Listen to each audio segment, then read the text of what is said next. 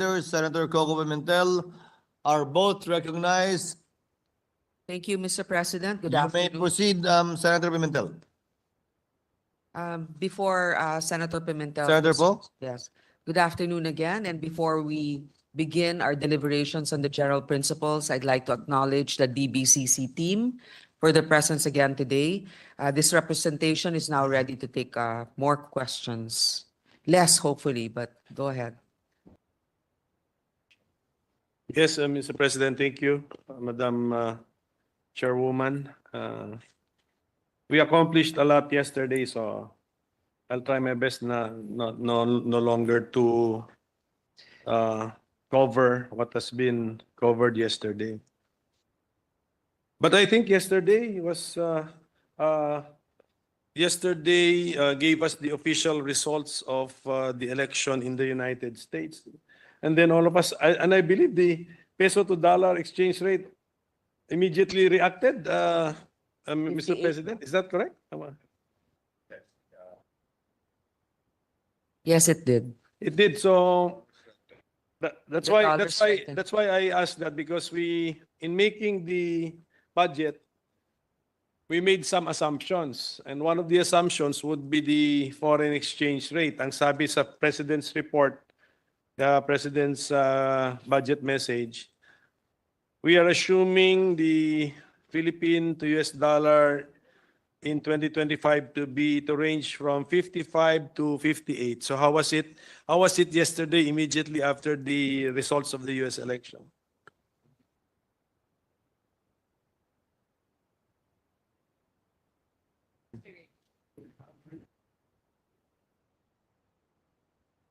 Mr. President, for now, normally we really look at the entire year average, not just on a day-to-day basis. Yes, yes. For now, we're still at 58, below 58. If we average it, but just for our information, what happened yesterday? How did the peso react to the dollar after the victory of Trump, 58.7. President? How was that? What was the 58.83? Okay. So 58.80. So ganyan po ka importante ang mga world events. Some of our assumptions are affected. What if, ito lang po question, what if the peso further deteriorates against the US dollar? Sorry, could you repeat that, sir? What if the peso further deteriorates against the US dollar? What would be our anticipated effect on the 2025 budget, and how should we defend against such an event, Mr. President?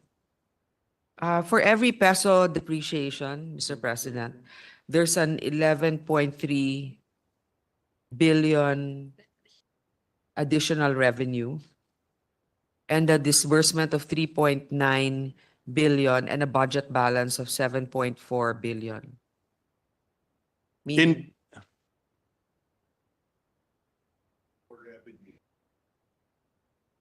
if the peso depreciates, we collect more revenues with the Bureau of Customs. Okay, but that's from the point of view of the government revenues, and I understand that since we're talking about the budget, our resource persons will limit themselves to government revenues, but how does it affect our people? Hindi ba the cost of living will also be more expensive?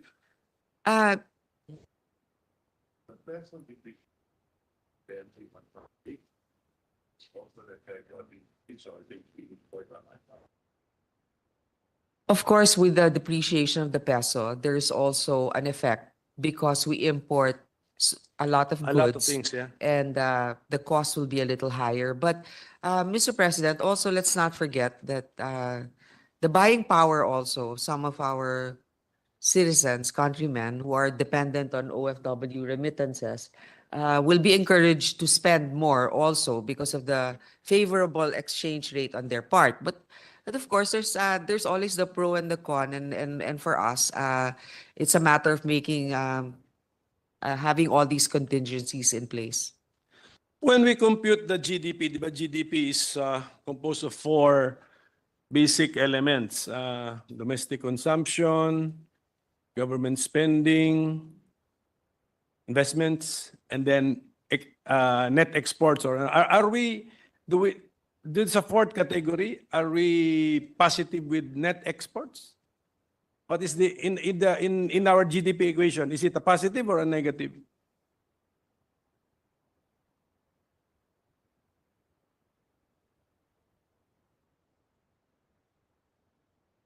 We have a trade deficit. That's not surprising. A current account deficit and a balance of payment surplus.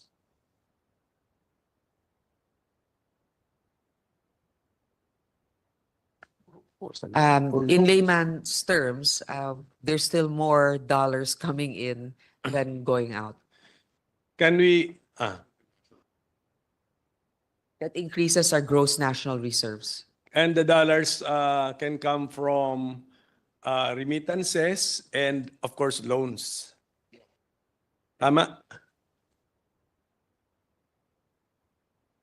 Yes, remittances, BPO, tourism, and investments. Don't we include the proceeds of loans in the balance of payments equation? Yes, that's correct. Okay. What's the answer? Can the chairperson state for the record the answer? For the record, the sources of income for our dollar reserves, in spite of the increase in the dollar value against the peso, are remittances from the OFWs, the service sector, which is the BPO included, tourism, and investments. So for a country like the Philippines, where net exports is negative, meaning to say, trade deficit, should we desire the depreciation of the peso versus the dollar, or should we desire more the appreciation of the peso versus the dollar? It depends. Of course, it's a balance of all of the factors that are affecting the economy. Sometimes for exports, it's more appealing for buyers abroad that the peso is weaker than their currency. On the other hand, as we already discussed earlier, with a weaker currency, it's also more expensive for us to be able to procure imports. So that's why, again, we go back to we always try to focus on strengthening investments in our economy. Is that the thinking of the economic managers? Given the Philippine situation, na trade deficit tayo, what is to be desired? A strengthening of the peso against the dollar, or a weakening of the peso against the dollar?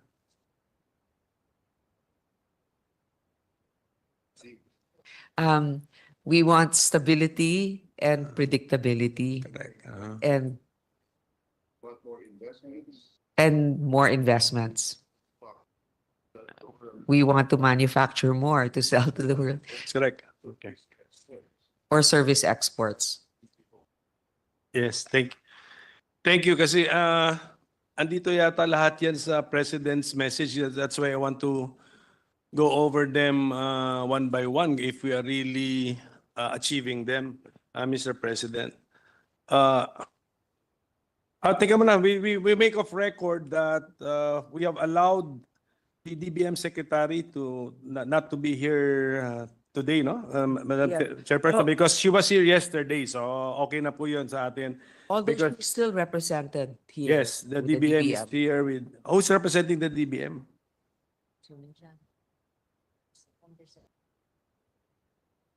Undersecretary Janet Abuel. Yes. Yes, who came highly recommended by the DBM Secretary. Yes. And then the BSP governor is also not with us today, and he was also not with us yesterday. But I think it's because of a previously scheduled trip abroad. Is he Yes. abroad? Is he abroad? Yes, Okay. Mr. President.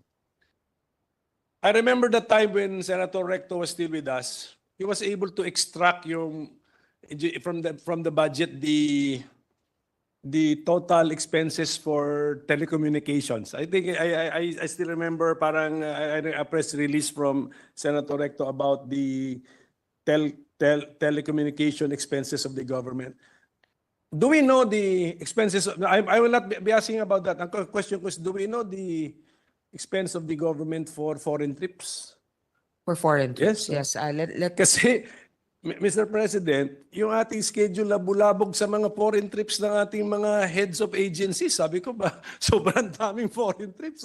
Actually, for the record, Mr. President, I understand that we have to keep our foreign relations robust, but I would have wanted, and I'm sure our colleagues share this concern, that when they know it's the budget season, that they prioritize the discussions here. They know it comes more or less, we release the calendar early on, and yet many of them are appealing that can we move the schedule to this time or that time. Most of them we understand because it's necessary, but others I don't even think that it's a crucial trip for them. So can to we extract, undertake. can we extract that figure? How much in the national budget? We are It's about getting that foreign figure right trips. now.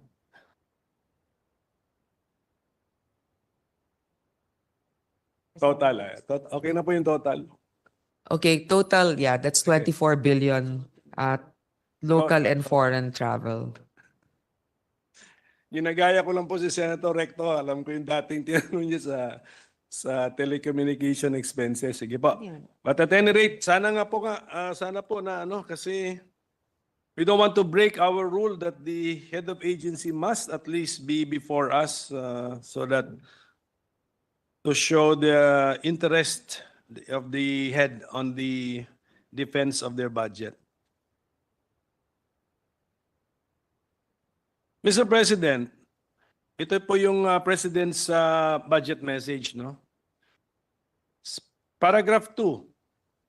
The World Bank, in its Philippines Economic Update for June 2024, noted the Philippines' robust growth. So that's how the World Bank defined our growth. May we know the growth rate, which was described by the World Bank as a robust growth? What was that growth rate?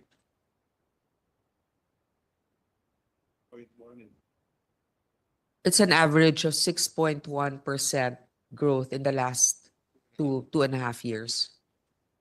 Okay, kasi para lang definition of terms lang po to, robust na pala yan. Diba sa robust? Yes. We're the second highest in the region, Mr. President. We stated this earlier. Yes, okay. Top 5 in the world. As far as growth is concerned, okay.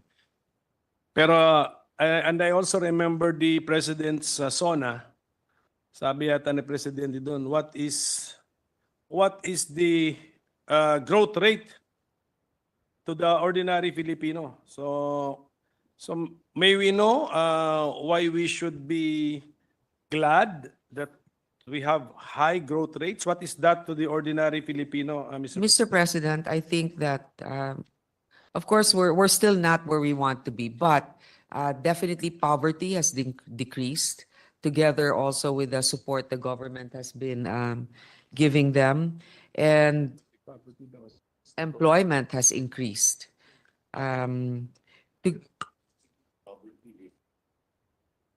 We cannot reduce poverty without growing the economy, but we have a figure also of the number of people who were lifted out of poverty in the past year. Poverty incidence in 2021 is 18%. But in 2023, it was 15.1%. So that means 2.4 million people were lifted out of poverty. This is because also of the continued increase in our growth.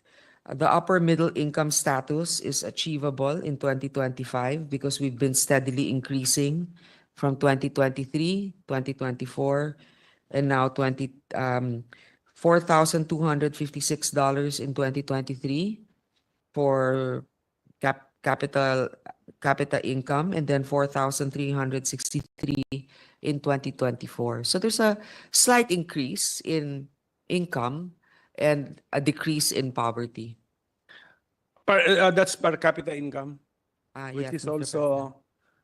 also just a figure, Mr. President. That's probably GDP divided by population.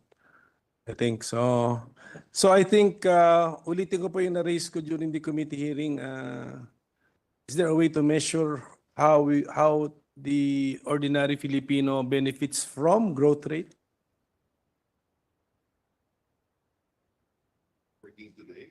There are more jobs created. 50 million people are working today. We are creating 1 million jobs a year. Roughly 65% are salary and wages, which is an indication of a growing middle class. As I mentioned, also the upper middle income status that we are about to achieve by next year. So that's why yesterday si Senator Joel naman went into definitions. So we really have to be defining when are you poor, what's the definition of poverty, and then when are you employed. Yun yung mga Mr. balik tayo President, ng balik sa ganun because those are the figures being used. So for the poverty, yes, poverty threshold, yes, how is perhaps? that defined? Okay, so Ma'am, can I cut you? Di ba nagka-controversy tayo nung committee hearing because yung food poor, 21 pesos per day. 60 plus pesos, 61 pesos per day, pag ginagastos mo daw yan sa sarili mo, you're not food poor. And then may 90 pesos per day, pag yan naman, you're not poor. Kaya nga tayo, sabi natin, if those are the definitions, definitely yung figures mo ang tataas, acceptable. Kaya nga, that's why let's be careful. What are you telling us now? The updated, definition? No, Mr. President, I understand. Napakahirap lunukin na parang gumagasta lang tayo ng 60 pesos per day or 20 pesos per meal per person. Yes. Diba? So, 30 pesos na ngayon. Kasi naging 90 pesos na itong figure natin. This came from the World Bank. Now, usually it's income data. This is how the metrics are gauged. Income data from Family and Income Expenditure Survey, price data collected by the Philippine Statistics Authority, and the food bundle designed by the Nutrition Research Institute. Now, as a mother, I guess if you compute the 30 pesos a day, no, kakapiranggot na kanin, kumuha ka ng malunggay sa puno, magkano yon? Konting isda. Talagang kung pipilitin mo, aabot ka doon. Pero ito ba ay talagang realistic, di ba? So, I asked also the economic managers if, let's say, we increase the parameters, okay, we make the metrics a little bit more reasonable. Apparently, according to them, poverty incidence will still decrease. Yeah, so, and this is already factoring in inflation. Kasi kung gagamitin natin pareho lang standards from before, pareho lang yung measurement basis, pababa pa rin, pati kasama yung ano. Ngayon, Mr. President, hindi nangangahulugan na we're out of the woods or this is actually highly commendable. But we can say that we are working towards a better situation for our countrymen. That's why we also did not skimp on supporting basic institutions that will directly impact o yung talagang mararamdaman at makakatulong sa kanila. So let's just use the figure given to us. According to our chairwoman, in 2023, the poverty incidence rate was 15.1%. So how was poverty defined when we reach 15.1%? Poverty threshold, how was it reached or how was it defined?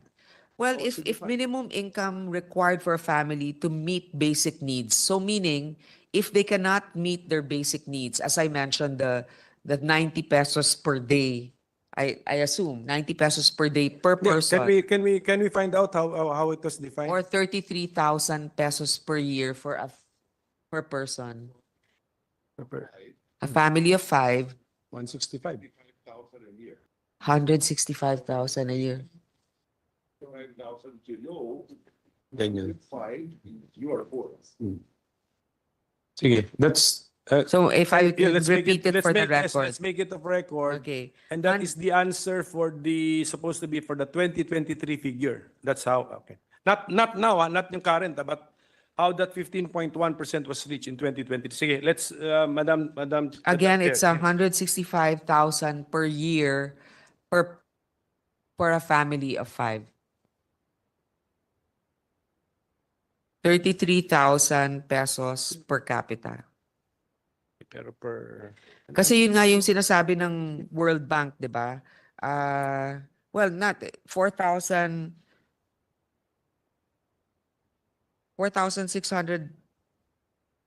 4,363 is yan yung GDP per capita income.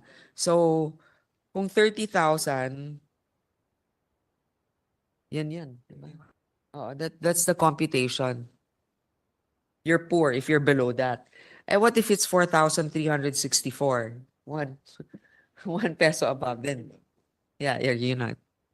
So that was how, I'm just listing facts, how, okay. So how about, sige, how about employment? What's our latest employment figure? Kasi yun po ang Our employment act 3.6% employment. Unemployment. Okay, sige, sa unemployment. 3.7%, 3.6% unemployment. 3.6 to 3.7%. Oh, actually bumaba na yan from 4.4%. And then can percent. we revisit the definition? How was it? Anong year pala ito? What's the period if the 3.6? 2023, 4.6%. Okay. So far in 2024, 3.7%. Okay. So ang claim natin nag-improve. So how was it defined? How is employment defined? For better appreciation. PSA yan, PSA.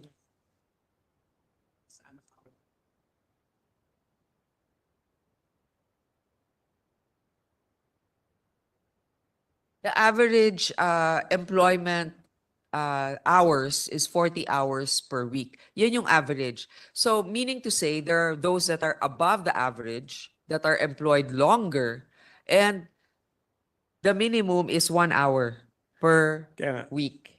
So if a person sinisurvey kasi ito Tama, sinisurvey. If the person, you're not giving me the exact question kasi. If the person claims to have worked 1 hour at the time he was surveyed, he's employed. Yes, Mr. President, but it 0.08 lang ng mga na-survey. 0.07 ang 1 hour. Yes, 0.07. That's why we're still able to reach a high of 40 hours per week on average 0.07. deployment. Kahit na, kasi 0.07 lang yung 1 hour. Why did we use that definition in the first place? International standards. Mr. International. President. So yung kanina poverty, World Bank ang ginagamit natin.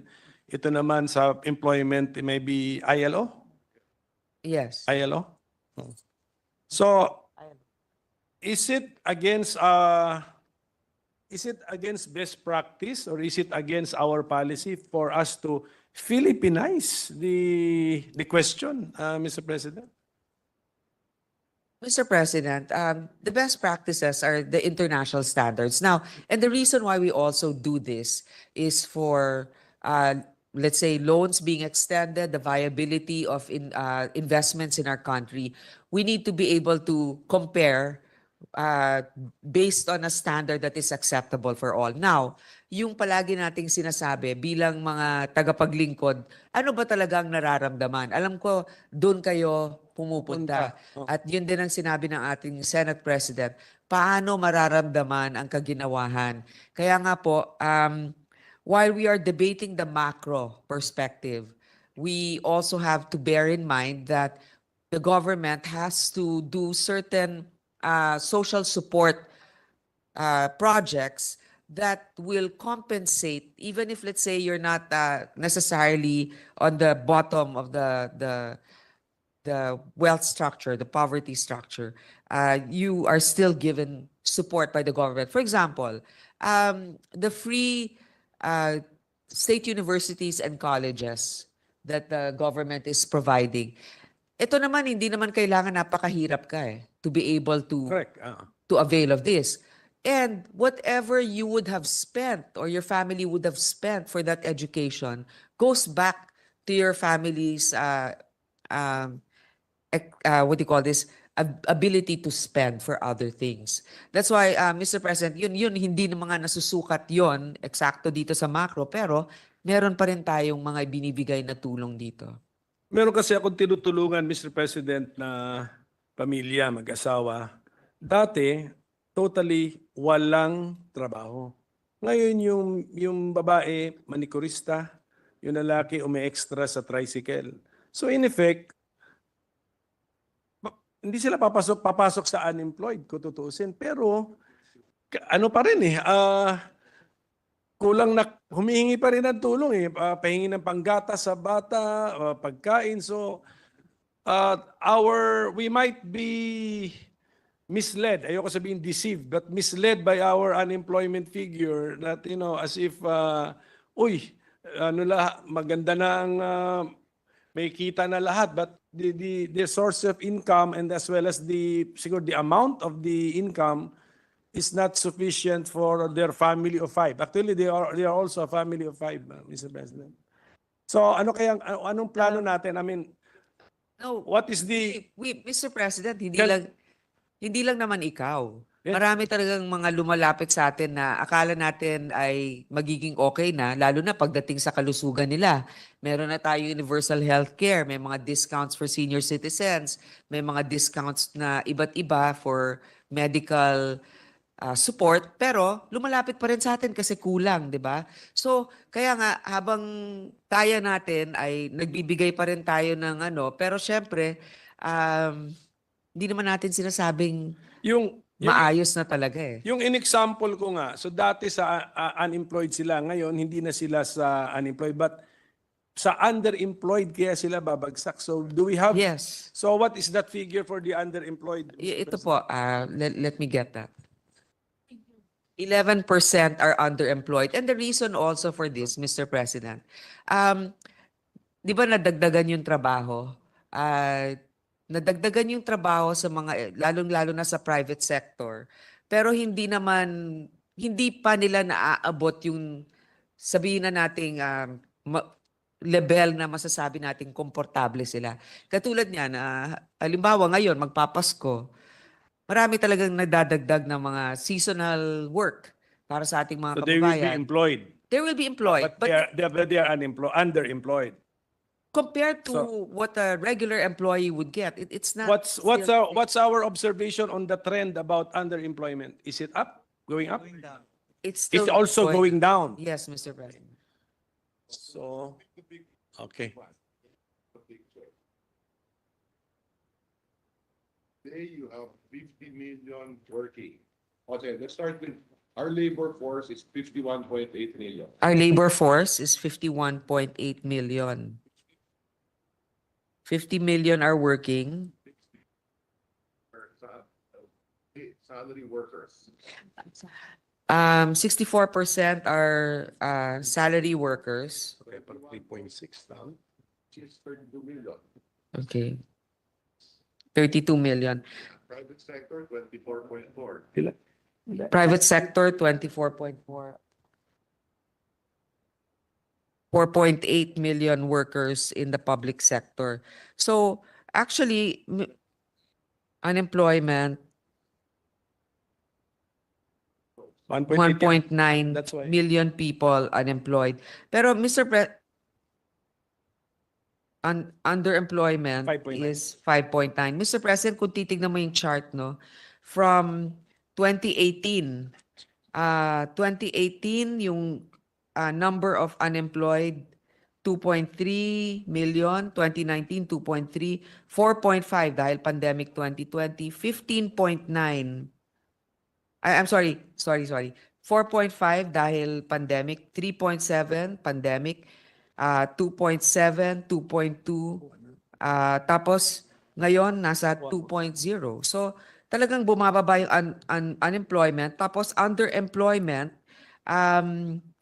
from 6.7 in 2022 naging 5.9 na lang. That's number. That's the number, no? Number yun. Yeah. Number. Million yun. Million, yes. 41 million employees. In 2018, 41 million ang employed. Now it's 50 million. So Jobs a year. Ewan, sige. Okay, yes. Please state it kasi may question ako dun. okay. Please state. We're creating 1 million jobs a year. I think that's the Yes, we claim. are- That's we are the that's more the than a claim of million jobs our per year. economic managers.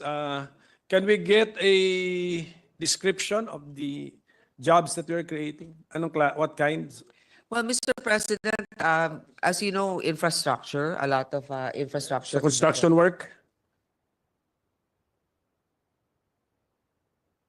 63% are salary and wages. We want to improve on that. Yes, there are better quality jobs, but there's still a lot of room for improvement. But it's being improved, Mr. President. I know these are small can we see- victories. Yeah. What have been the improvement over the years? So at the early years, 1 million jobs. Second year, 1 million jobs. But did the quality or the nature of the jobs improve? Did Yes. we notice any?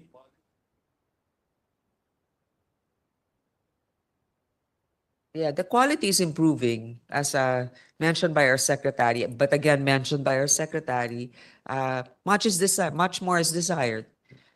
Okay, so do we have a conscious strategy on how to improve the jobs that we're creating?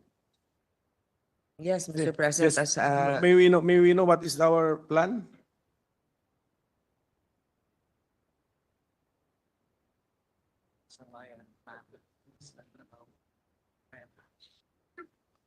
Naiintindihan mo gusto ko sabihin? Sabi mo 51.8. the Trabaho para sa Bayan Act, the work will be completed by the end of this year. Congratulations, Senator Joel, for that initiative and for authoring and sponsoring it. Trabaho. Ano yun? Ano bang magagawa nun? Mr. President, we discussed this in plenary. Now we congratulate our colleague for pushing this and for it being signed now. It's really basically improving the skills of our workers and making sure that there's a match between industry demand and also human development and training. So At least- that's the gist. Kasi dati, as mentioned nga by our colleague, sa ibang bansa, halimbawa, college ka pa lang or nagvo-vocational ka pa lang, meron ng partnership sa mga industriya na ito yung kailangan namin. Correct me if I'm wrong, Senator Joel. Ito yung kailangan namin. So, damihan natin ng training para dito. Halimbawa, I mean, whatever, accountancy, welding, AI training, yun yung ito yung job openings, ito yung kailangan natin. So, kaya damihan natin ang training dun sa mga sektor na yon. Okay, so meron tayong strategy to improve the jobs we are creating, and we already embodied this strategy into a law. Yan, Trabaho para sa Bayan Act. Yes, Mr. President. Sponsored, authored, and defended and sponsored by Senator Joel. With the indulgence of my two colleagues, What is Mr. the pleasure President. of Senator? Mr. President, we just like to interject and put into the records of this August chamber that today, a couple of hours ago, the President signed the Enterprise-Based Education and Training Act, which you yourself, Mr. President, started here in this August chamber. And it's now a law, Mr. President, that would help not just create jobs, but create decent and sustainable jobs, Mr. President. If you recall, Mr. President, before, about 4% of the result of IBET graduates are being produced here in this country. And it's because of the fact that sabog-sabog ho kasi yung apprenticeship, yung pong dual training system, etc. Now, it's in one, we institutionalized the entire enterprise-based program. We came up with a clear-cut guidelines as to what kind of tax breaks they will be enjoying, 50% of the training cost. Tapos kung kayo po ay textbook institution, mag-receive kayo ng mga equipment, etc. Customs duties, exempted po yan. And at the same time, ang isa sa pinakamahalagang component nito yung one-stop shop, Mr. President. One-stop shop that would be able to attend and look into the programs to make sure that our learners will not be abused, Mr. President. So I just want to put that on record when we're talking about quality jobs that we are producing. So other than the Trabaho para sa Bayan Act, the Tulong Trabaho Act, the Enterprise-Based Education and Training Act was just signed into a law this morning. Thank you, Mr. President. Thank you. Duly noted, Senator. Congratulations to our colleague. So Thank you. Thank you, Mr. President. this would look like parang framework laws, no? Akala natin na hindi exciting, yung pala ito pinapalabas natin yung kahalagahan ng mga batas po na ito. Madam Chairperson, using international definition, what would be the definition of a person who is in working age?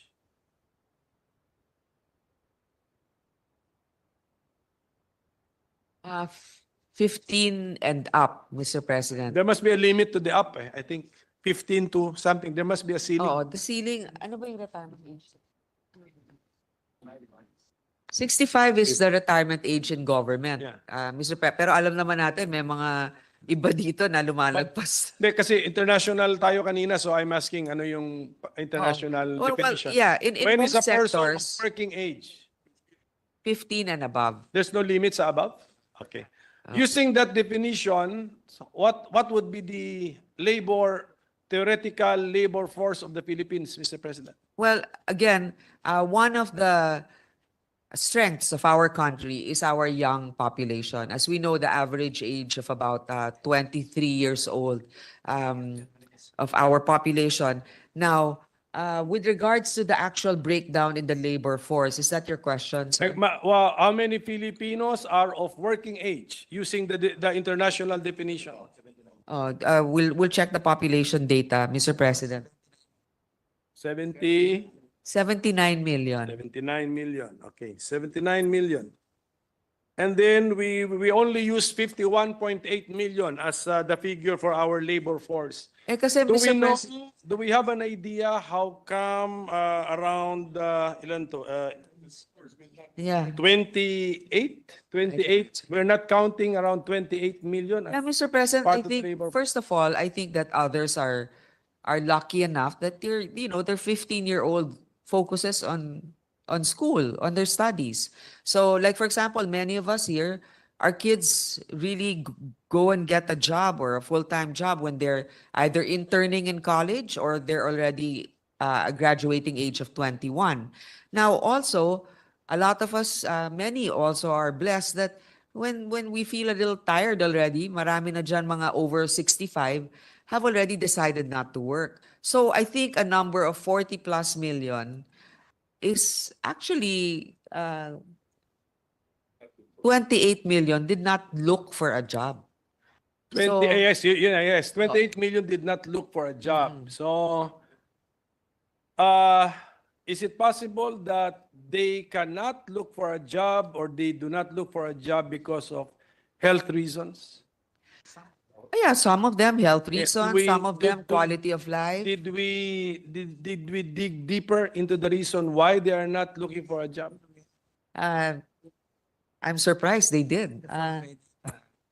The survey data did ask them why they're not working. Actually, gusto ko lang malaman if we have a lot of people, countrymen of working age, but who are debilitated with illness or disease, and therefore unable to be productively employed, Mr. President.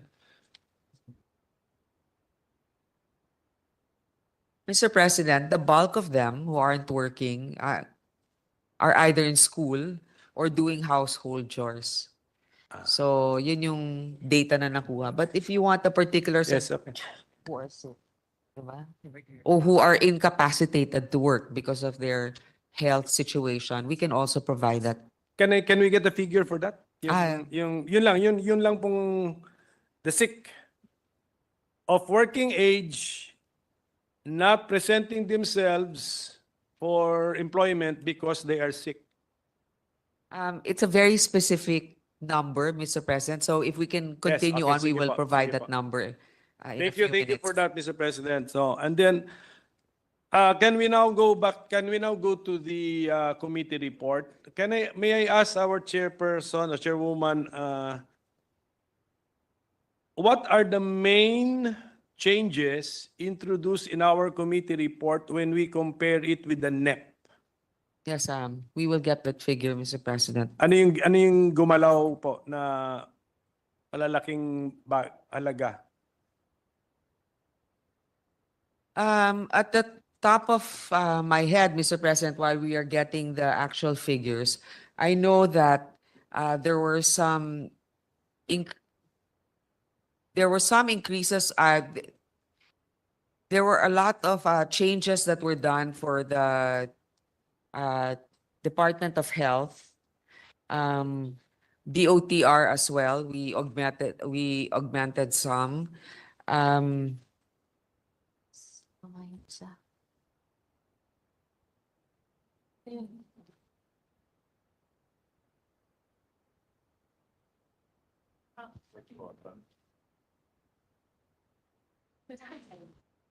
Tapos compared sa GAB, si AKAP ang diferensya niya.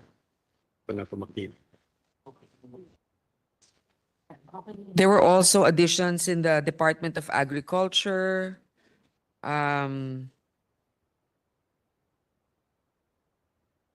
We can give you the.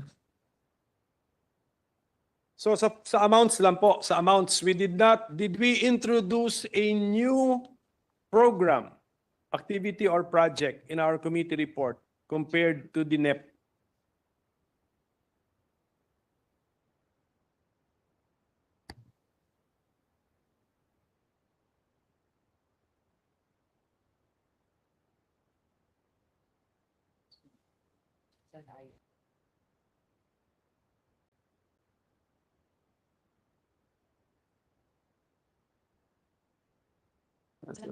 Sa second paragraph pala ako ng President's Day. Mr. President, as recommended by the chairman handling the DSWD budget, the vice chairman, we retained the NEP proposal for the DSWD.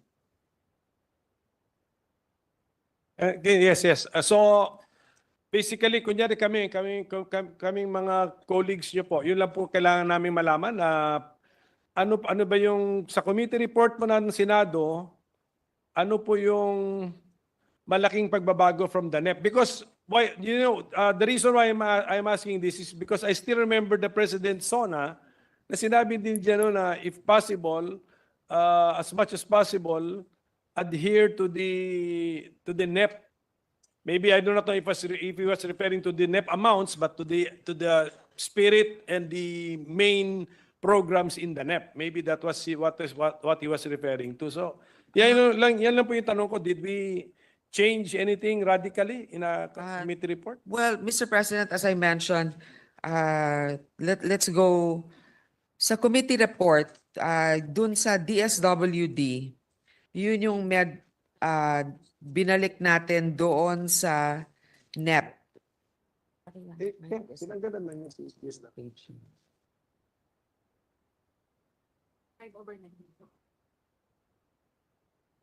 So, Mr. President, no,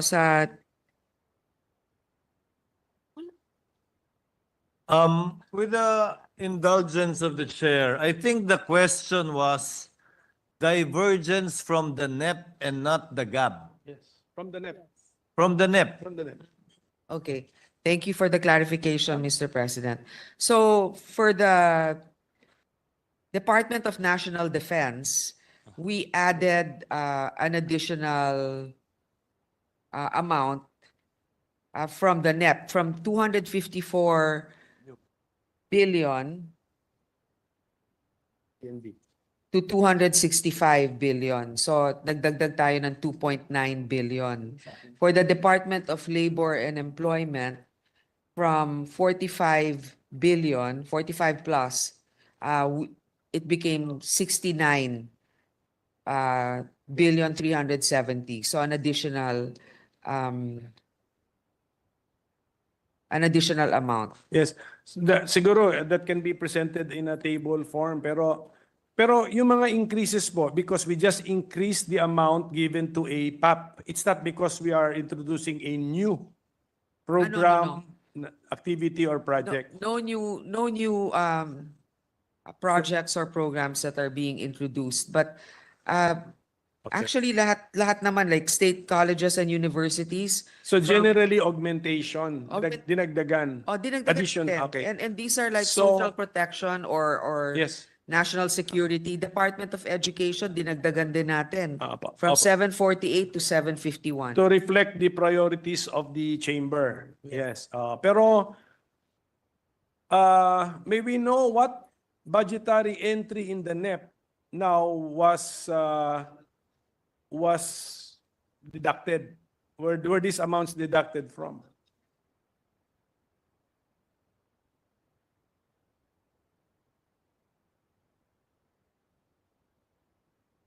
Siyempre, alam ko rin sagot.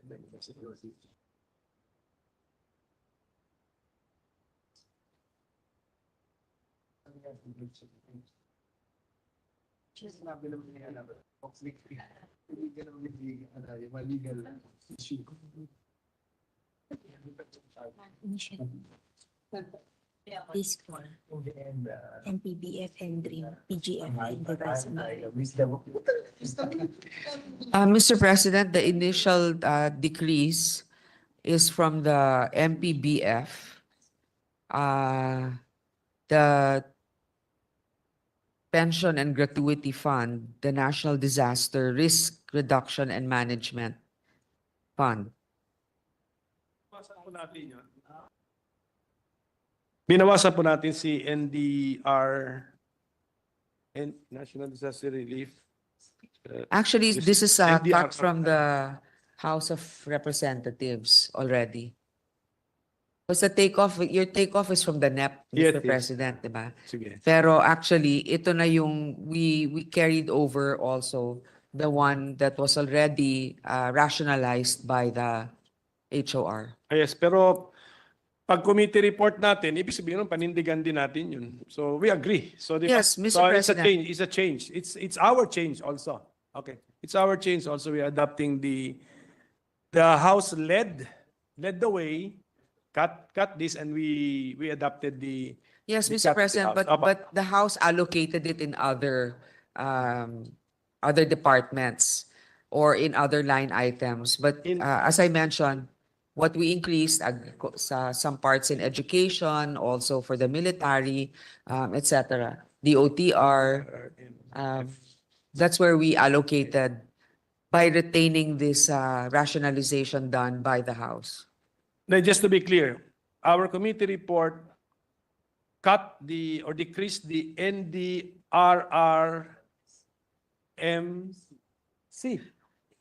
No, the F fund. It's the fund. NDRRMF. NDRRMF, that's the fund. We cut the amount, we decreased the amount in our committee report. Mr. President, we did By how much, ma'am? by about 9.5 billion Compared to the NEP. compared to the Okay. NEP. Okay, pero may press release kahapon sa presidente, speech niya na ubus na daw yung kanyang that particular fund. Ubus na daw because of this. So baka Kaya nga re-replenish naman, Mr. President, ng 21 billion.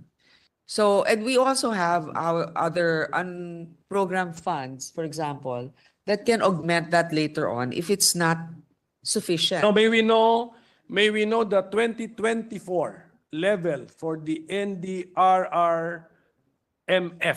Ah, The yes, 2024 level. Sige, para lang alam natin kasi ubos na daw siya ngayon eh. So since we're planning for 2025, i-input natin yung 2024 experience, Mr. President. 20.5 billion, the 25.5, NEP okay. in, so may increase pa rin 20.5 Oo. is the level of that fund for 2024. for Okay, 2024. kahapon, sabi ng Presidente, ubos na. Ipapakonfirm natin sa DBM kung ubos na or paubos na. Okay, 20.4. What is the plan for next year? How much will we put sa 2025? 21? Well, 280 million ang natira ngayon. So that's basically practically, negligible. practically. Okay. Oo. Ngayon, Ngayon, for next year, ang plano natin to give it 21 21 flat. bill 21 flat. 21 billion. Okay, so Oo. ini-increase From lang natin ng 20.5 ay 20.4. from 20.4. So, 600 million lang ang in-increase natin. So, siguro i-process po natin. I-process pa natin. Hindi pa naman ito nataga sa bato, sabi ng chairwoman Correct. natin kahapon. So, let's process the input from the President yesterday na paubos na daw yung fund na yon. So, this November pa lang po. So, okay. So, we will have to process that. And also at the proper time, we will also, of course, consider the recommendation of our minority leader Yes. based on his findings. Kasi tiga Marikina kayo eh. Correct. Mr. President, tiga Marikina kayo. So, naintindihan ninyo ang effects talaga. And I know that you have your heart for your constituents. You've seen firsthand. Thank you. You've experienced it firsthand. So, you know the Mismo. importance of these standby funds. But you also know the importance, Mr. President, of securing also certain sectors like our national security, agriculture, and education. Kaya it's going to be a balancing act. And I ask the expertise of our minority leader to how to be able to give to all of these different departments that are equally in need of all of these allocations. Thank you for the response from our chairwoman. Saka kayang-kaya niyo Uh, pag you're the representative, you really fight for your Yes, ma'am. constituents. But Your Honor mentioned tapping the contingency fund. Kaya meron din akong tatanong diyan eh. Sige po.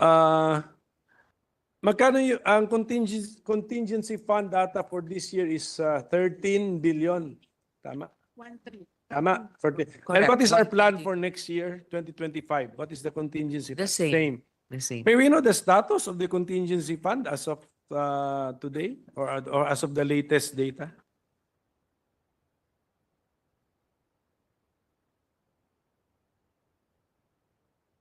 Mr. President, there's a standby balance of 7 billion from the 13 billion. That's why, as the President mentioned nga na, wala na talaga dun sa NDRRMF.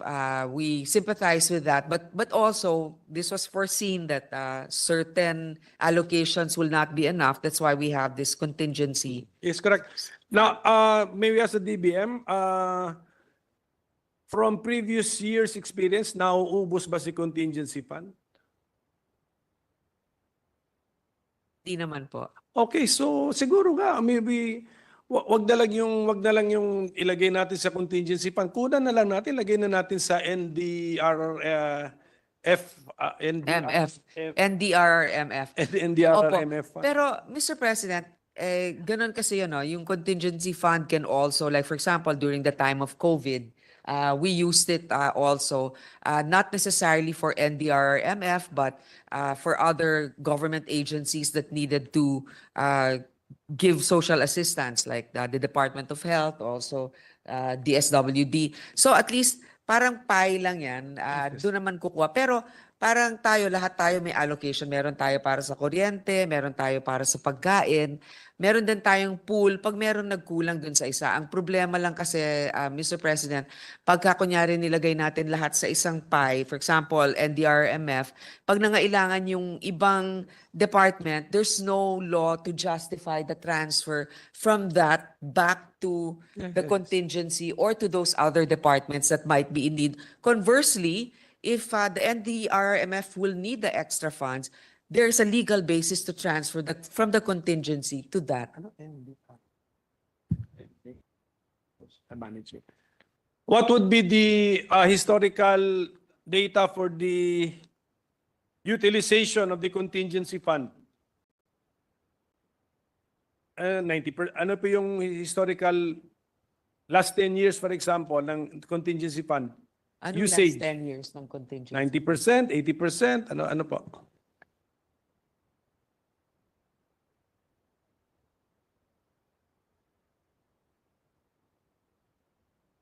Yeah, average lang po. Pero ito ang start ng 2014.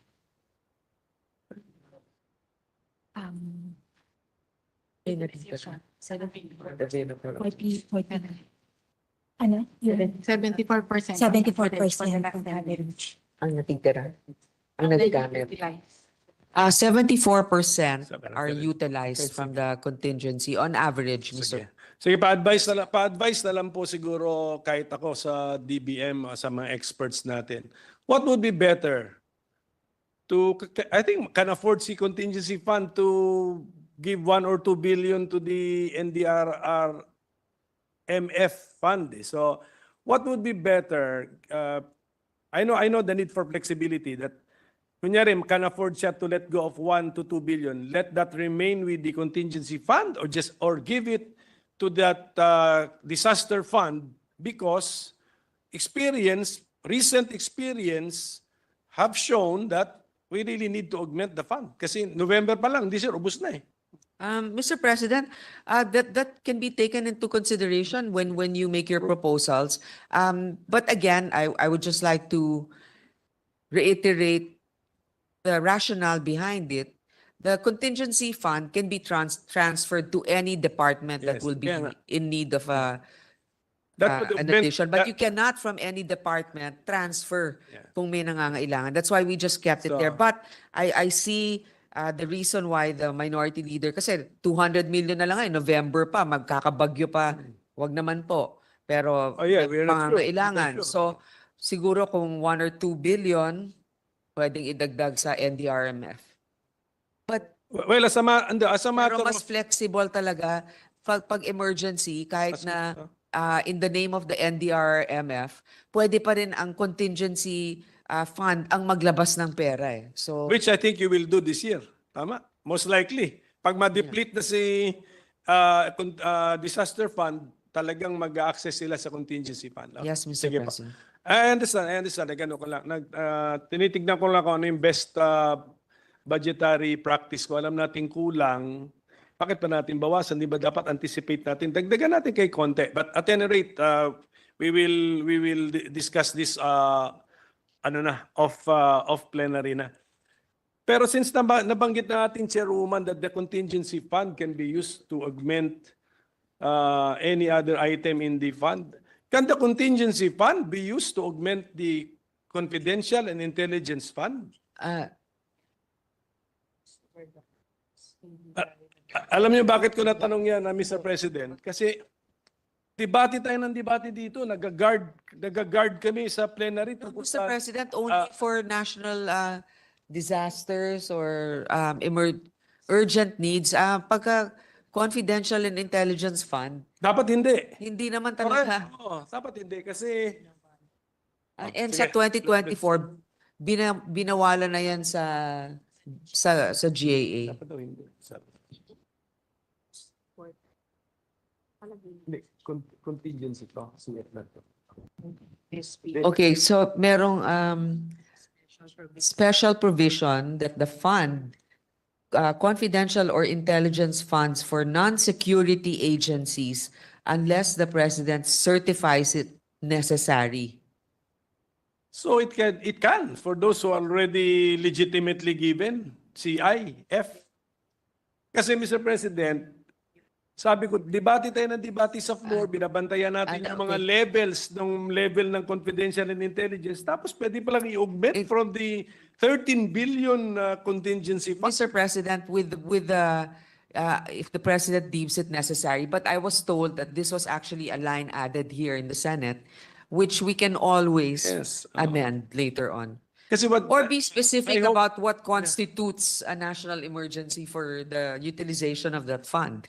I hope that the chairwoman appreciates my point na, di ba, I debate do. tayo ng debate rito, binabantayan natin yung level ng mga CIF, and yet meron palang 13 billion na mas malaki pa sa level ng CIF na pinag-uusapan natin na potential source to add. It doesn't Right. make sense, Mr. President. No, it doesn't. This was from last year, Yeah. which can definitely be amended. And Mr. President, for the record, none of the contingency fund from last year was actually used for this year was used for CF or IF. No, Pero but- yun nga, tanggalin but natin that's yung the ac- possibility. That's the actual use. Andun ako sa the possibility nga, the theoretical. I agree. So, ang bantayan po na. I agree. I already accept even. Thank you. No, no, In no, no. principle, in principle, yes. Let's do this in Yes, principle, but let's discuss this in plenary. And then I think one difference of our committee report when compared to the GAB this time is we took out the ACAP. Yes, Mr. ACAP. President. Opo. Andito naman yung ating LBRMO na may institutional memory.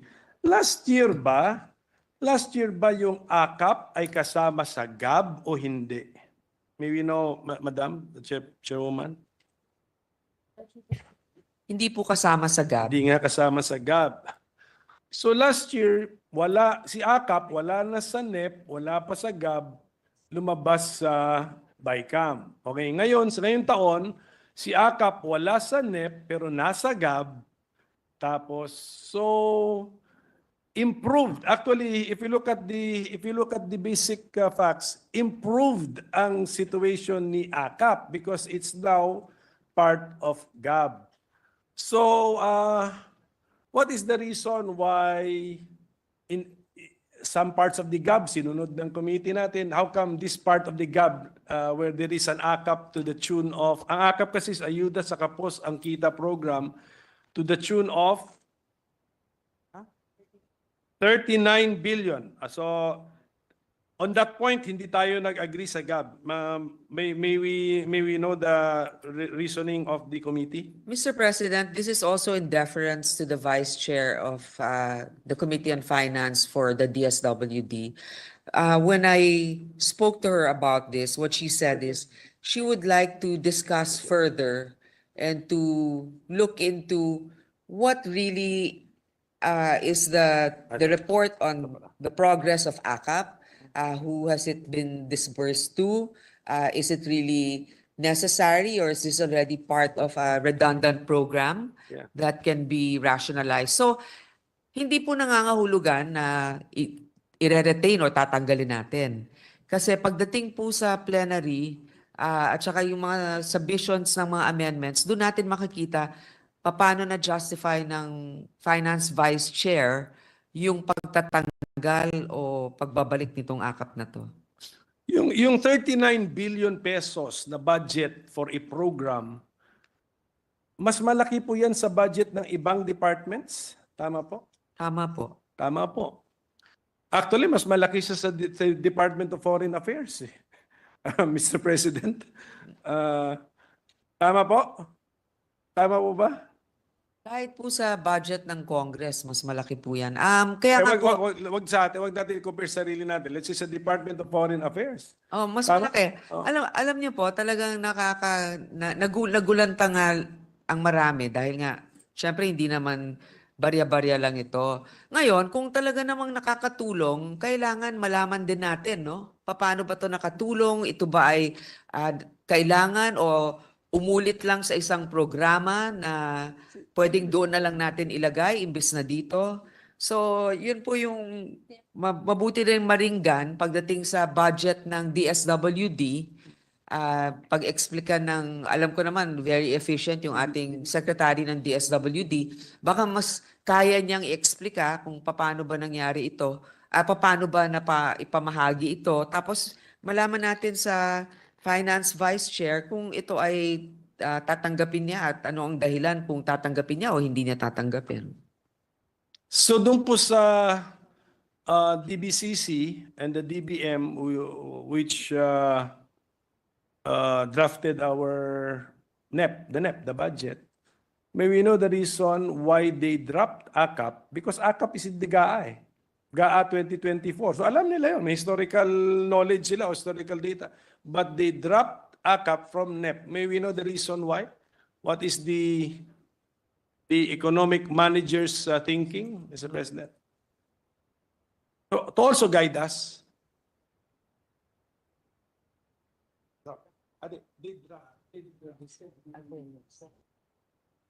Mr. President, I was just informed that it was not part of the draft proposal of the DSWD for NEP 2025. So,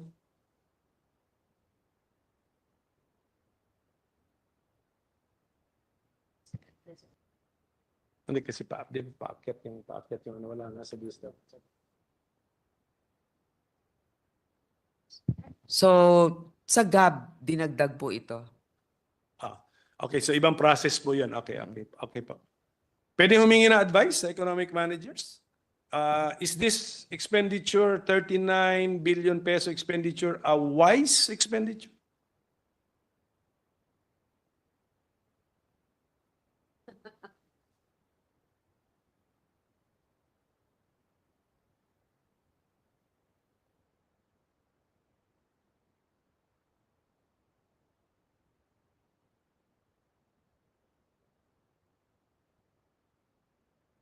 Mr. President, according to our Secretary of Finance, it's a wealth transfer, and personally, he supports it.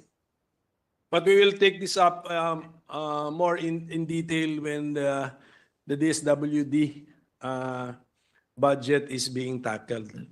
Because yun na nga, it's a wealth transfer, but because of lack of particulars, we are not clear on who we are transferring that amount to, Mr. President. And there are definitely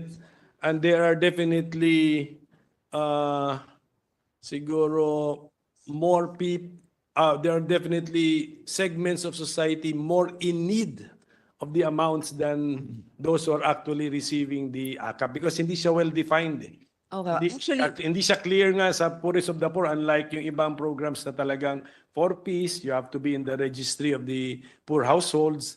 Ito, subject to. I think, ganun, anyway, wala naman siya sa committee report natin, but if ever, if the amount will be restored, then kasama niya yung mga special provisions na kadikit niya hindi rin clear dun who will be the recipients of ACAP. That's the... I agree.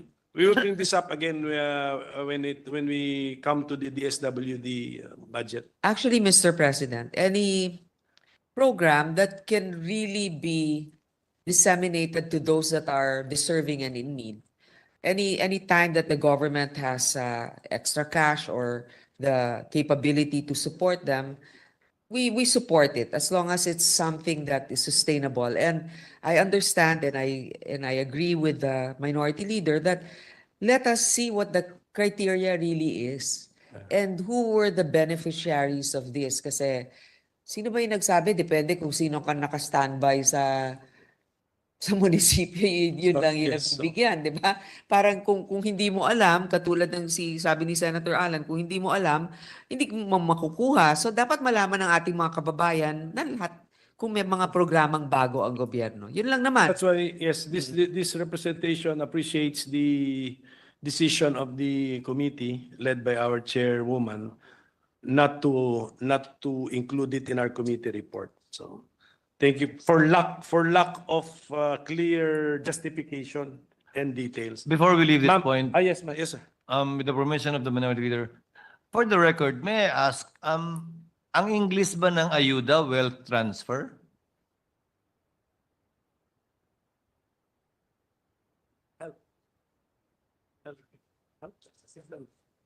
No, is that how the economic team views ayuda programs of the government as a wealth transfer mechanism?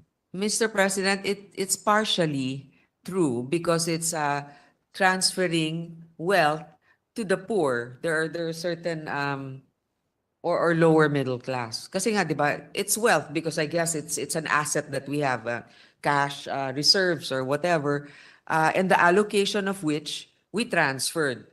So, If it's wealth transfer in part, what is the other part? In part lang kamo eh.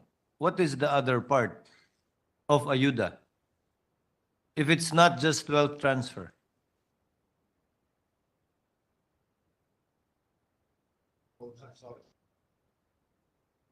so there are other means, free education, health assistance. So they're not necessarily wealth transfers, but they are still assistance.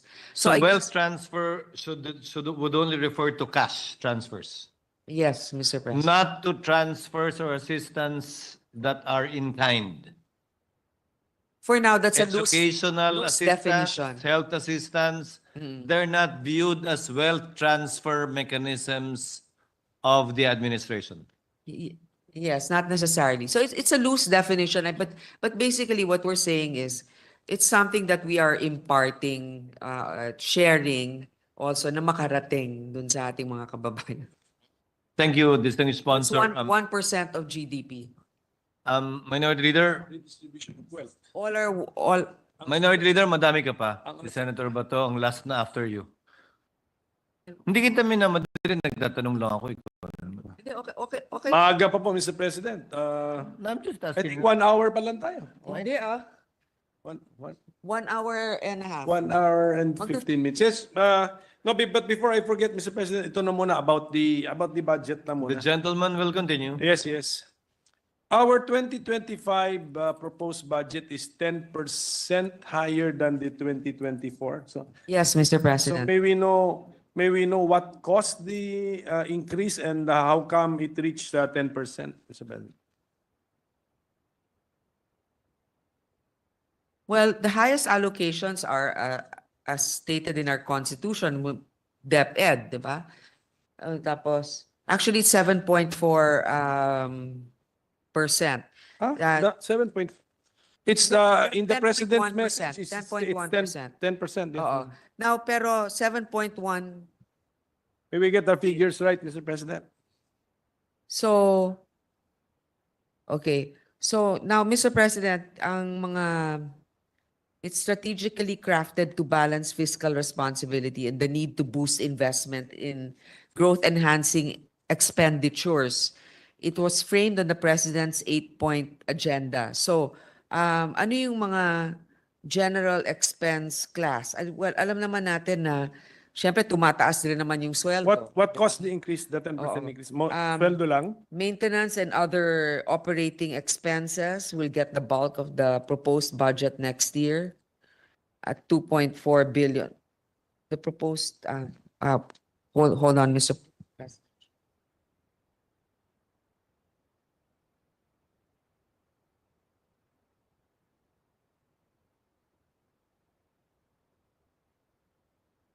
Again, going back, the ones that have the particular increases, no? Alam natin that expenditure, the highest is always DepEd. Then we have the SWD. But for DepEd, for example, computerization program from 8.9 billion GAA 2024 to 12.4 billion. Teaching allowance, di ba, Yan. dinagdagan natin ito? Yes, yes, yes. From 4.8 billion, naging 9.9 billion na. So doon pa lang, makita mo na yung textbooks from 12 to 12.4 billion. Last mile school program. And tapos learning tools from 3. Sorry, Mr. President. Yung higher allocation for health sector, the Philippine Health Insurance Corporation, PhilHealth. Siguro itong VP na ano. Tapos, wait, yung mga hospitals, for example, DOH Metro Manila hospitals from 18 billion to 23 billion. Other health facilities from 53 to 76 billion. National Health Workforce Support, pareho lang. So, yun po yung mga big items. National procured commodities for family health, immunization, nutrition, responsible parenting from 7 to 10 billion. Communicable diseases prevention and control from 1.7 to 3.5 billion. Ito, Pantawid Pampamilya Program, Mr. President, from 106 billion to 114 billion. Ito, implementation of the Centenarian Act. Di ba? Marami tayong mga friends dyan na Yes. kailangan naman ay from 186.1 million to 3 billion. Batas po natin yan. Kasi patas na nga eh. Po. So, Yes, yes. So, at saka sa infra, marami. So, Kung gusto nyo isa-isahin natin. so ang iba, ganito po ba, ang iba doon ay conscious decision natin na taasan ang amount ng mga programs.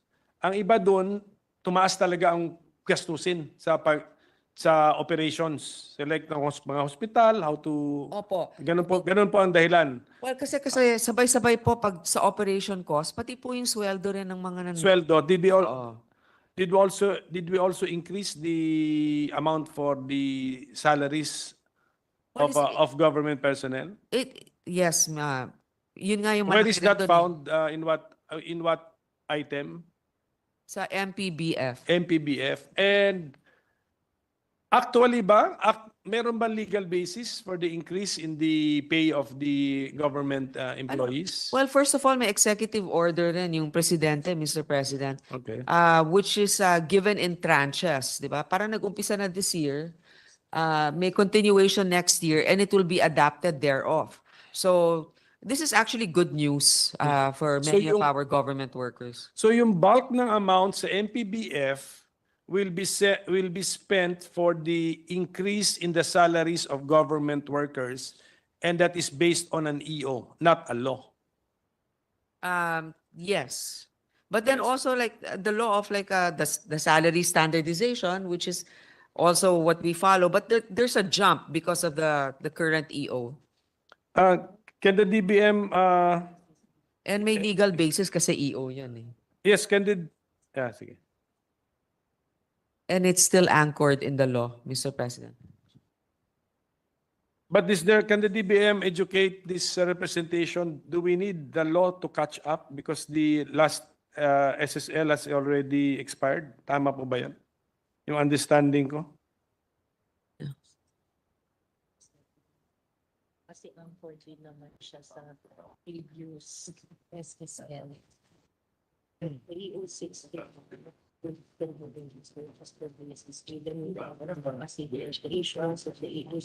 Tama ba? Nag-expire naman SSL? approbation of the SSL. Mr. President, there's no additional law needed because EO 64 is already anchored on one of the provisions of the SSL, which is actually the schedule of increase. Yes. Sige, we will study the inputs from USEC Abuel of the DBM.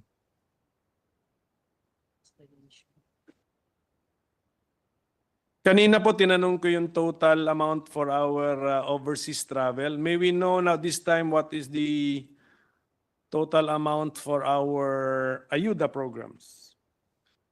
Feel free to define what is an ayuda program, Madam Chairperson. 253 billion is allocated for ayuda. At 253.4 billion is allocated for ayuda to provide financial support to vulnerable populations. The DSWD will receive the highest allocation, 205.5 billion. Of this amount, kasama yung Pantawid Pampamilya Pilipino Program, 4Ps, which will get 114 billion. Sige po, kahit na, okay. Wala pang akap dito. Yes. So, we have been given the figure of around 253 billion pesos in our budget for next year will be for ayuda, and the ayuda programs are named what? 4Ps? What else po? Pantawid Pampamilya. Yan yung and then 4 piece. The other Ano po? one is Social pension. social pensions for indigent citizens, SOCPEN. And then Foods, Philippine food stamp, Philippine food stamp for 1.8 billion. Sustainable Livelihood Program, SLP, 4.4 billion. Thank you. Yung pong mga tupad ng DOLE at saka Integrated Livelihood Program, do we consider them as ayuda programs? Kasama din po? Kasama po pala siya dito sa next page. Yung tupad. tulong panghanap buhay or tupad and program of DOLE, which is 14.1 billion. Malaki din. Apo. Oo. So thank you for that. So at least alam ng taong bayan na meron po tayong 253 billion pesos for ayuda programs in the NEP. This is in the NEP and also maintained in our committee report. Did we maintain this amount?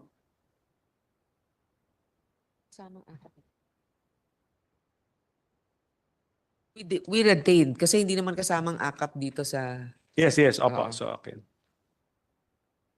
So yung pagdating po sa unprogrammed appropriations, although I have a pending case before the Supreme Court questioning the fourth mechanism. Did we include in our committee report the fourth mechanism? wala pa po. Wala. Ang fourth mechanism is yung Transfer ba? to look for idle reserve funds and then kukunin. Oh. So may we was this fourth mechanism in the NEP? No, Mr. President. May we know from the economic managers how come from those who crafted our 2025 budget, how come they did not retain the fourth mechanism found in the 2024 law, Mr. President?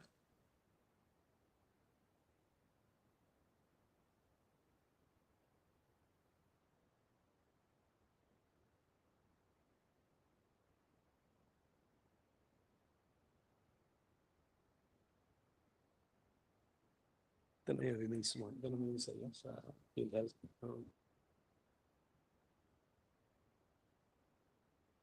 PhilHealth. Mr. President, they deemed already efficient the excess revenue, especially now that there's an ongoing court case. Meron na namang 158 lang ang prinopose. Oo, for What does that mean? 158? 158.7 billion or 2.5% for unprogrammed. Yeah. Okay. Maliit lang. Mm. Likewise.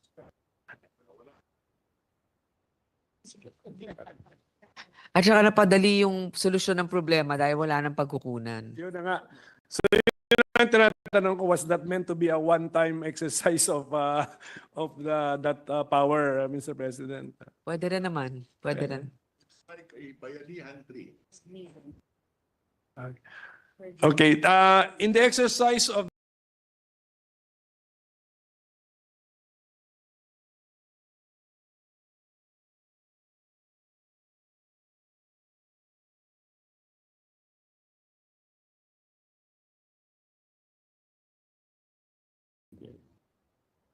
bala pang gamitin. Teka, gusto mo mag-break? Pag-break, hindi ka na. 164.9 billion excess income 160. from fund balances. 164.9 billion. Okay. And then, can we get a breakdown from what GOCCs this amount Okay, came from? the first tranche of fund balance, PDIC, 30 billion. Second tranche, 30 billion from the PDIC. Third tranche, 20 billion. And then first tranche of PhilHealth, 20 billion. Second tranche of PhilHealth, 10 billion. Third tranche, 30 billion. And 60 billion CMF. 60 billion. 60 billion PhilHealth. 104.9 billion PDIC. So only from two agents, from two GOCCs. Okay. Di ba yung PDIC, that's supposed to be the insurance fund to Yes, So, Mr. President, for- they have a reserve fund right now of, I Yes. think, 200, 250. 250 so billion. 250 And they only minus use, 100. 4.9. Balance. yeah, 250 pa rin yung matitira, 250. Mr. President. Ngayon, ang ginagastos lang nila for the past 5 years is parang one, In the last 5 years. in the last 5 years, 1 billion ang ginastos. Total 1 nila. billion, not 1 billion per year. Well, Total of 1 billion. Okay. Sige. oh, so 5, Ay, 1 billion a five- year. Oh, yeah. pala. So, Mr. President, it Yes. just underscores really the health of our banks. Of course, we're not taking that for granted. We still have 250 billion, but even if we double, triple it based on average, we're still okay, and we have the assurance that we can cover every deposit, the insured amount of 500,000 pesos. Yes, yun. Well, I do not know the mathematics there. How much should that fund be to enhance the image of a stable banking system in the Philippines? But according to our economic managers, the PDIC could afford the remittance of 104 billion and be left with 250 billion pesos. Sige po, Mr. President. Now, the level of the unprogrammed, 158 billion pesos. Okay. Will the economic team react if Congress, in the final version of the law, will exceed such an amount, Mr. President? Kasi the economic managers, ito yung decision ninyo. You put it to what, 158 billion pesos eh. Oh, ngayon, if Congress adds 300 billion more, would you tell us that that is an unwise move, Mr. President? Not good budget practice, Mr. President?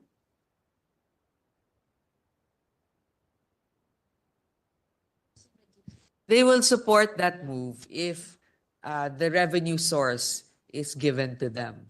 Kung saan galing? Meron bang panggagalingan? Kasi sa ngayon parang Sa budgeting po natin, di ba meron na tayong sources of revenue? hindi kaya nga. Yes. So, well, sources of revenue. Yes.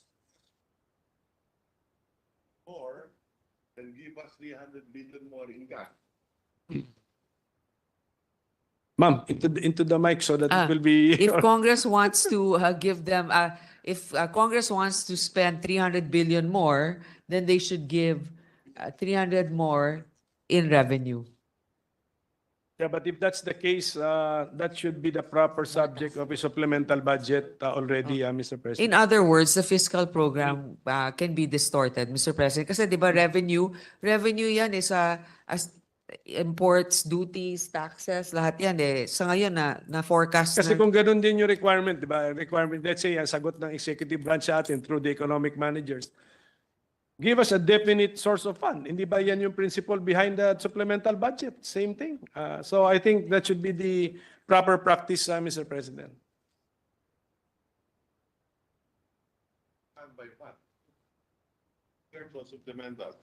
But the unprogrammed is also seen as a standby fund, just like similar to a supplemental. Precisely, parang ang nag-shortcut eh. I think in my opinion, I will no longer debate this matter, but in my opinion, the better budgetary practice is, since if, as required by the economic managers, Congress needs to point to the definite source of the funding, that's the principle behind the supplemental budget, Mr. President. Now, Let's go to the GAA 2024 na 731 billion yung unprogrammed. I think an increase of 400 plus from the President's proposal.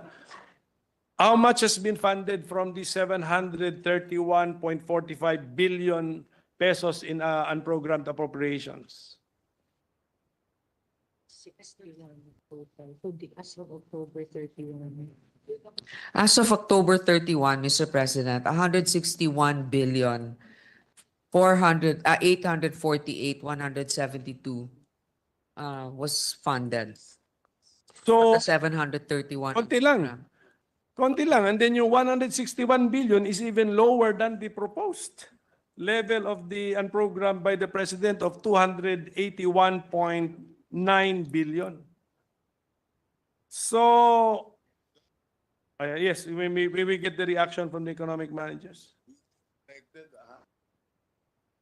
from the fund balances of PTIC and PhilHealth. Yes, we collected 164 from the fund balances of PhilHealth and PDIC. Price, So it's not a surprise that we spent 160 billion as of October 30.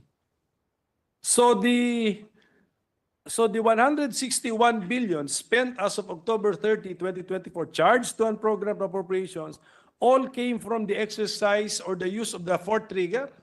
So what happened to the first three triggers, Mr. President? There's still available cash.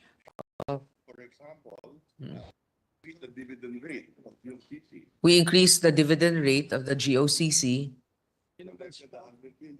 and 100 billion was collected from them. Dividends. Ang dividends ba ng GOCC sa program? Maybe. Ano yung kasama sa general fund data? Check mo. Check. Prioritizing the expenditure for that amount. We're still prioritizing the expenditures for The triggers.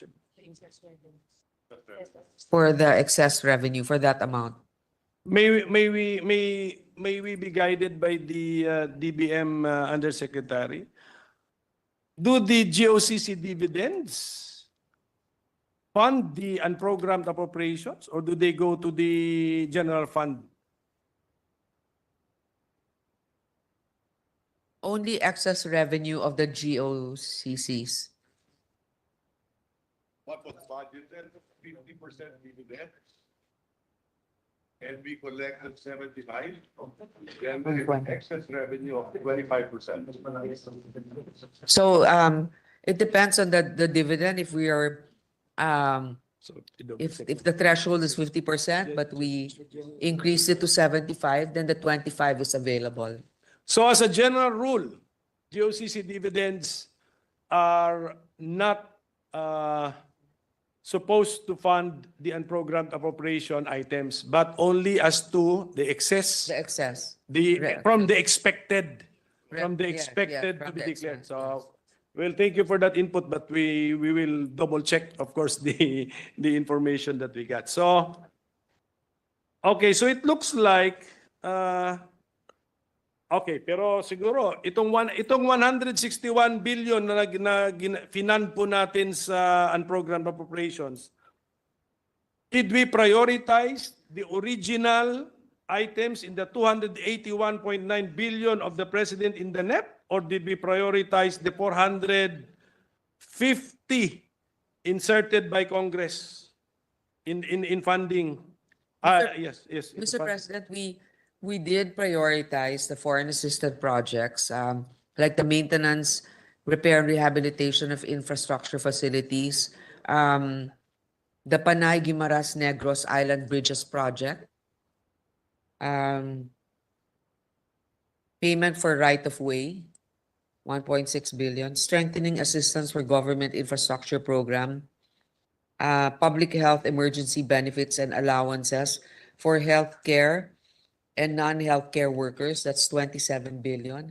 Yung mga hindi na Pero yung nabanggit po natin, yan po ay doon sa original, ilan ba yung sinulat ng Presidente kasi 7 or 8? 8, yes, saan program? 8 purposes. The NEP the NEP 2024 originally contained only around 8 purposes under unprogrammed appropriations. Yun po yung na-prioritize sa 160 billion na nagastusan na po natin. Yes? Yes, Mr. President, Yes. kasi it falls under Okay. the category of, yes.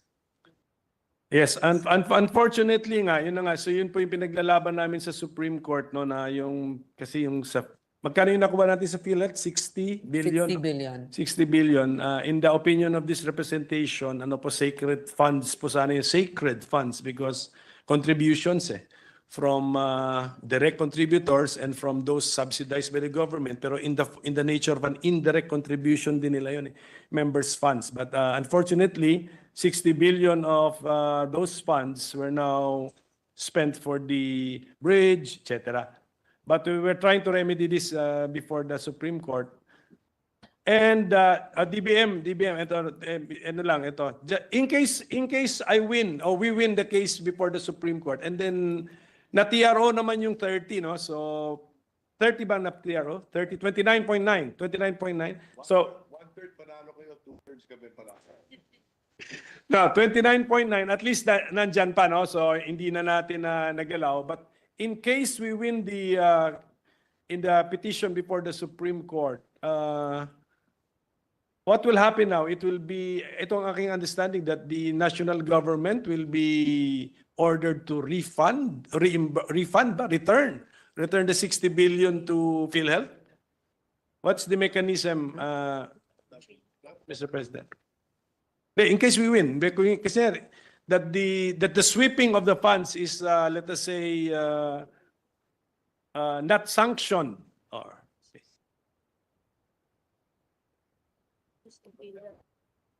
In the future, G. Yes, well, Mr. President, the Secretary has always said we will follow the decision of the Supreme Court. Of course, we're hoping that we don't have to. I mean, they are hoping that they Yes. don't have to. But should we be required to return it, then we will find a way to do so. Then sa budget yun. We will have to do that for next year, make payment arrangements and appropriations. nangyari naman to before na eh. Kaya tinatanong ko lang from experience, ano ang mekanismo, ano ang sistema ng ayan. Or asking the national government to return. To return? For now, there is no direct order from the Supreme Court, from what we understand, from what the Secretary understands, for us to return it. Yes, about the particular case, it's still pending. So we are not claiming na may order na po na panalo. Sabi ko nga, just in case. So it was a theoretical question. So before I give way to Senator Bato, Mr. President, ito muna. During our September 4, 2020, bakit 2022? Aga naman ito. This was in that September 2022 DBCC hearing. The DOF said that local governments have a surplus position. May I get a definition of what is meant by a surplus position? Pardon my ignorance, Mr. President.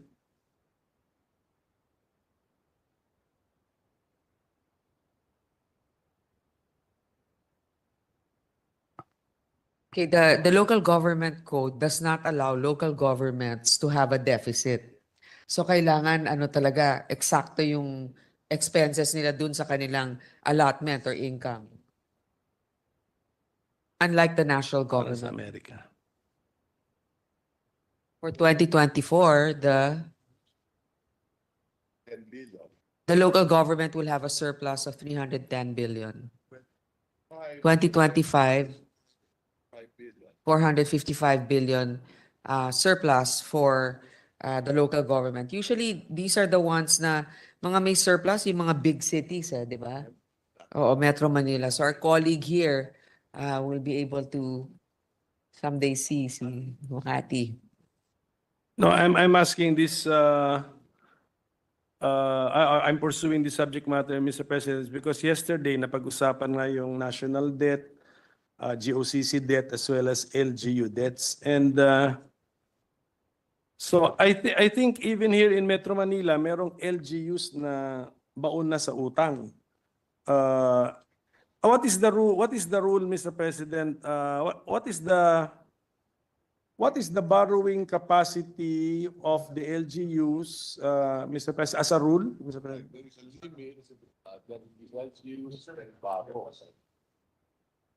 There's a limit that LGUs can borrow. This is also the DOF actually. The local government, in the local government code, will compute the capability of the LGU and the ceiling 20% of their budget of their era.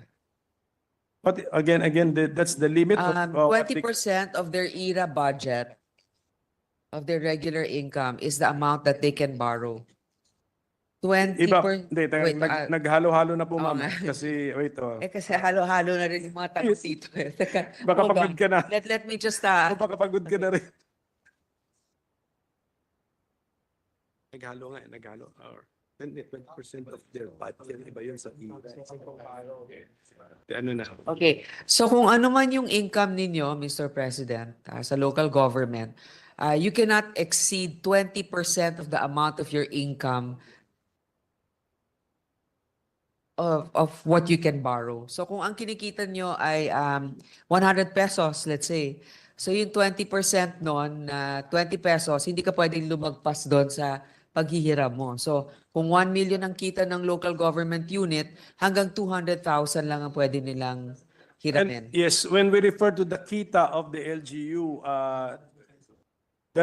do we refer to the locally generated income plus the national tax allotment or just the locally generated income? Yes, you're correct, Mr. President. Which one? Just the local? NTA plus the plus the local revenue source. More or less the budget nila. What they can spend. Pero dapat regular income, meaning every year kung ano Recurring, yung matatanggap recurring. nila. So yung mga taxes. Yung mga meron, yung hindi yung from a windfall. Okay, Yes. yung parang expected mo na regular payments to the local government. Taxes, permits, yung mga ganon. What agency or government body is trying to diba? discipline our LGUs when it comes to DOF borrowing? through the Bureau of Local Government and Finance, yes, BLGF. BLGF. Actually, ngayon ko lang rin. Yun na nga, kasi marami nang na-shock, for example, ngayon na na-involve na tayo sa local politics, Madam Chairperson, medyo na marami, for example, sa Marikina, marami parang nagulat sila na, gano'n na ba kalaking utang ng city, 3.6 billion pesos.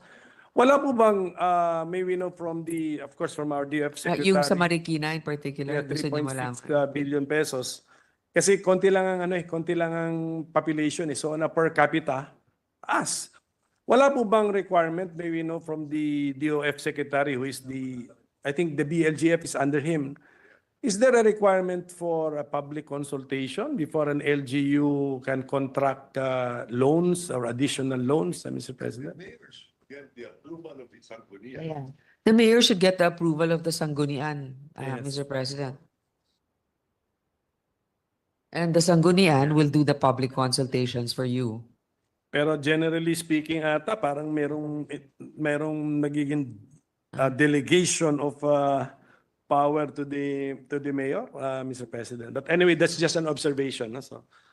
So I hope that the national government through the DOF and the BLGF will also pay attention to the ballooning debts of our LGUs and guide them. I mean, guide them. Yeah, Mr. President, kaya nga may surplus rin eh. The BLGF is also monitoring that, but of course it's a case-to-case basis. Although there is a surplus for the LGU funds, there's probably some LGUs also that are overextending itself. Kasi yung term. the term of the loan most likely will go beyond the term of the contracting local chief executive, Mr. President. I think that's a problem. That's always the case. Parang Yes, pag yung kaya nga, is presidente, there- minamana mo yung utang na ginawa ng like Secretary Ralph has to continue on with the previous commitments. That's why we have these additional payables to mga health workers natin na kinuha na natin kailangan bayaran. Imagine from the time of the pandemic pa ito.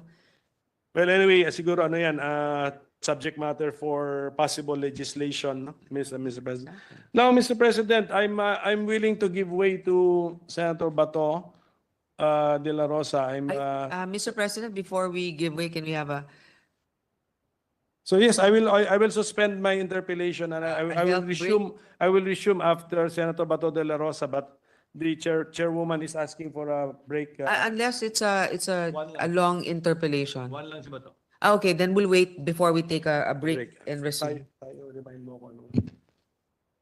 Majority Leader? Yes, Mr. President, to ensure continuous deliberation without suspending the proceedings, may we recognize Senator Bato de la Rosa to interpellate, Mr. President.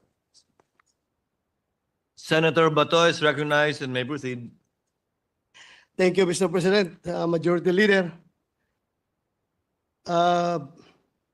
My question only covers, my question on the general principles covers only on one sector, the defense sector, Mr. President. But before that, I would like to thank DBM for, I would like to commend DBM for, we received an info that the Dangerous Drugs Board received 130 million pesos, which covered the unreleased balances for 2023 and the additional requirements for 2024. Thank you. DBM. Mr. President. You're welcome daw. You're welcome. Pasalamat talaga ako dahil malaking bagay yun para sa DDB, Dangerous Drugs Board. First time ganun kalaki yung naidagdag. Thank you. Mr. President, good sponsor, considering the budgetary adjustments made by the House of Representatives and the committee report submitted by the Senate Committee on Finance, may we know what is the total share of the defense sector in our proposed 2025 General Appropriations Bill? The total budget of the defense sector is 420.8 billion or 1.5% of the projected GDP. So anong 1.5. kikitain natin? About 1.5% nun ang para sa defense. Thank you, Mr. President, good sponsor. I have here the briefer on the 2025 budget priorities framework, expenditure priorities as published in the DBM website. Tama po ba na hindi nabanggit ang defense sector sa 2025 budget priorities na ito? Kaya po ba mababa ang share ng ating defense sector sa 2025 General Appropriations Bill? Nandun naman daw sa bandang gitna, sandali, para mahanap natin. In the budget message, hindi ka naman kinalimutan, Mr. President, the defense sector will use its 419.3 billion allocation or 6.6% of the proposed 2025 national budget. So, to GDP, Mr. President, mababa kasi ang laki naman ng GDP natin kaya nasa 1 point plus %. Pero pagdating naman po sa share dun sa budget, nasa 6% naman tayo, 6.6%. So 6.7%. So kasi naman sa konstitusyon natin talaga ang mga priority, alam naman natin yung education, tapos to be able to spur growth, we're trying to increase expense on infrastructure. Marami tayong mga kailangan. Ito yung pati yung mga ayuda natin. Kaya ito yung naging compromise, 6.8%. Thank you, good sponsor, Mr. President. Ito rin po ba ang rason kaya po ang batas na mayroong pinakamalaking funding deficiency ay ang revised AFP Modernization Program or RA 10349? Base kasi sa binigay ng DBM na updates on laws with funding deficiency as of July 30, 2024, 2.138 trillion ang kulang na pondo ng revised AFP Modernization Program. Ang malungkot pa dito, yung original proposal sa NEP na 50 billion for the revised AFP Modernization Program, binawasan pa ng 10 billion sa GAB.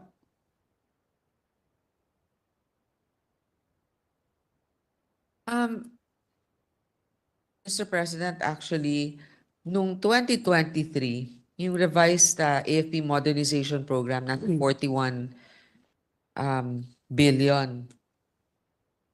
41 billion. Ang actual gastos. Tapos, nung 2024, yung NEP binigay 50 billion.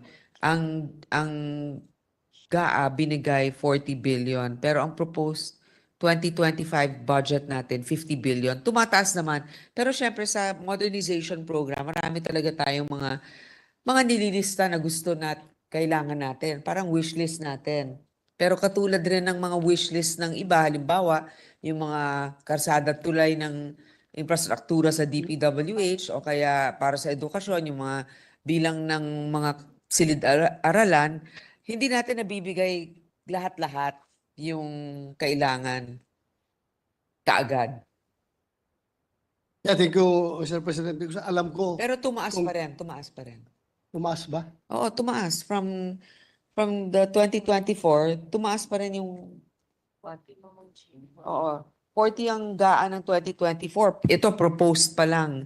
50 billion na tayo. So, 10 billion ang tinaas. Thank you, Mr. President. Pero nakalagay sa NEP is 50, binawasan ng 10 sa GAB. So, sa ating inadapt ngayon, 40. 40. Oo. 40 Pero ang ano inadapt mo, natin. di ba, hindi pa naman tapos. So, syempre, pwede ka pang mag-propose. Kaya nga, mga preliminary ko yan. Mga preliminary.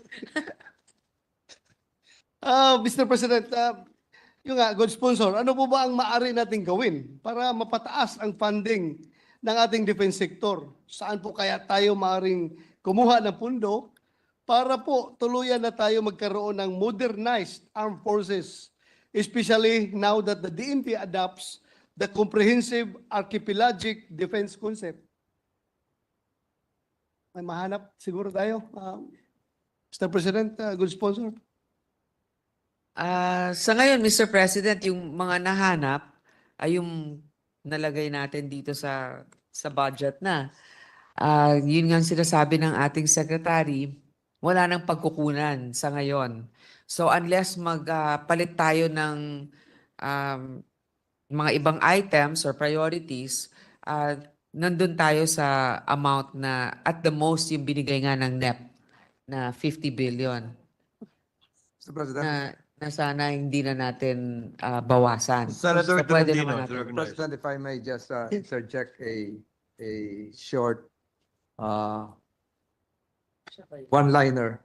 Perhaps, and I've been saying this in several fora, perhaps it's about time for the defense establishment as well as the DBM, Department of Finance, to consider the concept of lease of naval vessels, lease of aircraft, which we cannot purchase through the General Appropriations Act. So, Mr. President, may I ask if the concept of lease, which is being done even by Singapore's Navy, They're leasing a submarine from Europe, even the U.S. Marines. They're leasing a logistic ship, Mr. President. Is the concept of lease open now to the government's finance cluster? Mas mura po yung lease, arkila lang, ginagawa po ng iba't ibang bansa. Singapore is a submarine because they lease a vessel from Slovenia, Mr. President. Can we have an answer on this? Of course, if the quality is not compromised and it's cheaper, but the proposal has to come from the AFP. Right. That's why the chairman of the Defense Subcommittee is here. Is he likewise open to that concept? It's being Yes. done by other countries. Yes, Mr. President, Your Honor.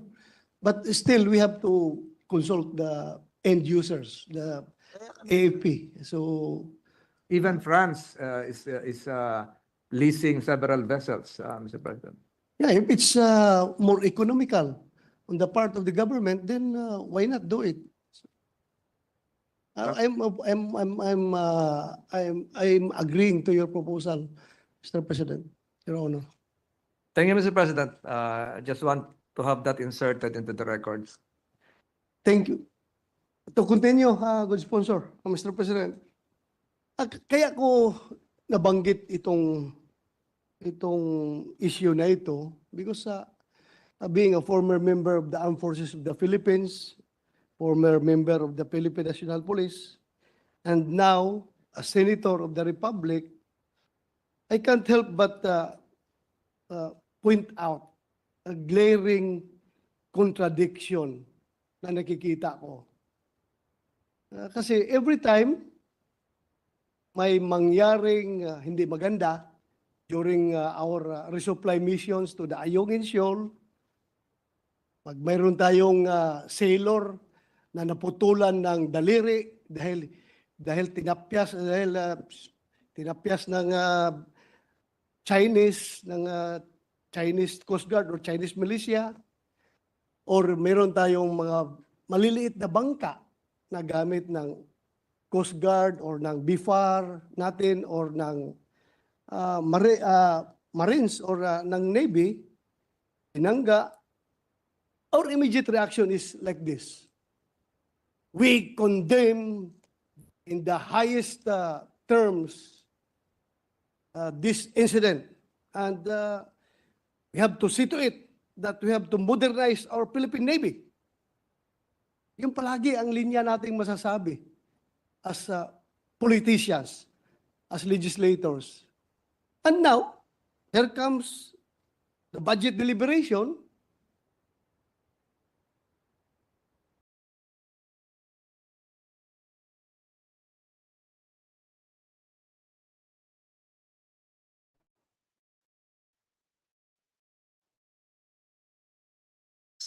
Sige.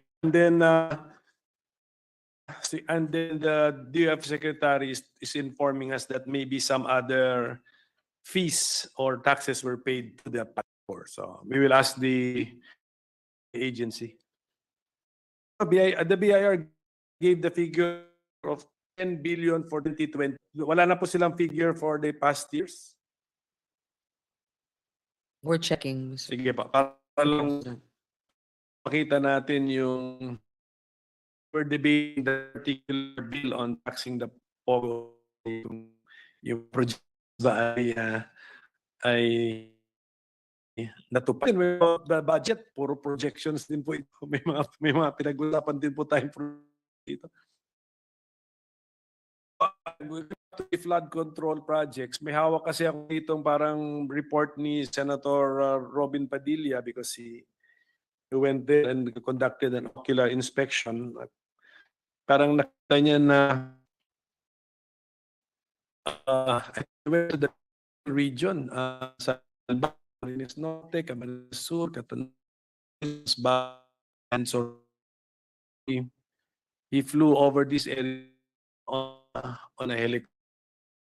Yeah, then observation niya is nasak ng buo at sira-sira ang ating flood control projects. Wala itong naging pakinabang. So, siguro po ating na lang na tamang sa natin like the DPH, we will ask the lalo na sa specs flood control projects are not expected to withstand floods.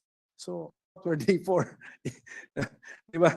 Kasi yun ang parang ang conclusion ng ating colleague na bigay po sa report. Kasi po sila lahat. Mr. President.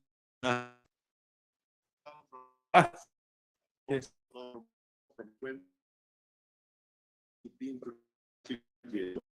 2018 to 24. Earnings 45. Way to the okay.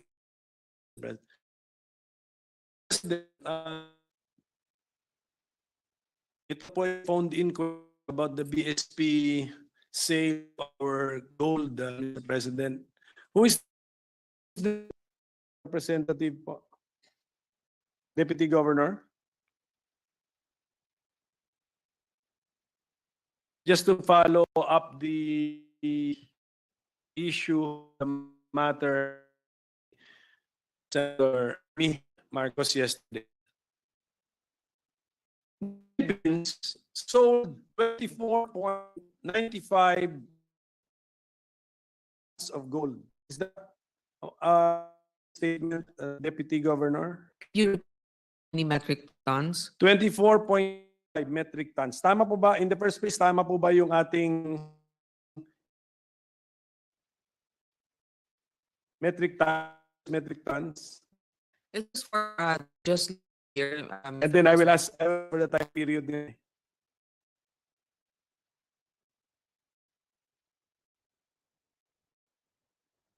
Number is 40.5 metric tons. Yan yan. Yan yan.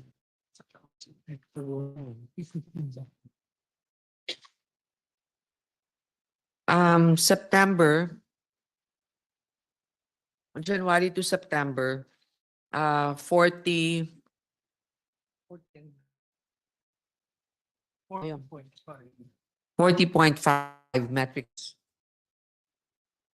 So 40.5 metric tons. So thank you for updating our information kasi sa ito, first half of the year, 24.95 metric tons. So ang binigay sa atin ni Deputy, may the name of our source person, Madam Chair. Francisco Jr. Who is Deputy Governor? Yes, Deputy thank you, thank you. Governor. So thank you, Governor Dakila. January to September 2020 metric. So ang central bank which so for year 2020 the Pondo ang modernisasyon ng pikit mata dahil yung track record mismo ng DND at AFP sa mga nagdaang panahon ay hindi naman pwedeng panghawakan palagi. To cite as an example, the AFP bought missiles from India worth about 8 billion if I'm not mistaken. Up to today, after 3 years, nasa bodega pa rin siya. Kasi hindi kasama sa hiningi ng AFP at pinondohan yung paglalagyan ng mga missile sa isang base sa bandang Zambales. I hope when we give money to the AFP, we don't simply close our eyes to what they're asking for. I entrust it to our distinguished Vice Chairperson, Senator Bato, na yung bibili nila dun sa pondong hinihingi nila, mamamaximize talaga at tama yung pag-order nila. As of this date, for example, for the information of Senator Bato, we ordered several armaments under our modernization program from a certain country. I will not name at this point. Nearly half have not yet been delivered for one reason or another. And yet the monies are there. Hindi ngayon natin magastos sa iba sanang pwedeng mabili na madedeliver na. So sana mabigay yung report na rin na yon. Kung gusto nila executive session na mabigay, yun talagang bibili nila. Baka naman mamaya yung iba, hindi naman kailangan fully paid agad, pwedeng hulugan dahil hindi naman agad mabibigay. So mas marami tayong mabibili gamit yung pareho na 40 man o 50 billion na halaga. At sana yung kailangan talaga ng ating mga sundalo. I'll give you an example again, Madam Chairman, Your Honor. Yung pagputol ng daliri, hindi naman yun mapipigilan ng missile na binili natin eh. Ngayon, maraming bansa tinitingnan na ang drone. In fact, marami nang gumagamit ng drone. Pinag-aralan na ba ng AFP natin? Yung paggamit na lang ng drone o unmanned drone kumpara, siyempre lahat ng Air Force natin nangangarap mag-drive ng F-16. Bakit ba hindi? Hindi ba? O yung B-2 bomber. Pero papunta na ba tayo doon sa modernisasyon na drone na tayo? At hindi na doon. Marahil, baka mas marami pa tayong mabili, marahil mas mura. Sana maganda mapakinggan mula sa AFP din yung kanilang plano at balakin. Dahil kada pagpasok ng bagong administrasyon at may bagong chief of staff, correct me if I'm wrong, Senator Bato, nagbabago yung components ng modernisasyon eh. Binabago nila, hindi naman nananatiling ganun eh. So kada administrasyon pumapasok yung panibago na namang plano at nagbabago din yung teknolohiya. Kaya hindi pwedeng iplano yung modernisasyon ng isang upuan lang ng isang administrasyon dahil makalipas ang 5-6 na taon, baka may lumabas na bagong teknolohiya, yan ang mas bagay sa atin. Hindi yung nabili natin ang baka outdated na noong mga panahon na nakuha na natin. I hope the committee will consider that when it decides on adding and how it will be spent, the additional and the original budget of 40 billion. Just for the record, Madam Chairman, Your Honor. Yeah, thank you, Mr. President. I just would like to clarify my statement that I'm not basing my statement on a technological point of view. Yes, kailangan natin yung technology, pero malayo pa tayo dyan. May sentiment comes from the moral point of view. Yung moral natin mga sundalo, na sabi mo nga, naputulan ng daliri, hindi mo talaga mapigilan yan. Baka mapigilan kung may technology tayo. Pero from the moral point of view, ako, sundalo ako, maputulan ako ng daliri dyan sa, pag ako hinampas, hinataw ng, yan, yung bladed weapon ng Chinese, kahit maputulan ako ng daliri, or maputulan ako ng liig, basta from the moral point of view, high moral ako. I'm willing to die. Yan po ang attitude natin mga sundalo. Basta nalaman ko lang na talagang seryoso yung ating gobyerno sa AFP Modernization. Dahil imbis na panatilihin yung request natin, dinagdagan pa. Parang ganun ba? From the moral point of view. Pero ngayon, pag malaman nila na yun ang ni-request, tapos binawasan pa ng lower house ng 10 billion, iba rin ang magiging reaction as far as moral is concerned. Yun lang sa akin. At saka, yung nagbabago yung mga specs ng mga in-order natin, Mr. President, ay nangyari po yun dahil pag hindi naibigay yung pondo ngayon sa ni-request nila, hindi naibigay ang pondo, pagdating ng next year or next following year, may bago na namang technology na nag-emerge. So, naturalmente na talagang gusto nila na yung magbago na naman yung specs na hihingi nila para makuha nila yung pinaka-latest na technology. Yun lang po ang pinaparating sa akin. At yung natatanggap na, Mr. President, remember that we should, by this time, sa timeline ng ating AFP Modernization Program, nasa Horizon 3 na tayo ngayon. But still, ang ginagawa ng ating AFP, nandun pa karamihan ng mga projects na implement ngayon, doon pa rin sa Horizon 1, Horizon 2, kukunti pa lang nagsimula sa Horizon 3. Yeah, you know why?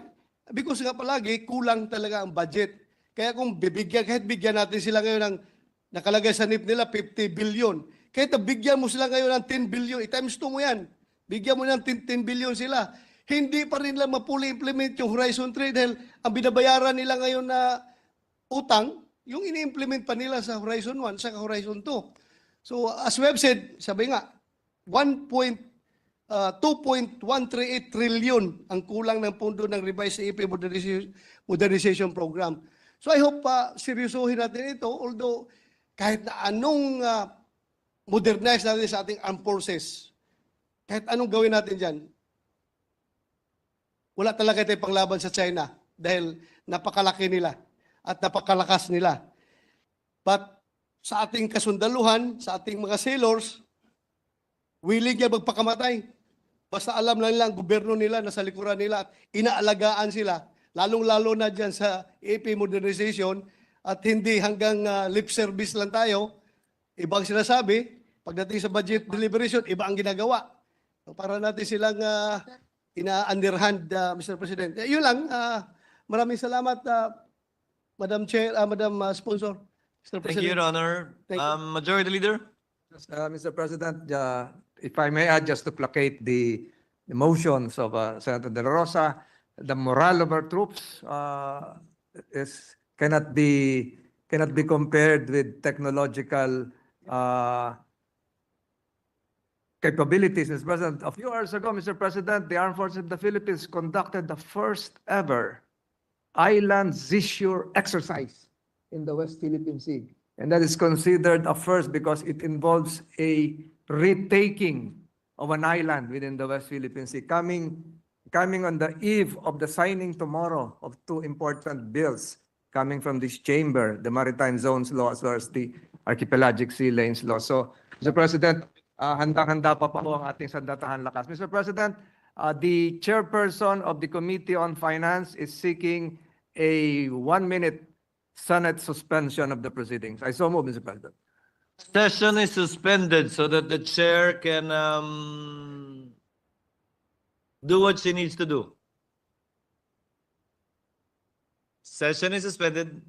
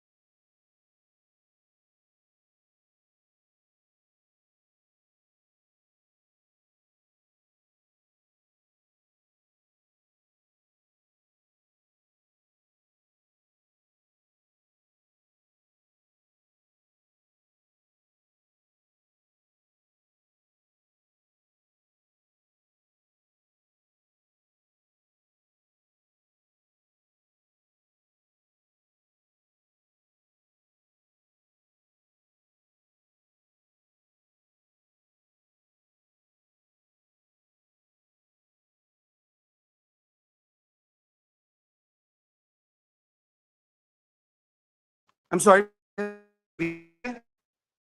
And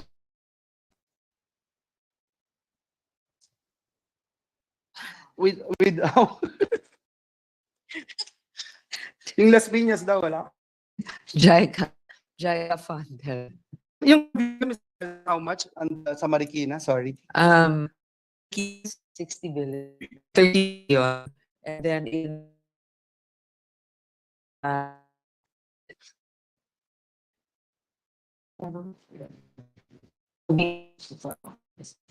when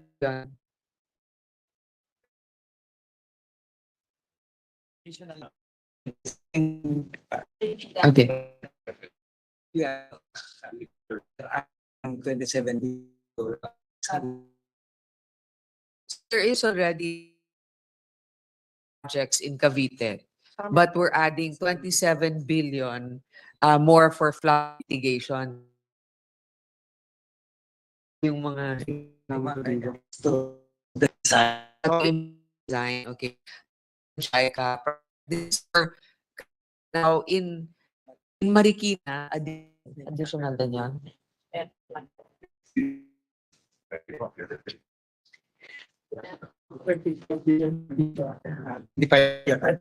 President, 25 billion additional sa Marikina. I'm to wait to na been approved as I'm more to wait, Mr. My own point, Mr. President,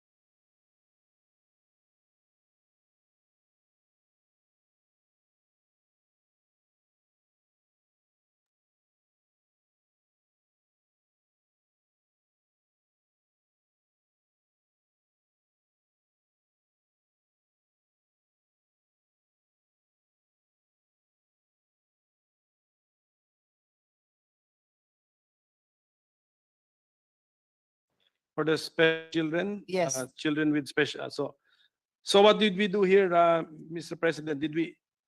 What are the budget levels for this?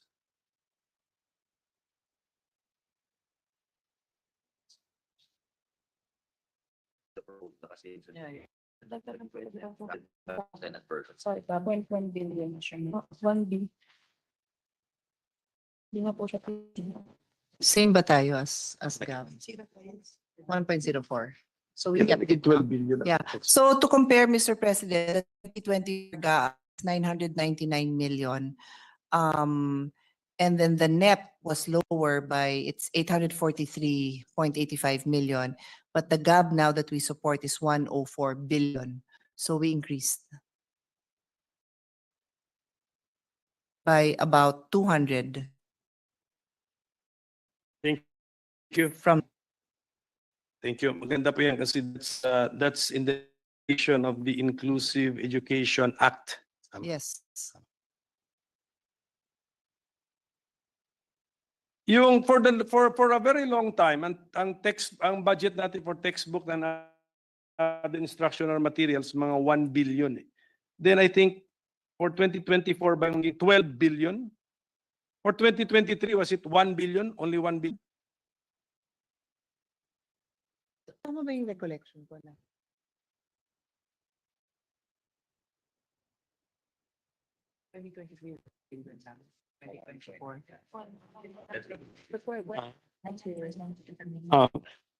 Well, rounding it off 1 billion.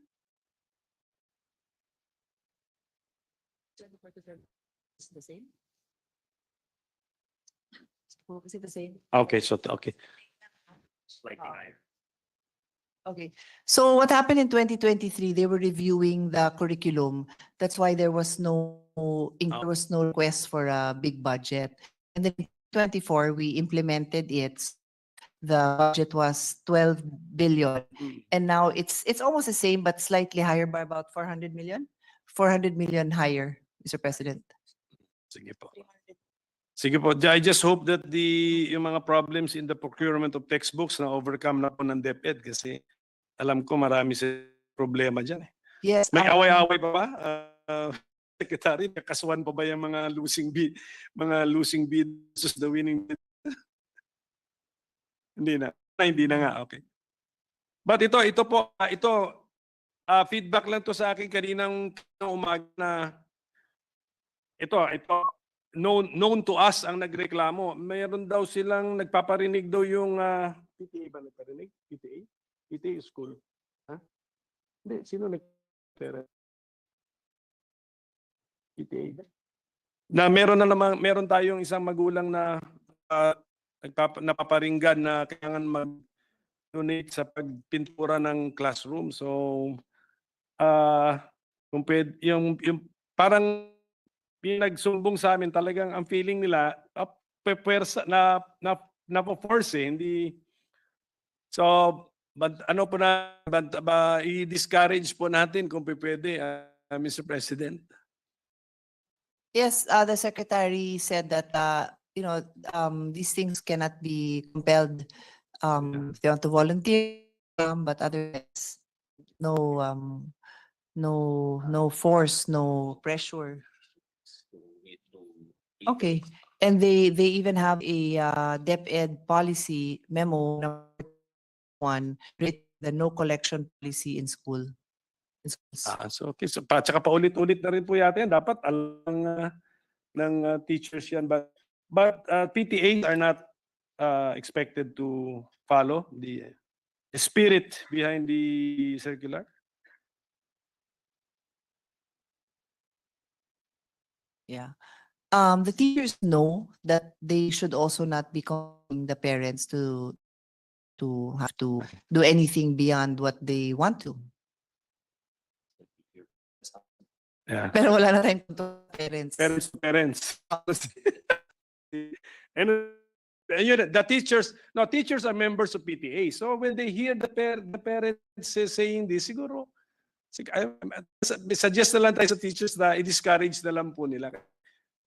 Meron po talaga kaming kilala namin na na-pressured. Tinanong ko yung nanay, na-pressure daw talaga sila. Nagbigay ba? Hindi naman. Ha? Nag-donate na, sir. Nag-donate. Well, anyway, sir, itong the Teacher Education Scholarship Program under RA 11713,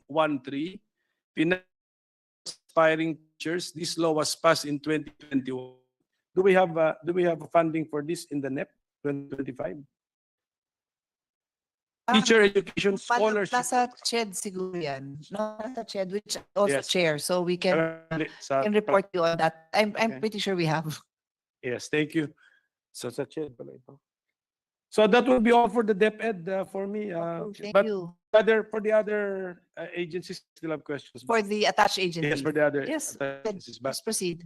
Secretary will stay. Okay. Yeah, he will stay. Of course. The budget for the establishment of the National Child Development Centers will increase by 5 million. Okay, so these are meant to be given to LGUs for them to build the centers. Ito pa ba?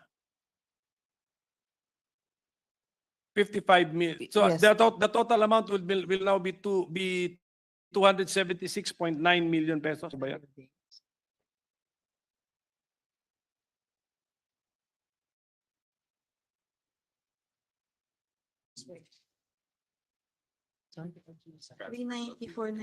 po sa commitment. Compared to the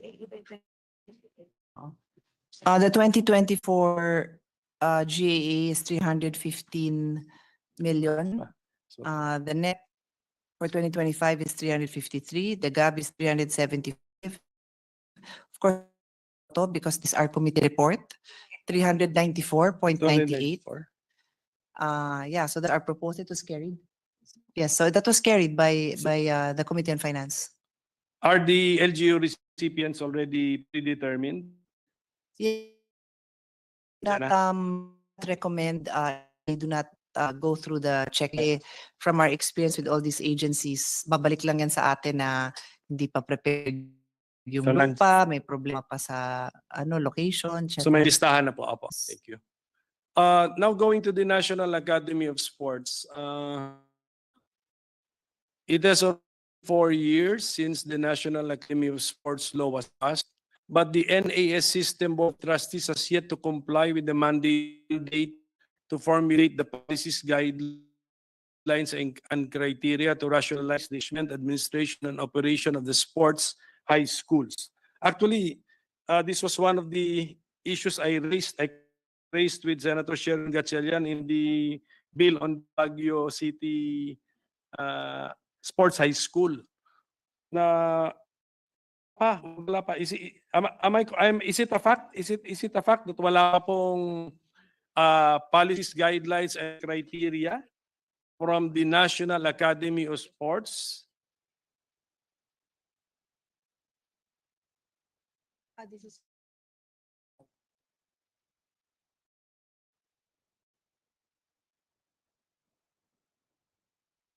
Ano ito? Saan ito nanggaling? Saan galing? Based on your performance indicator, saan galing?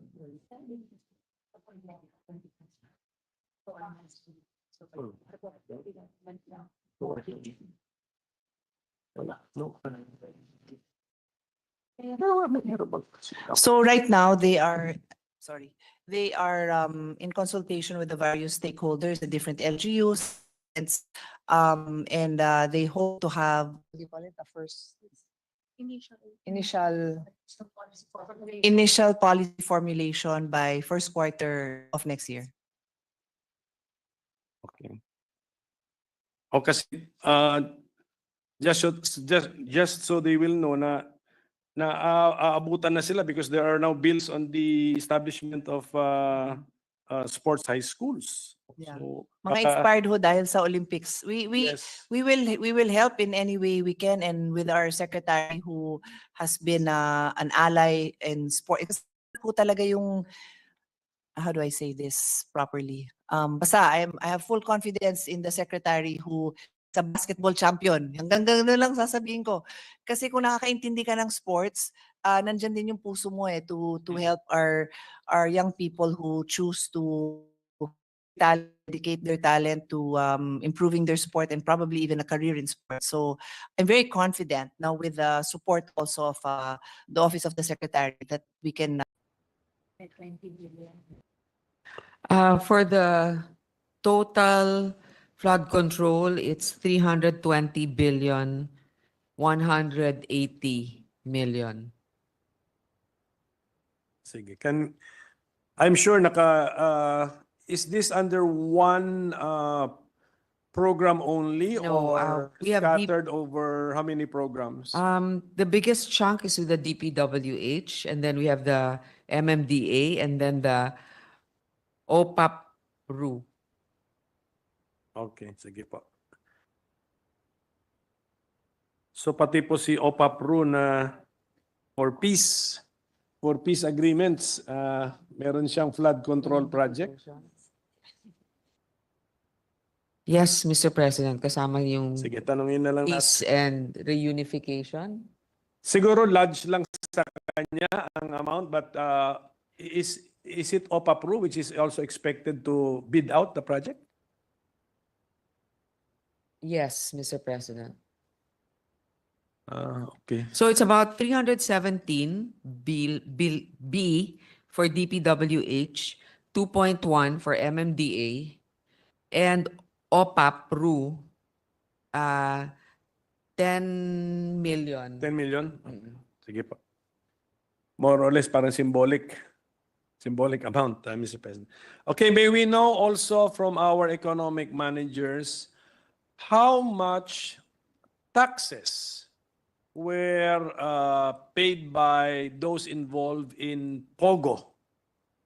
Okay, and then and the nature Less than 1% nature of of the tax. GDP ang alam kong dati. So the actual taxes, parang Kasi it's a chapter about to be closed eh. Patapos na po ang the story of POGO in the Philippines. So more or less, magkano ang total taxes na nasingin natin from the POGO industry during their lifetime? Dito naman sila.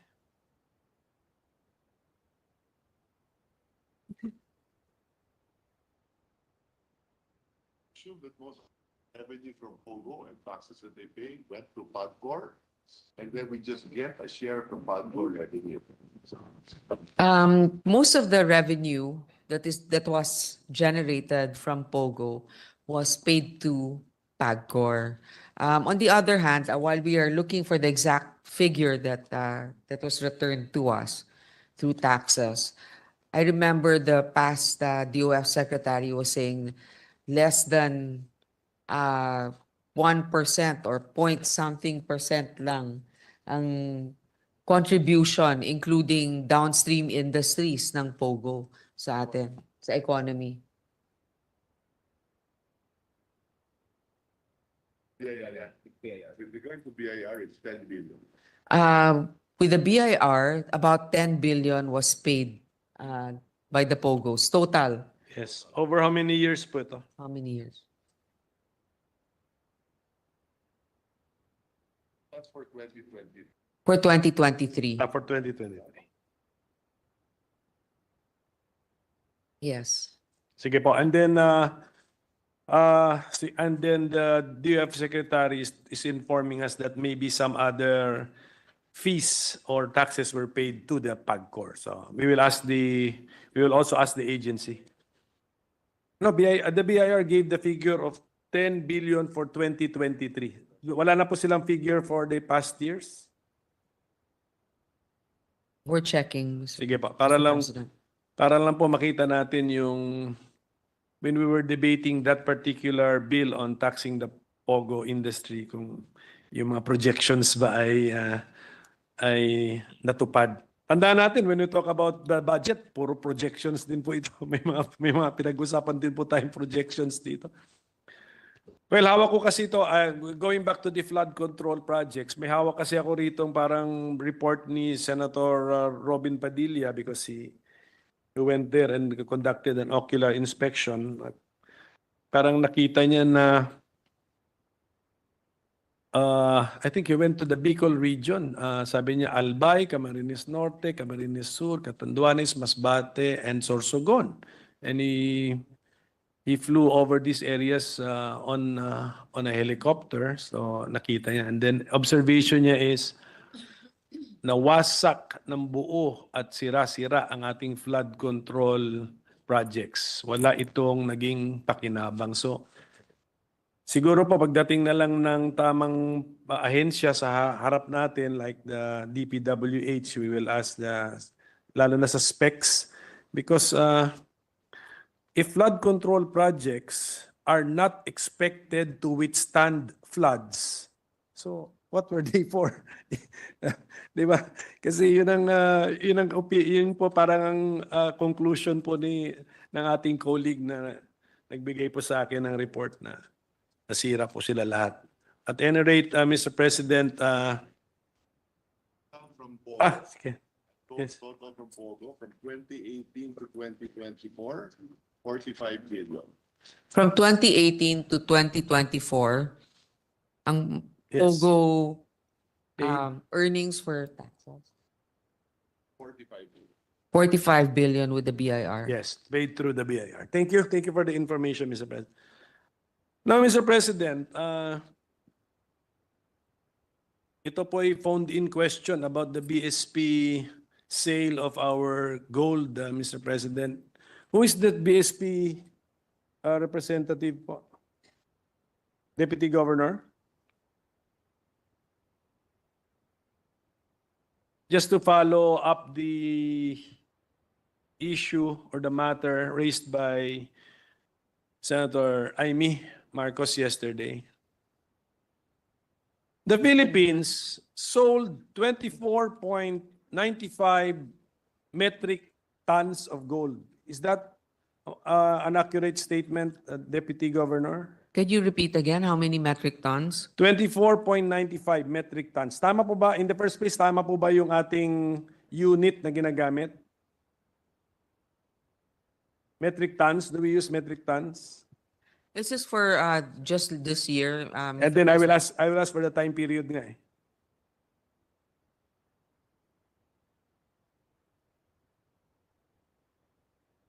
Number is 40.5 metric tons. Saan yun? Saan yun?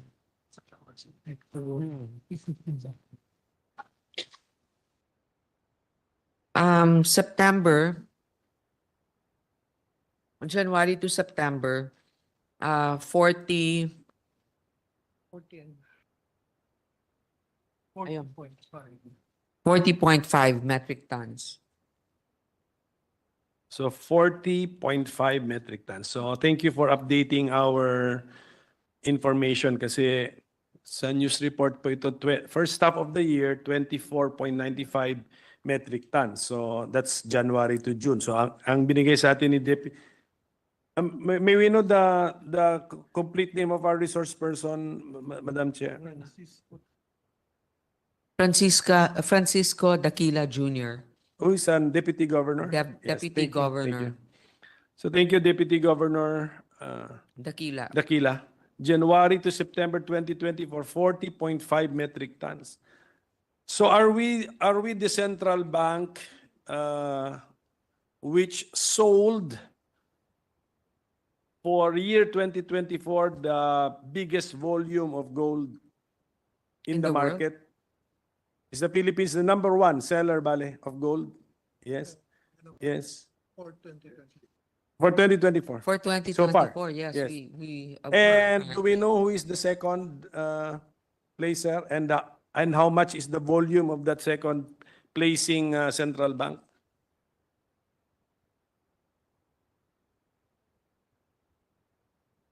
we are getting that information, sir. Our guess is it must be Thailand.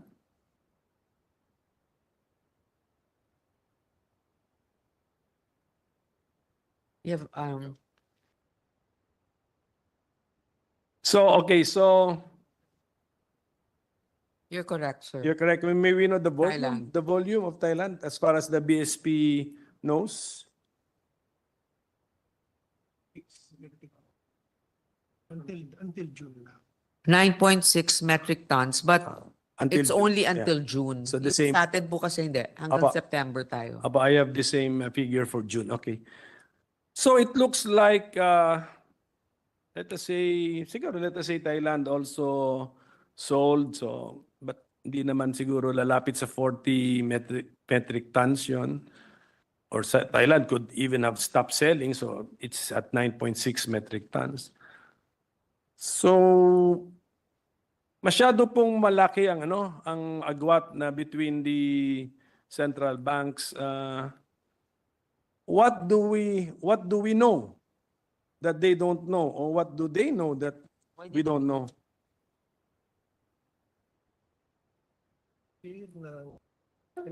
Ng gold to reserves. Ang Thailand is 8.4%, tayo 10.3%. Mr. President, our share of gold reserves is about 10 point something percent, 10.2%. Yung Thailand nasa 8.4%. So Nung nagbenta tayo, mas pinaka pa yun. kahit nung nagbenta tayo, mas malaki pa rin yung reserves natin. Yung share. Yung share natin. Of the share of gold in the GIR is 10.2%, even after we sold the 40.5 metric tons. What would be our, what would be the volume of gold that we have in our GIR?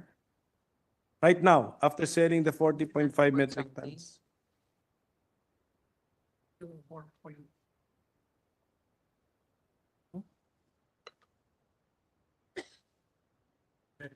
We are verifying Sige the po. figures. Sige po. And what was the decision-making process? Why? Kasi pareho, whether gold or dollar, GIR siya eh. So, why did we decide to convert gold into paper and ink called the dollar? Going back to your question, sir, Sige pa. it's 1.128 metric tons. So we You- still have left with us now 128 metric tons of gold. Correct. And nabawasan na doon yung 40.5. So meaning to say around mga 25%, gano'n ba? Around 25% of our gold holdings we sold. Yes. More or you'd less, like di to ba? know- Kasi 160 something metric tons siya. Yeah, 100. Sige. Yes. So 25% of our gold holdings we sold, converting the form of the GIR from gold to dollars. What's the thought process, sir? It was converted to US Treasuries. US Treasuries. Pare, di ba halos ano lang yun? Di ba replaceable yun? I mean, that's Interest earning treasury. Treasury, so bonds. Bonds, yes. bonds. But when the bonds are redeemed, dollars. Tama. I mean, Yes. kaya what's the thought process? What was the idea? Kasi sir, yesterday, I think yesterday you reported that our dollar position is 112 billion. Mr. President, because it's been invested, it's actually earning interest now. In the past, obviously, we are holding on to the value of gold, Yeah. and we were questioned, why would we sell, especially when the value of gold is so high? That's precisely when you sell. But of course, with the guarantee that you also diversify and you leave a sizable portion in reserve, which we have done. But again, it's also a calculated risk, your appetite for risk, because of course you can hold on to it dahil sabihin mo, ang laki ng value, tatago ko to. Pero pwede bukas makalawa, bumaba rin yung value niyan. Ngayon, pag sinabi, pero ang gold, it's more stable. But we've seen gold prices dip also. It's not a guarantee that it will be constant. But if we put it in certain bonds, there is a guaranteed rate of return. What is the average rate of the bonds that we exchange our gold for? 4.2%. So there's a 4.2% rate of return, which still higher than inflation. When you talk about buds, may pati ba period? You need to take into account the period. May period ba yan? May mga period. 10 Diba? years. 10 10 years. 10 10 years. years. So siguro sir, ganito, we're just auditing your kasi this is the chance for us to audit, for the Congress to audit the actions and decisions of the central bank because you're before us now. You don't normally appear before the Congress.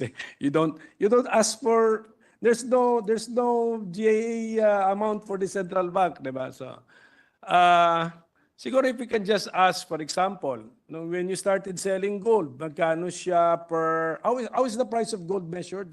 Troy ounce, as yesterday mentioned by Senator Yes, Marcos. per ounce. Troy ounce. So kunyari, sir, when you started selling in January, how much was the price of gold? And then January to September, what would have been the average price of our gold that we sold? And then may I ask, what is the price of gold now? Right now, it's about 2,700.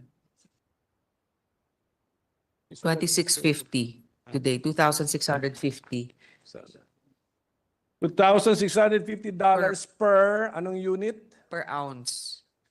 Ounce, per ounce, okay. And then when you started selling gold, how much, January, how much, sir?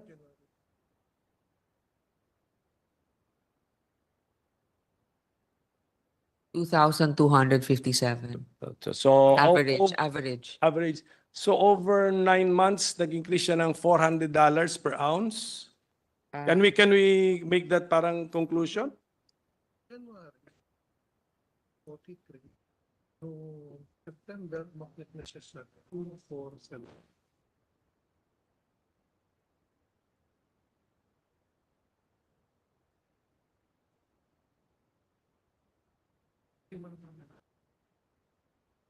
Yes, Mr. President, that is correct. It was at about 2,400 average. And now it's about 2,650. But that's not an average. Today, the 2,650 is as of this time. As of today, yeah. Kaya. Sige, who were the buyers of Philippine gold from the BSP? Are these also central banks? It's an international market. So traders could have bought, gold traders could have bought from us? Banks. Huh? Banks. Gold Hindi, banks alone? Only banks could have bought our gold? investment banks. Mostly. Investment banks are ano ba yung investment banks? They also trade gold siguro? They trade gold. Okay, sige. Sige, so yun medyo pinalabas lang naman natin yung facts. And then the golds that we have in our central bank vaults are all locally mined gold. Tama po yan? Hindi, or binili rin natin sa international market ng iba dyan?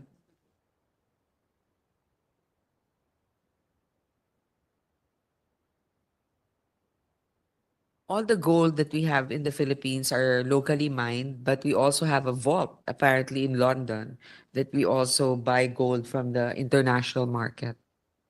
So the gold that we have sold, mix of locally mined plus the gold that we have bought from abroad, from the market. We only sold the local. Local. Okay. See. I'm sorry. Hmm?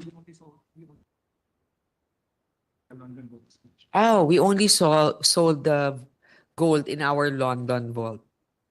And then, what's the gold in our London vault? Foreign gold din yun? Yes. Sige. Okay. Pero maganda kasi, Madam Chair, just want to share with all of you na the central bank invited me and they showed me our, how do you call it? The gold, ano ba process? We turned gold into the bars. Melting? No. Yeah, the gold bars. So I saw it for myself. And those are the gold mined here in the Philippines. So yan yung parang metallic resources natin from the ground, now converted into bars, and now tradable items, Mr. President.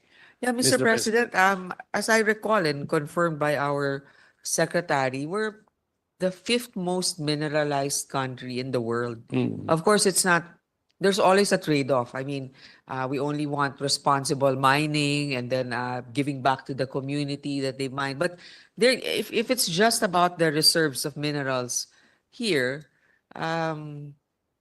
we are one of the top 5, Yes. 1.9 trillion US dollars daw. So yung ating pong binanggit na figure for our GIR in gold includes the London Vault. Okay. Yes, yes. No? The answer is yes. I just made some computation dito. So if we fail to maximize the price of gold at $400 per ounce, medyo malaki-laking halaga, but I will leave you to also compute that for yourselves, Mr. President, the BSP. Okay. So at any rate, we just wanted to understand the thought processes of our decision makers in the Bangko Sentral, Mr. President. Now, Mr. President, Bangko Sentral, just one more question on the polymer notes. Is that still an experiment, or is that already your final decision? It's already a program. I suppose the question is about the actual Yung- money, right? Yes, yung Imbis 1,000. na yung abaka, abaka Yes. fibers. I don't know if it's true, but I know I'm not supposed to ask this question, but Please. what are the advantages of polymer, right? Durable po. Paper money. Tapos, mas maraming security features, so mahirap siya in counterfeit. So is this still just a program or is it already? Parang tingin ko yung Okay, so while they're checking if it's just a program, actually itong mga currencies na paper currencies man tawag natin doon. Notes, paper notes, mas durable ang polymer, and I guess it's more flexible in the addition of security features. In terms of it being Yes, Madam Chair, as explained to me kasi, they were conducting an experiment. oh, Now, but I think ang laki na nung order, ang laki na nung quantity, number of pieces released into the market. So, is it still an experiment? Or pilot testing?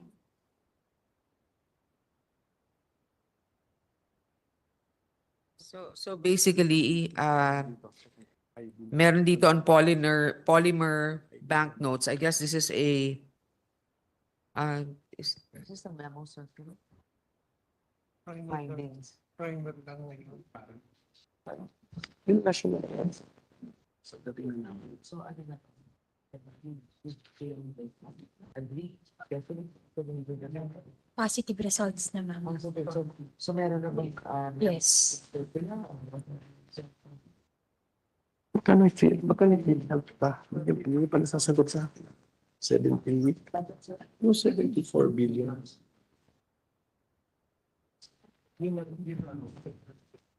Okay, so the circulation test provided positive results that are consistent with studies and results from other countries. In view of the results, the positive ones of the circulation test of the 1,000 peso polymer banknote, the BSP is planning the release of polymer banknotes in other denominations. Yun. This is consistent with global best practice of updating currency designs and materials about every 10 years. This is also in response to the public need for banknotes that can be safely sanitized, more durable, and more cost-effective. With this, we submit that polymer banknotes are smarter, cleaner, and stronger. This is from the release of the findings of the central bank. So they're already continuing with this, Mr. President. So, ano na siya, there's already a decision made by the central bank na that's it. That's the future now direction of our banknotes. Polymer na po siya. From 1,000, ang next is 500. Gagawin natin polymer.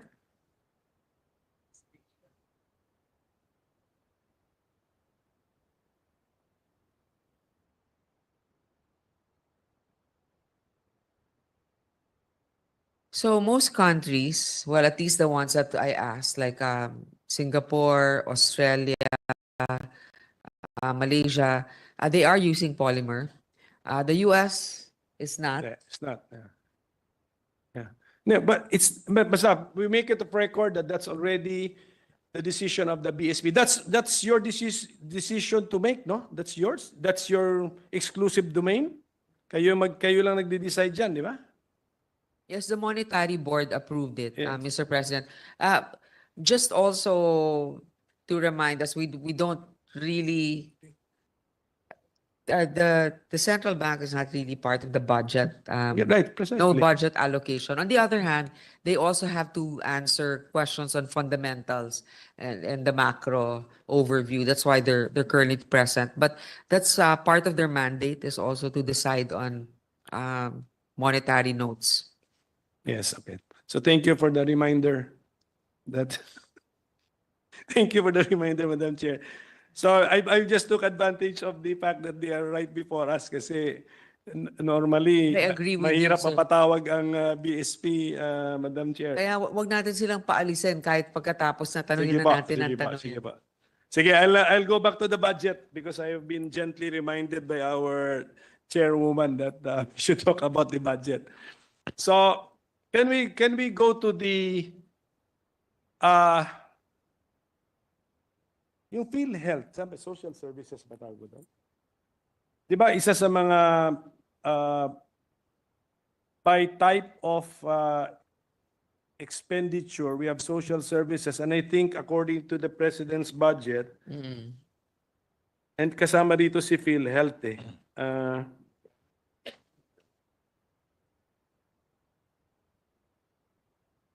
PhilHealth under NEP will be given a subsidy ba ito? Of 74 billion pesos.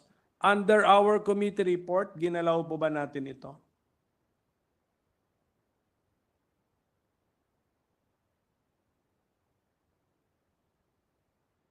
$74 billion. Subsidy ba tawag yan? 5.7 ang ating Binawas. was realigned to the DOH, Mr. President. Yes, okay. So it's still with regards to health, Mm-mm. but we realigned 5.7 to the Department of Health, particularly in-increase natin yung lung center, yung kidney institute, yung Philippine Children's Medical Center, at saka yung Philippine Institute of Traditional Alternative Healthcare. Yes, linipat yung 5.7 doon. Opo. Pati Pero- heart center. Yes, but ito yung question ko po eh. Sa NEP ay 74 billion. Therefore, si DBM must have used a formula or followed some mandate by under law to compute the 74 billion. Yes. Paano po ba how did DBM arrive at the amount of 74 billion pesos to be given as subsidy to PhilHealth? That's a good question. This is a good learning experience for all of us. The subsidy for health insurance premiums of the following 6.6 million indigent members identified under the National Household Targeting System, for the poverty reduction, 4.15 million senior citizens pursuant to RA number 10645 or the act providing for the mandatory PhilHealth coverage for all senior citizens, 360,995 financially incapable point-of-service patients covered, 54,951 persons with disability, and 20 enrolled yon, and 25,512 families under the Pamana program. Yes, thank you for that. So yan yung parang raw numbers ginamit ng DBM to arrive at 74B. So how?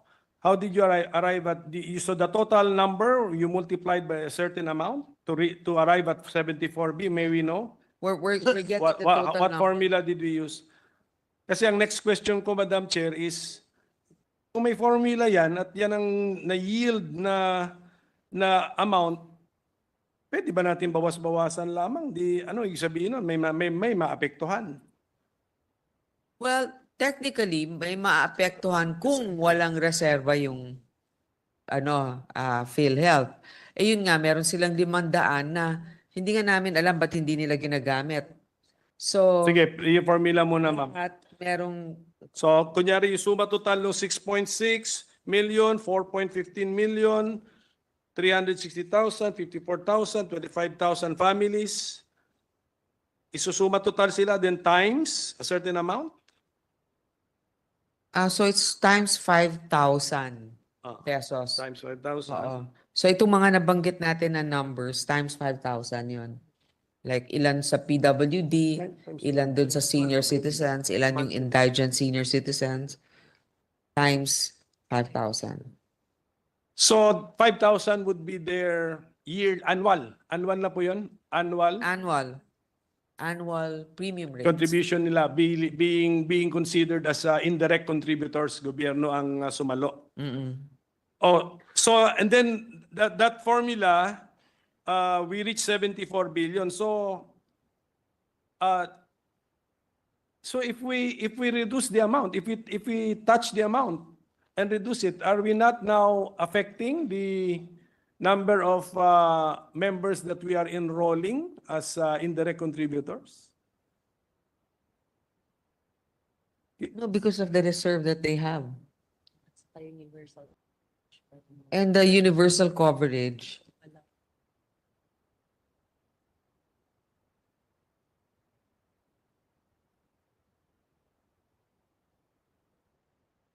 Yeah, they have enough operation costs and also subsidy for all of their beneficiaries. As I mentioned, yung total na, Sige. so it's about 74.4 billion, no? Mm-mm. Even if it was less, for example, even if it was less than that, remember the reserves is like 500 billion. So if we do this and we increase it every year, even a partial amount that we add, it will certainly cover the required subsidy for the PhilHealth. No, that is the per head approach. Ginawa nyo, again, then you. But what if we apply what is in the law? For example, Section 288A of the NIRC, hindi ba nakasulat dito that revenues from excise tax on sugar sweetened beverage, alcohol, tobacco products, and heated tobacco products and vapor products, etc., 50% of the total revenues collected from excise tax on sugar sweetened beverages shall be allocated and used exclusively for the following: 80% to PhilHealth for the implementation of the Universal Healthcare Law, and then 50% of total revenues collected from excise tax on alcohol products shall be allocated and used exclusively to the following: 80% to PhilHealth for the implementation of the UHCA. So what if we don't use the per head approach but use this approach? What would be the amount which should have been given to PhilHealth, Mr. President? If you follow the law, it should be 69.8 billion. Actually, 74. Allocation 74. In NEP, yes, in NEP. Yes.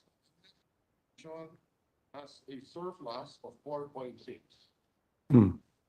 So that is the, yes, please make it a Yes. record. So the NEP allocation has a surplus of 4.6. So that means that the economic managers have the figure for the total revenues collected from excise tax on sugar sweetened beverages. May we know the amount What is that amount?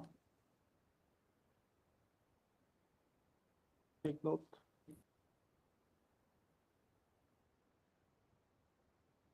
Sugar sweetened lang po muna.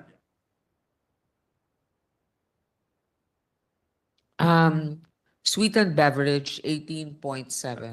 May we know the total revenues collected from excise tax on alcohol products?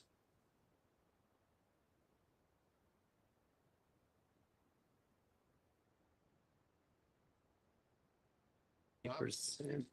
0.5. Tobacco, 68.5.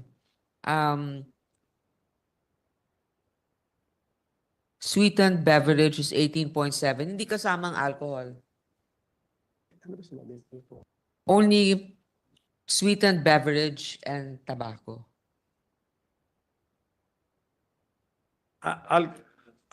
Excise tax on Those two. alcohol products are not a portion of this is not meant to fund universal health care. Check nyo nga, check. We're checking just to be certain. Okay, so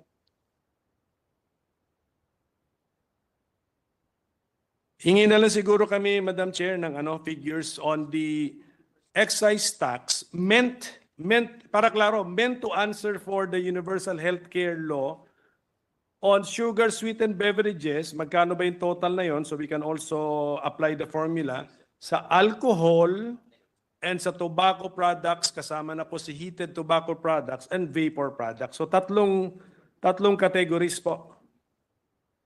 So we can also apply the formula and see if we arrive at the same figure, Mr. President.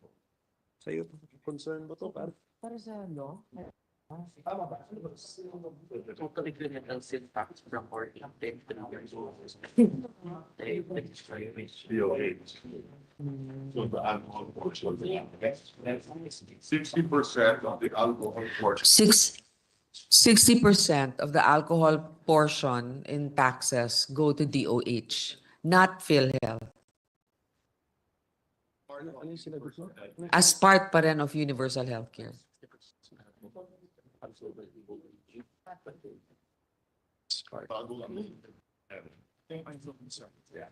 Okay. Okay, but to be very clear, ito po bang, we need guidance from the DBM, ito po bang 74 billion pesos nga na subsidy determined by the President's budget to PhilHealth?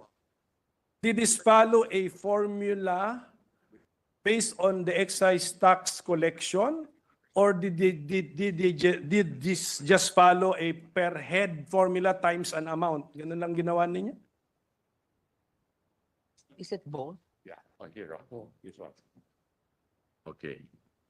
So 50% of tobacco. Makinig tayo, makinig kayo mabuti. Sige na, Okay, let's start with this.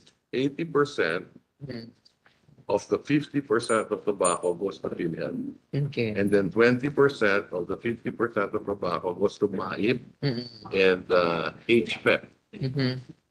60% of the 100% vape products goes to UHT, which is DOH. 20% goes to MAIP and HPEP, so DOH did. And alcohol, 60% goes to UHT, which is DOH. 20% MAIP and HPEP. And then SPT and NETA, 20%. Written beverage, 80% of the 50 goes to PhilHealth. Gulo nitong chart na niya.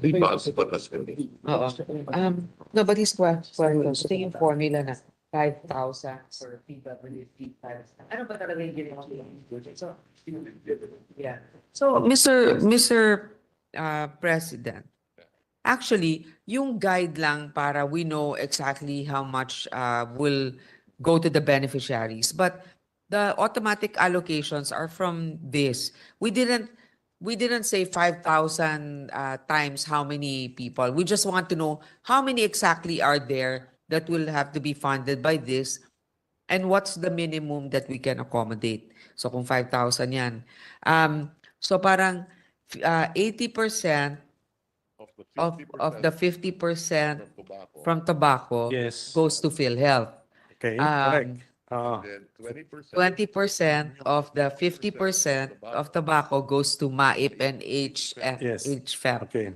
Iba pa yan. Um, Yes. You want me to go on? Yes, ma'am. Yes, ma'am. Yes, ma'am. So Okay. tobacco yun. Opo, tobacco. 60% of the 100% of vapor products go to UHC. Which is DOH. DOH pa rin yun. Oo. 20% of the 100% from HTP and vapor products, MAIP and HFEP. 20% of the 100% earmarked for SDGs and NEDA. Yeah. And then alcohol. Alcohol naman, 60% of 100% go to UHC, that's Universal Healthcare. 20% of the 100, MAIP. 20% SDG, NEDA. Mm. And then sweetened beverages, 80% of 50% goes to goes to PhilHealth. PhilHealth. 80% of 50% go to MAIP. No, diba? PhilHealth muna. 80% of 50% go to PhilHealth. And then 20% of 50 go to MAIP and H. Is that the law? The law? Is Yeah. that the law that the secretary is pointing to? Yes, Yeah, that's the law. Yeah. 467. So, kaya nga, so, Amendment. that's the health under RA 11346 as amended yes. by RA 11467. Yes, and are we being informed that that's in following the law, we arrived at 74 billion pesos? Is that it? Yet, as the secretary said, Yan we na are yun. actually That's it. in excess pa. Based on the NEP. Is that it? 69 lang, Mr. Secretary? Dapat.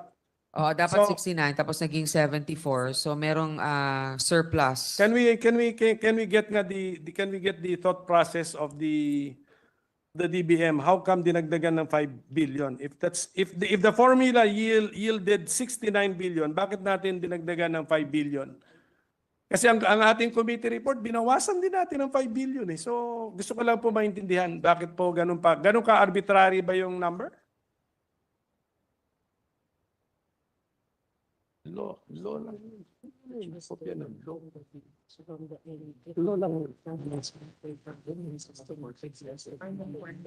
Pero yun, pero yung amounts, di ba yung amounts? Hindi na sila pinis. Ang ating amounts.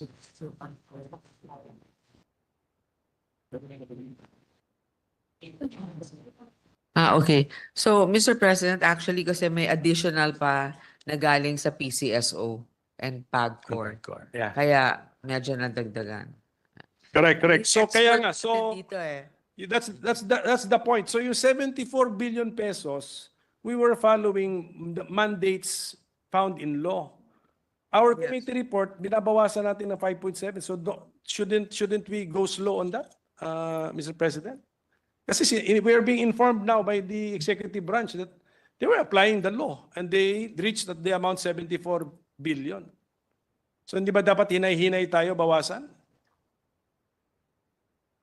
It's a prerogative of Congress, Mr. President. And also, I think the rationale also for what we did, at least, is that we put it anyway in health-related items. Sige. For Pero at least example- it's out. I mean, it's Right. out. It's now out. Our colleagues know now. Kasi yung iba, di ba, meron formula. universal healthcare, ganyan-ganyan. Sige. But may MAIP, may, di ba, meron Yes, category. So, if you want to really be particular about it, yung mga nilagay din naman natin doon na galing dapat dito sa total 74 billion, napunta lang particularly for a specific program, which is MAIP. But if you take it all out, it will still be with the health sector and according to the guidelines of the law. Sige, just to help us also follow the computation of the executive branch, may we get na lang from the economic managers in writing the total revenues collected from the three main groupings yun, ano? They are collected from sugar, sweetened beverage, tobacco products, and then alcohol products. Yan na lang po yun. So we'll also do our own computation. Thank you. Just a can- gentle reminder, Mr. President, this is still the DBCC, right? Right. And then we're going to go next to the DOF. Yes. Okay. Pero kung natanong na, hindi na namin ulitin. That's our promise. So, just last item na lang siguro, Mr. President, kasi medyo mahaba na tayo sa general principle. So, our total total level for programmed new appropriations is 6, ano ba tayo yun? Ilan ba tayo? Ano ba total? Tama ba? Program, Hindi. Senate Republic. Total budget. Total budget. Tiga. Sirapi nandun. A minute suspension, Mr. President. Medyo like, kalito-lito na. Session is suspended. Sirapi na.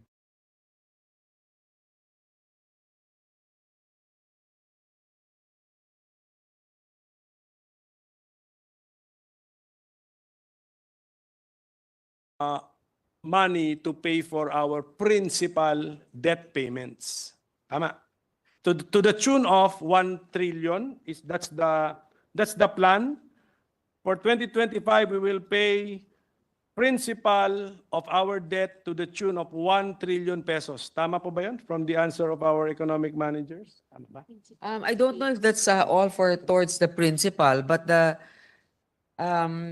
as mentioned, the total deficit is the total borrowings is 2.545 trillion. Correct.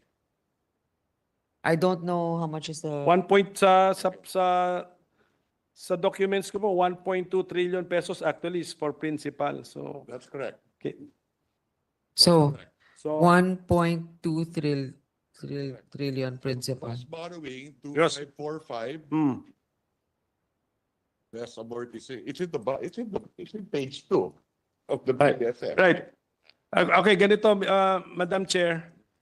In the President's budget message, President budget message. Ano page ba to? Page, if you ask our staff to help us, look at page 12.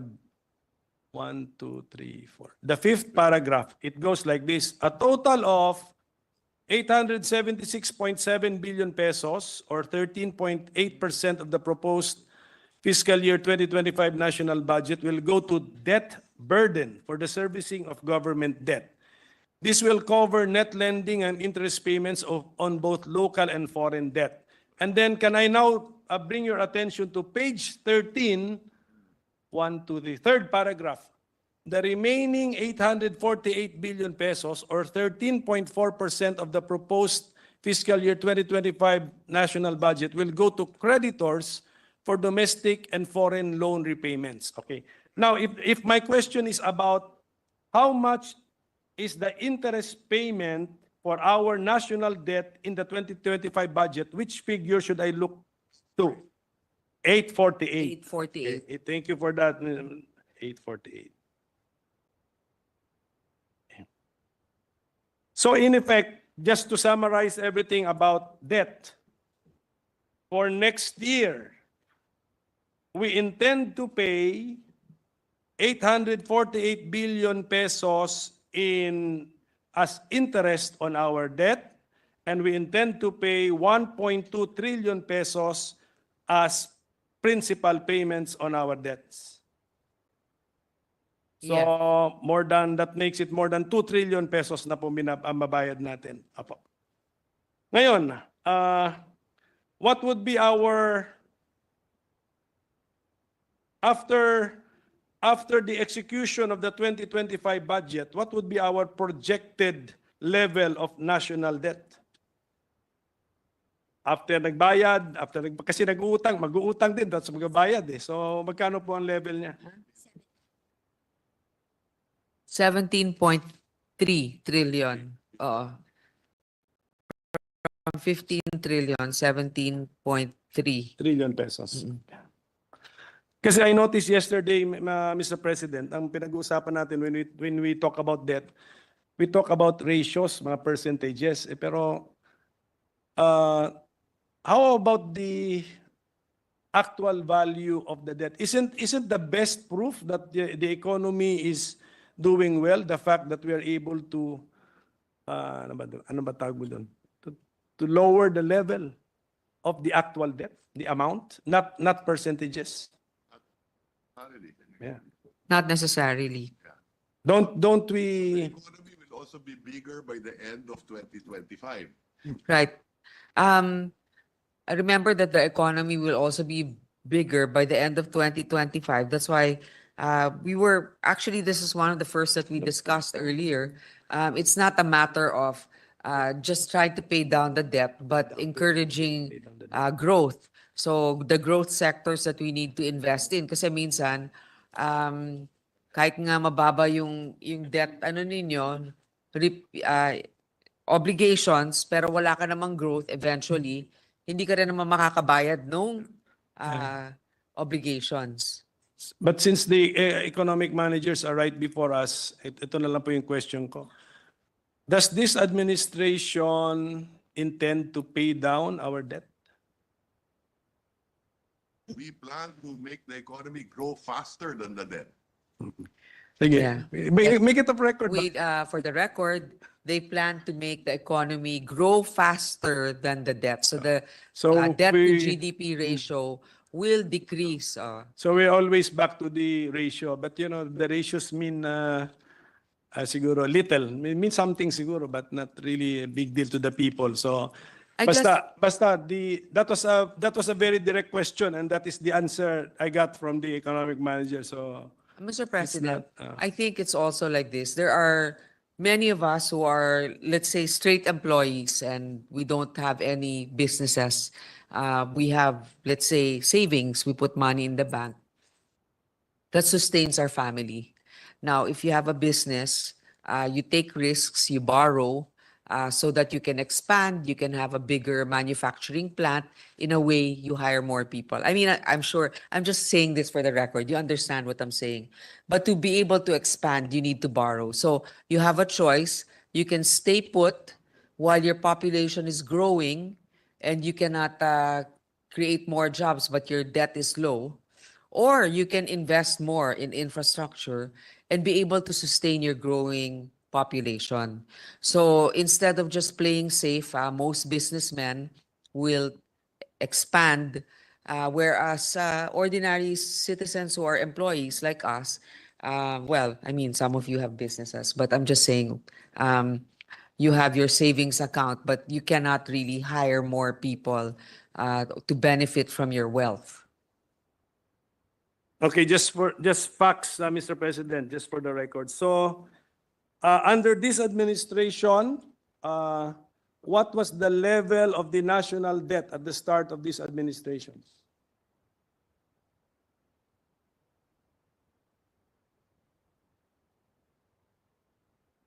Not here. Pero, ano ba yung sinabi mo sa Okay. 2022. Okay. In 2022, Yes, 2022, at the start. 4 trillion. the total debt was 13.4 trillion in 2022. Ito yung minana. Hindi, sa start po, June 30 yan. More or less June 30.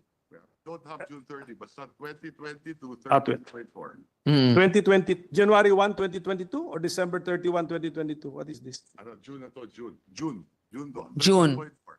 June June 1, June 1, June 1, June 1. 2022. 2, okay, 13.44 trillion. Mm. What is the plan of the economic managers by the end of this administration? What would be the projected national debt? 20.7 trillion. 20.7 trillion Ano, by June June 2028. June 2028. So I'm just Pero yung debt to GDP ratio, The again, economy in Mhm. 2022, the economy in 2022, 22 trillion in 2022. the economy in 2028 will be 37 trillion. In 2028, it will be 37 trillion.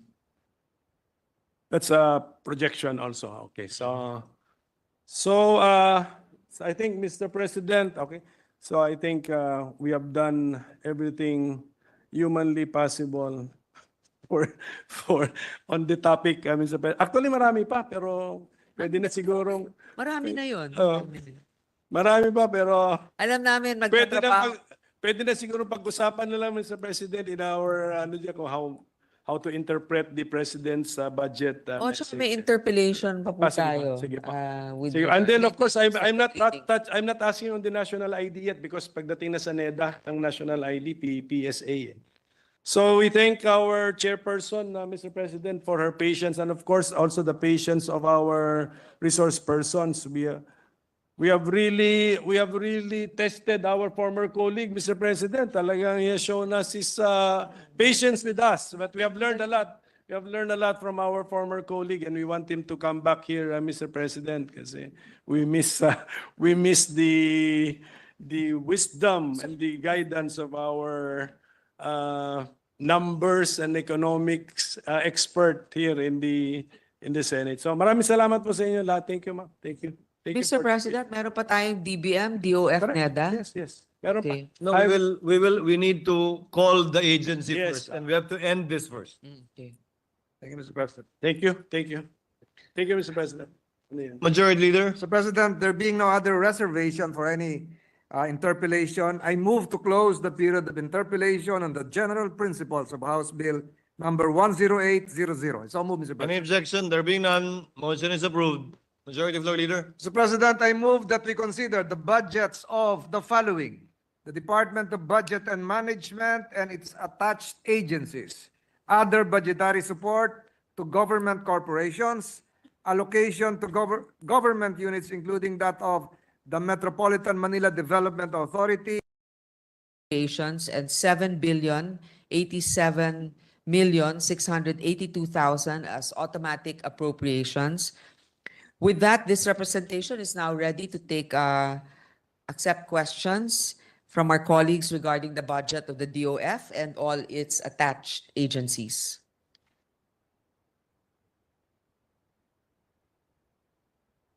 Yes, can we recognize our minority leader to interpolate our chair of the Committee on Finance?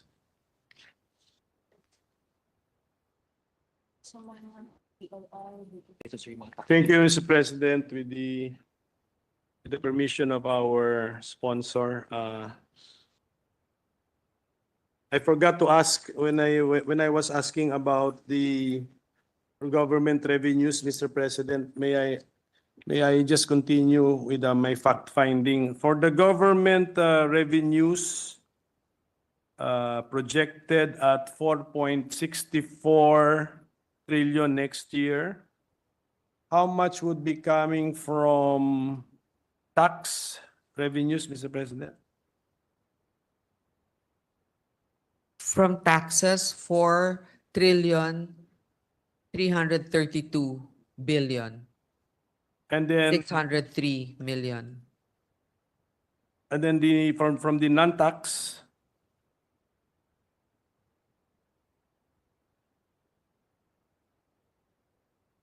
311 billion. Okay. 809 million. kahapon po may comment ang ating Senate President na kahapon na increasing revenues but not creating new sources of revenue. So parang ang ibig sabihin basta no new taxes. So ito pong dito ako nakatingin sa non-tax revenues natin na 311 billion. Is that possible? May we ask the Secretary of Finance, is it possible to focus energy on increasing the non-tax revenue compared to increasing tax revenue? One, you can tax revenue without new taxes. It's like going there. There's a way of increasing tax revenues without increasing taxes by increasing growing the economy. Kasi syempre kung mas maraming bumibili, yung VAT mas tumataas. Same yung collections percentage, natin. bigger pie, so Oo. bigger slice, yes. Tax revenue, On the non-tax revenue, government-owned corporations perform better, if the GOCCs perform better, more dividends. more dividends come in.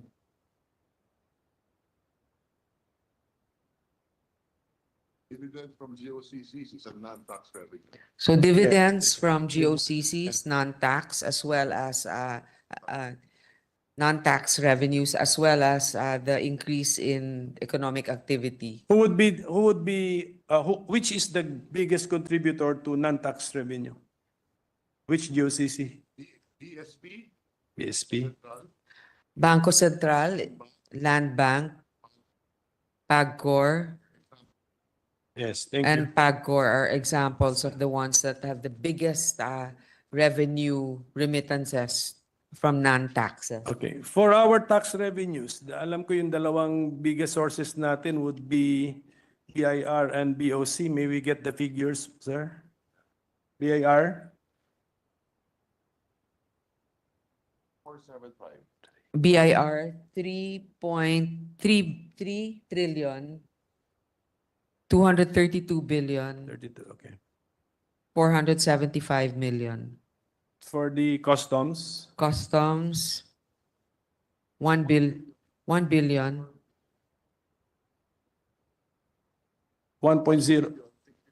1 trillion 64 billion. Okay, sige. And then, meron bang third tax collecting agency na worthy of mentioning? Other offices. The balance would be collected by the others. Maliliit lang po. Apo. So, kumusta po ang trend? What's the trend in the BIR collections as well as the BOC Actually, collections? we would like to congratulate the BIR. I believe they've surpassed their targets. They've met their obligations. For the year. For the year. For the year, they are BIR is, on target. 2024 on target. Target.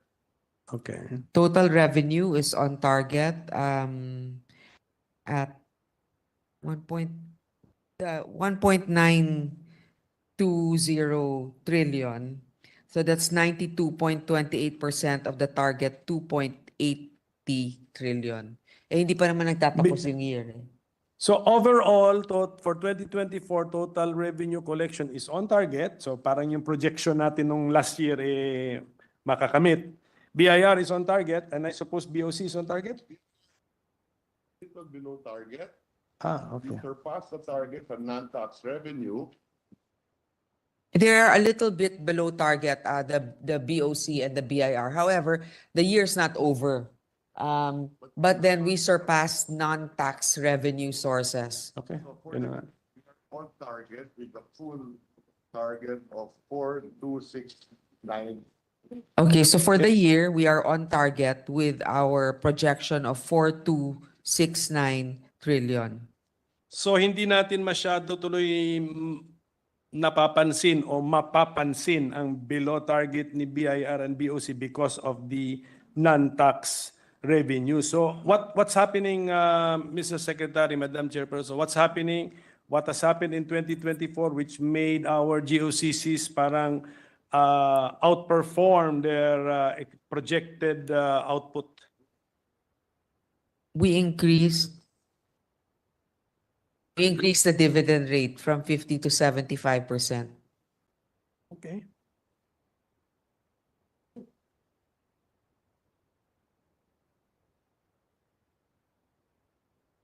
And what would be the effect on the GOCCs, Mr. President? Kung dati pala, the old rule, 50%. So they got to retain the 50%. Now they will retain only 25% of their earnings. So what would now be the expected effect on our GOCCs? To perform better. They're being pushed to perform better, Mr. President. Perform better with less. Not with less, because that's their income. They still are able to cover their expenses. The reason for their being to provide dividends also to the national government. Their main goal Yeah. is really to provide dividends for the government. So now, a lot of them have already been in operation for many years. So we can expect an increase in their remittances. Exception of a few. Right? Yes. Yeah, with yes. I was asking Senator Risa Ontiveros. She mentioned yesterday that we have around 250 GOCCs. how many of them are expected to be earning for the government? Only probably 10 really. Ang not. Only about 10 out of the 250 Na- GOCCs will give about the threshold of a billion and above. So 10 out of the 250.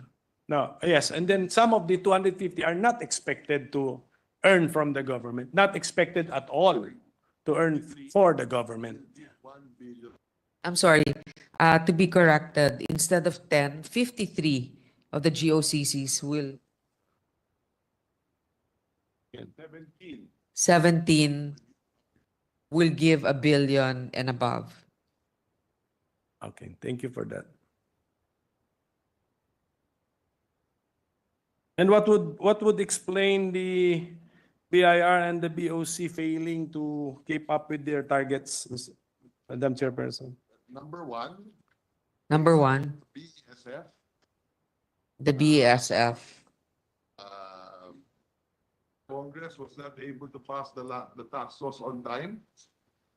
Yeah, we weren't able to Yeah. to pass the tax laws on time. So now we're paying.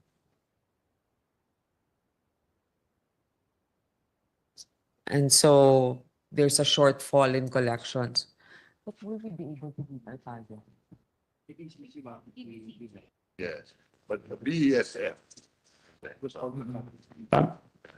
Okay, so let me now go to the President's message because the answer brought this idea to my mind. No?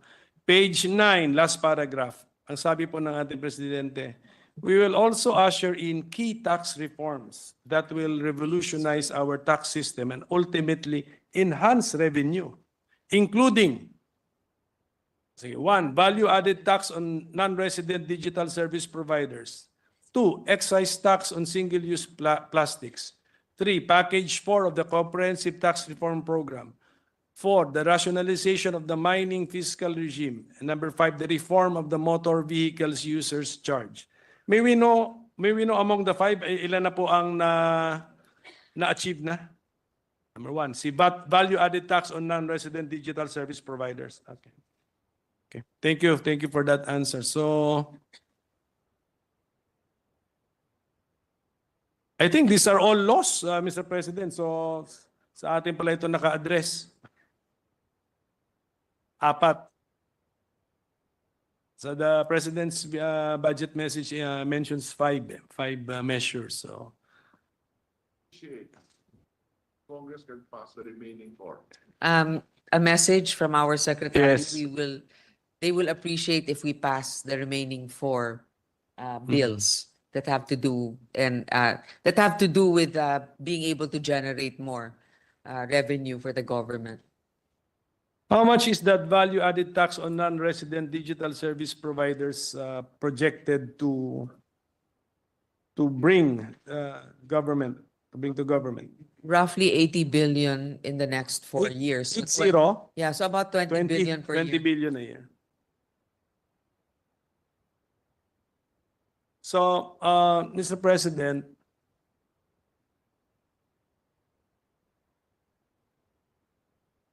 ang BIR po ay bibigyan natin ng 16.8 billion pesos. Tama po ba? And then ang Bureau of Customs, 4 billion pesos. Tama po? More or less, rounded off? Yes, Mr. President. Yes, more or less. Committee report ba itong atin? Yes, in the yes. NEP BOC 5.7 billion. Pero sa committee report, Yes. nilagay natin 9.2 billion. We increased it because of the, di ba, yung mga incentives nila because of the surpassing their 4.0. Oo, because of meron sa kanila na with the excess collection in 2022, I believe. Ngayon lang natin mabibigay sa kanila, di ba? Oo, kasi we needed guidelines for it. Sa report sa akin po, 4.083 billion ang customs. New appropriations. Yes, and then ano po yung nabanggit po natin na Hindi. magiging 5 something?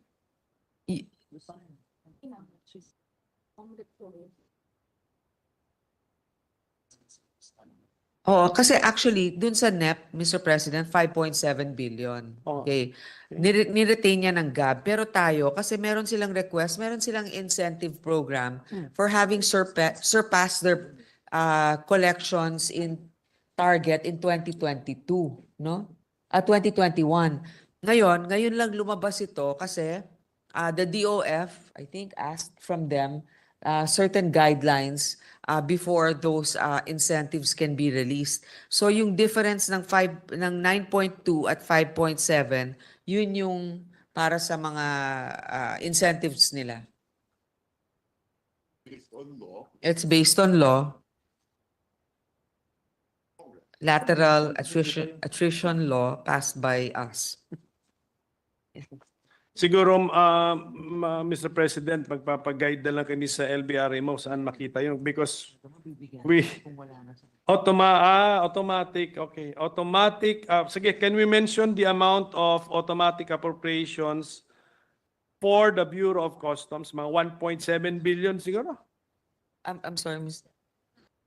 Automatic. 3.6 yung Okay. There's a special provision from the DOF that rewards and incentives fund. In addition to the amounts appropriated herein, 3,609,000,000 pesos shall be used for the grant of rewards and incentives to the officials and employees of the Bureau of Customs for exceeding its fiscal year 2021 revenue target sourced from 15% of the collection of BOC in excess of its revenue targets pursuant to Section 4 of RA number 935, Attrition Act of 2005.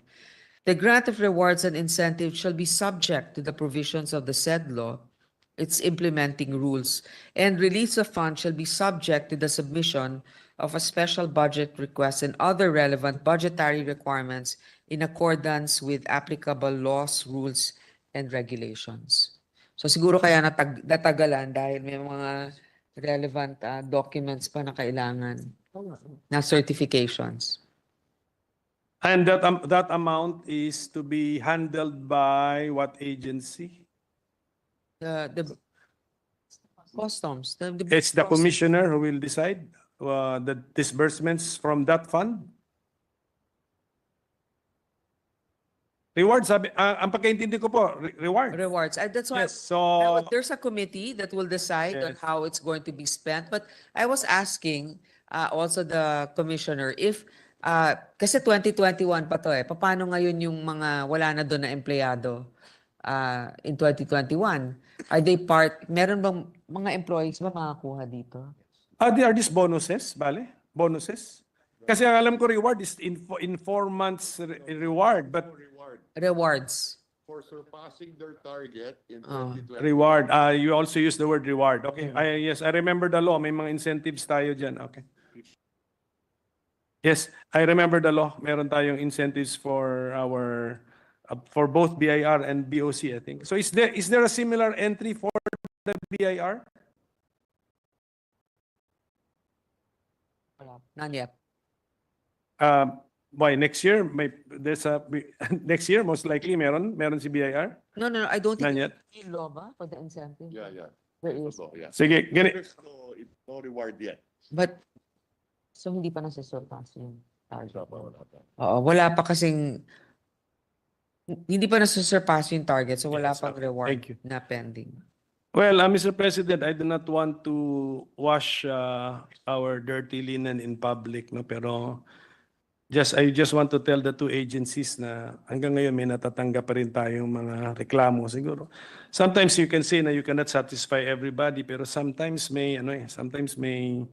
meron din worrisome portion of the complaint or part of the complaint. So Mr. I just want to President, inform the two agencies na meron pa rin, just continue na lang your siguro vigilance, internal vigilance ninyo, crack down on the misbehaving members of your agencies. We are working on it. actually, Mr. President, that's an age-old problem. But also I'm not saying it's a lot minimized now, but what I'm saying is the effort of the BIR now, meron silang e-filing system na marami nang nag-a-avail. In fact, I think ilang file online? 90%. Yung mga personal.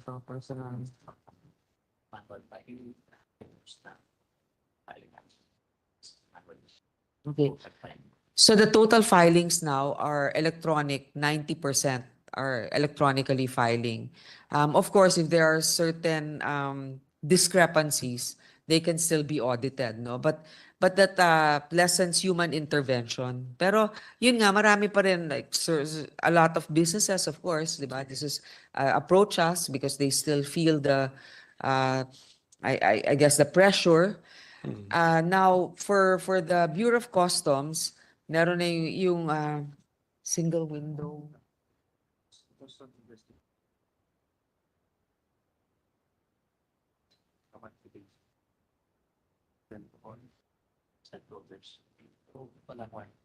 This is the first time.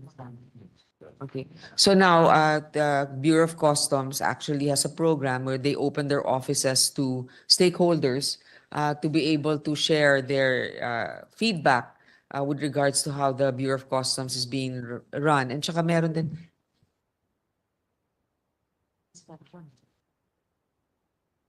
Wala pa.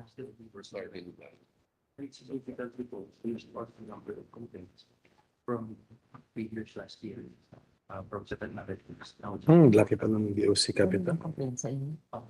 So, Nababawasan yung Well, supposedly, sa kanila, out of 700 complaints in the past, ngayon na bumababa na sa 400. Baka naman takot lang sa inyo. but yung next step from parang maybe other Government agencies. So the complaints are not, were not addressed directly to them. This comes from mga action centers, yung mga 888 in Presidential Action Line 888.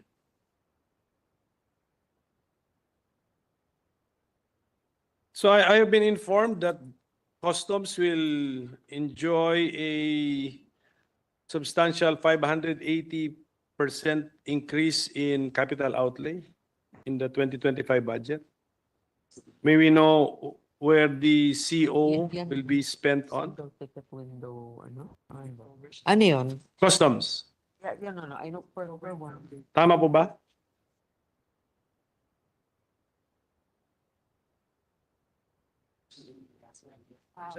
from last year, 900.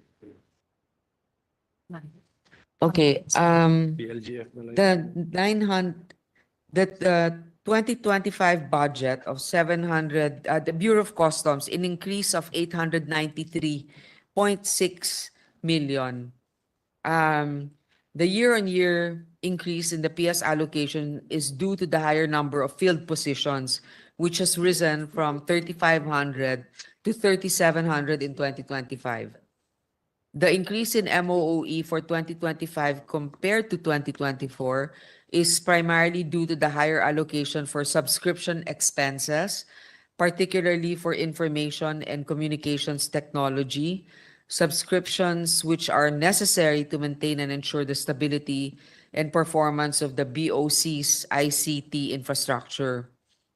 The capital outlay, the 2025 budget of 742.86 million for CO, almost 6 times the allocation for 2024, will cover the funding requirements for the construction of the new BOC building at Iloilo Commercial Port Complex, Phase 2, 48.70 million procurement of 17 motor vehicles, 57.2 million purchase of office equipment, 41.7 million acquisition of various ICT active equipment, 595.8 million for the BOC's Regional Data Center District Ports, Structured Cabling and Infrastructure, and Fraud Analytics. So thank you. Yung CO, okay. May building pala na gagawin sa Iloilo. Well, I'll just appeal to the two agencies, Mr. President, Madam Chair, that they should institutionalize parang a complaints desk or window kasi para ma-address po natin yung mga reklamo pa rin. With the Pero- indulgence, Hindi with ko the naman- indulgence of the Yes, minority yes, sir. leader, siguro I'd just like to ask, point out also, yung you're asking about the capital outlay, the construction, I had the chance to visit the Port of Manila last year for an event, and napansin ko po, Madam Chair, is that yung Port of Manila burned down.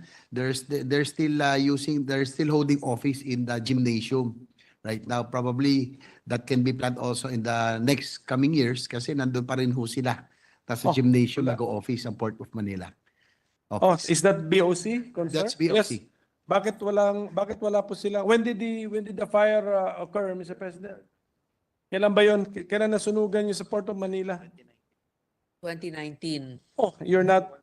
Bakit nauna po yung Iloilo na request? We will be requesting today. Sige. What you see is about 2.5 billion. So about 2.5 billion is needed for this. Oh, Yes. So it was submitted to the NEP, for the NEP, but it was not included. okay. So Yes. this is something that we Yes. can really look into. Yes. Anong mas priority ninyo? Nabasa na? Yung mga na-include na? O ito? Yung mga binigay na ng NEP o ito? Equally important. Okay. Pareho.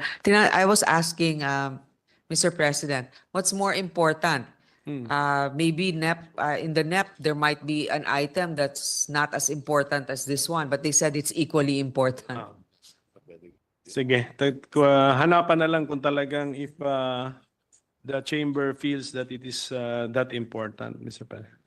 Sige, but ito na lang, parang purihin ko rin yung dalawa nating ahensya na although may natatanggap tayong reklamo, hindi ko naman masabing dumami ang reklamo. Okay. So, well, i-address lang po natin yung mga reklamo.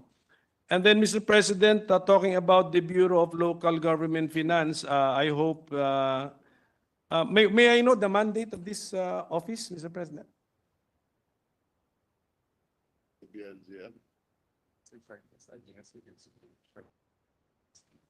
Yeah. Okay. Essentially, it exercises administration, supervision. Yeah. Essentially, the Bureau of Local Government Finance, BLGF, is assigned to assist in formulating and implementing local government revenue administration and fund management policies and exercise administrative and technical supervision over local treasury and assessment operations, among others. Yun nga sinasabi natin na binabantayan, hindi pwedeng more than 20% of their revenue yung utang nila, yung mga ganun fiscal responsibilities. Yes. So yun lang, reminder na lang po sa BLGF na to be also be proactive, vigilant, and then guide our LGUs na hindi po sila mabaon sa utang. Kasi ang buong mundo ngayon, well, I don't know if my talk with the Secretary of Finance was confidential, hindi lounge, but ang buong mundo ngayon, parang nababaon na sa utang. Kaya nga ayaw natin maranasan din ng ating mga LGUs po yan na they will find it their debt levels to be unmanageable or uncontrollable. May I just know from the experience of the BLGF in analyzing the financial statements of our LGUs, ang utang ba ng ating LGU ay all peso denominated loans? All. And in fact, meron pa nga silang surplus yung local government. Yes, pero basically ano yun because of Metro Manila, I think Metro Manila. Yes, mostly, correct. So with that, Mr. President, I just wish the Department of Finance family all the best and all the luck in the world, and you are under good hands, Mr. President. Malaking tiwala natin kay Secretary Recto, is a visionary. And he holds his beliefs strongly. Talagang napag-aralan na po niya lahat yan. It's not it's not necessary that we all agree with his siguro ano ba tawag mo doon, solutions to our problems or his vision, but what is important is he has basis and he has studies to back up his conclusions, Mr. President. Yan naman ang importante sa lahat. So, customs and BIR, siguro par for the course ng inyong ng inyong ahensya talaga, merong magrereklamo, but please pay attention to all of the complaints, treat them seriously, and keep on improving. Keep on improving the delivery of your services, and then also the level of honesty among your people, among your employees in how they deal with the public, with the stakeholders. So I wish you all the best. Good luck, and thank you, Madam Chair. Thank you for your patience. Thank you, everybody. President, Thank you to our minority leader. Mr. President, next to interpellate is none other than the chairman of the Committee on Ways and Means, the Honorable Sherwin Gatchalian. The chair of the Committee on Ways and Means, Senator Gatchalian, is recognized. Thank you, Mr. President. Mr. President, I just have a few items, and this is in continuation of some of the topics that a good minority leader propounded earlier. Actually, there's another tax measure that we enacted, Mr. President, that is not on the list that our good minority leader mentioned, and that's the Real Property Valuation Reform Act. It might not contribute directly to national coffers, but it will improve the financial capacity of the local government units. And the intention there is to make our local government units financially independent, hopefully so that they will not request numerous subsidies from the national government. So I'll focus on that. And the good minority leader also opened up the topic of BLGF, because BLGF is tasked to implement the RP-VARA law. So may I just ask the good sponsor on the status of the implementation of the RP-VARA law? Is that law, where are we in terms of the implementation of that law? And what are the challenges in terms of implementing that law? Because admittedly, that's a sweeping reform on how our local governments will value property and as well as collect taxes from those property, Mr. President. Well, the exploratory talks with the World Bank was October 2024, but IRR next week. the IRR will be ready by next week. Oh, okay. That's congratulations in advance to the Department of Finance for releasing the IRR in the next few weeks. And Mr. President, a good sponsor, in the law, it also requires the creation of the Real Property Valuation Service, and this is a key office in the BLGF in order to fully operationalize this law, Mr. President. And in fact, this representation requested an additional budget of 89 million to operationalize this. Unfortunately, and I understand the good sponsor because budget is really tight, this was not accepted. Will it hamper will the non-creation of the RPVS hamper the implementation of RP-VARA? Yes, it will. And at the proper time, I'll request from the good sponsor that additional 89 million, because that 89 million is crucial in the implementation of RP-VARA, Mr. President, as stated earlier. What? Ano? Ito ngayon, di ba? Ano ba yun? What are you saying? Where?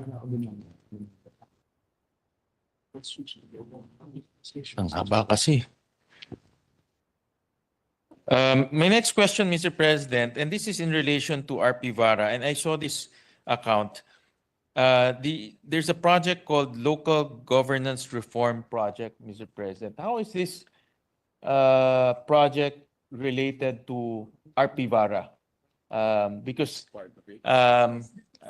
what I understand is RP Vara will be implemented by from ground up, and in this project will have any contribution or relation to the implementation of RP Vara? It's part of it. It is part of it, Mr. President. And I also saw that the allocation is quite substantial, about 436 million pesos, Mr. President. So is this 436 million pesos? Yes, yes, about 436. 36 million pesos. And Mr. President, is this the entire amount to complete the local governance reform project? Is the entire amount needed? Yes. Yes, it is. So to complete. And how will this contribute to RP Vara, Mr. President? Yun yung mga breakdown.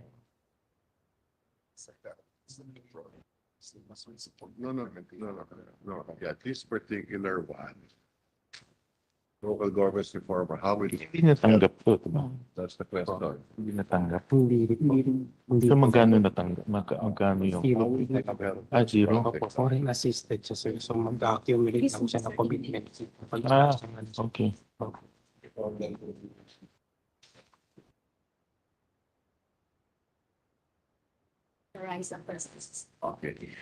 This project will Yeah. help the This project will help the real property assessment. It will help the real property information system and the computerized appraisal. Mr. President, I understand there's no allocation for this coming. For now, 2025. there's no allocation for it. I understand this is also a foreign assisted project. There is an 11.6 million allocation Okay. out of the 400 plus. Okay. And obviously the 11 million is going to be not enough for the 436 It's not million. even 10%. Yeah, correct. And how will this be a problem in the implementation of RP Vara? Yes, it will be. It will be. So at the proper time, Mr. President, we'll also make some requests and amendments on how to allocate some amounts, maybe not the entire amount, Priority. because Maybe all of we can ask them for a partial amount Yes. that is really necessary for it to be operational. Diba? Kaya may sumpa.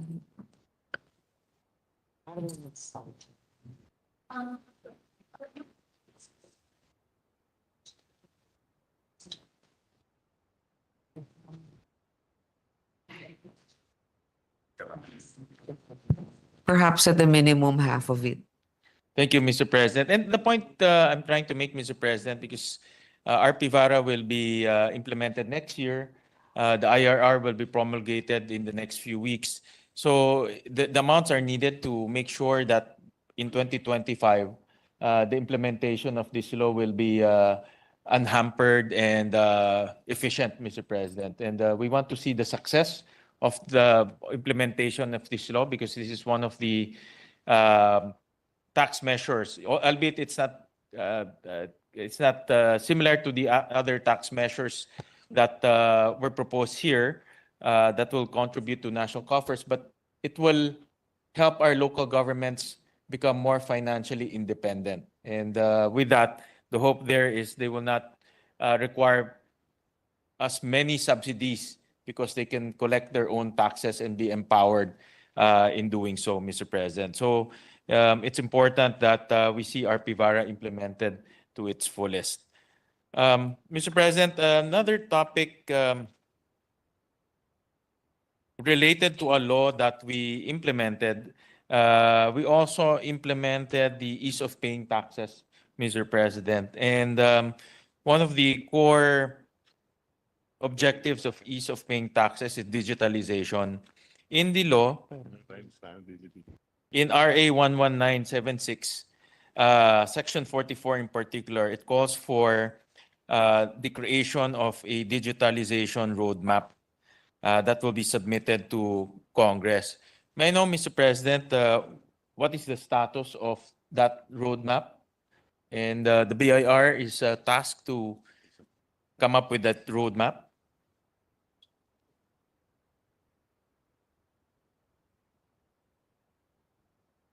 Ano yung allocation for the digitalization?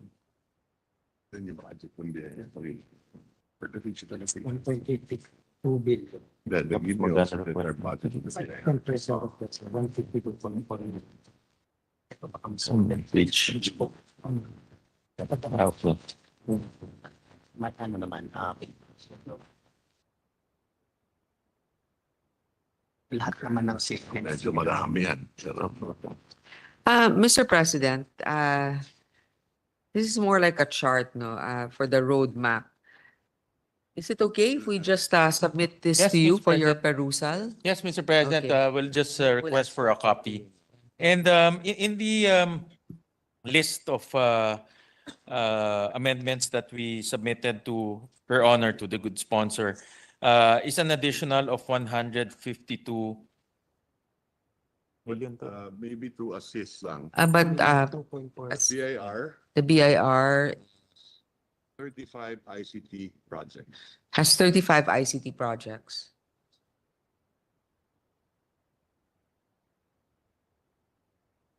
And Mr. President, I was saying earlier that we requested an additional 152 million to enhance the digitalization project of BIR.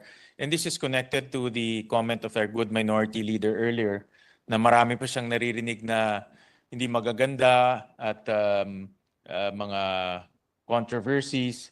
And I truly believe that digitalization is a way to improve the delivery of service as well as the collection of taxes, as well as also to eliminate human intervention and eliminate those that are sources of corruption and, of course, controversies, Mr. President. So I fully support the digitalization effort of the BIR. And I also took note that the 152 million that we submitted for an additional amounts to the digitalization efforts of BIR was also not accepted. Will that hamper the digitalization efforts of the BIR this coming 2025 in relation to the digitalization roadmap? Because meron hong roadmap, of course, to operationalize that roadmap, we need amounts. But will that deficiency hamper the implementation of the roadmap, Mr. President? Wala. Another one. Baka yun. Okay, that's the one. Okay. Call center, 3 million, For the 3 billion. yeah, for the EOP, Magkano call center? for the ease of paying taxes, the budget is sufficient. Ito. For the ease of paying taxes, the budget is sufficient. But there is an appeal of the BIR with regard to the contact center, The appeal is with regards to the contact center, Which is, I think, is a very good idea, Mr. President. which is at 297 Yeah, million. to outsource the contact center, because I understand that they only have 22 staff. 22 agents answering the nation's complaints in terms of tax collection, tax computation. So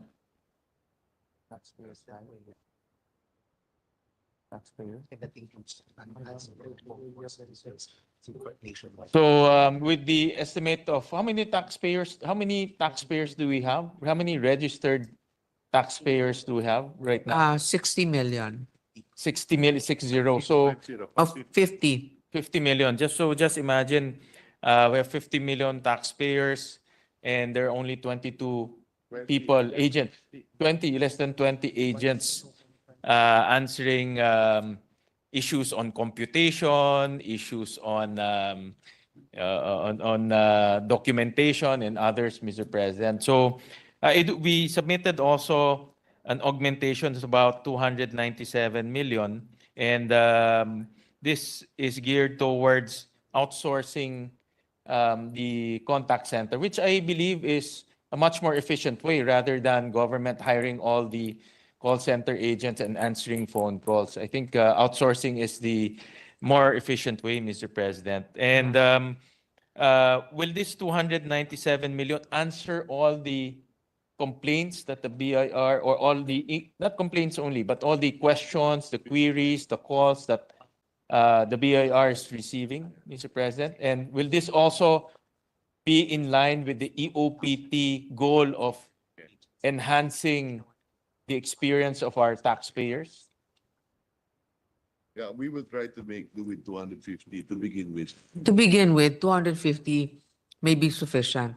Although in other countries, there are more than 1,000. Wow. But also, there are certain things, I don't know if we notice, with AI also, for certain basic questions, if we modernize our ICT system, there are certain things that can already be auto-generated. Like if your question is, what is your balance? You can put in a PIN number that's with your account. It can tell you that. If you have questions, press 0. Then that's the only time you will be referred. So we could devise something like this. I think that's a good idea, Mr. President, with the age of chatbots. Mr. Yes, President. exactly what the BIR commissioner was saying. They already have it, but it's a very basic application.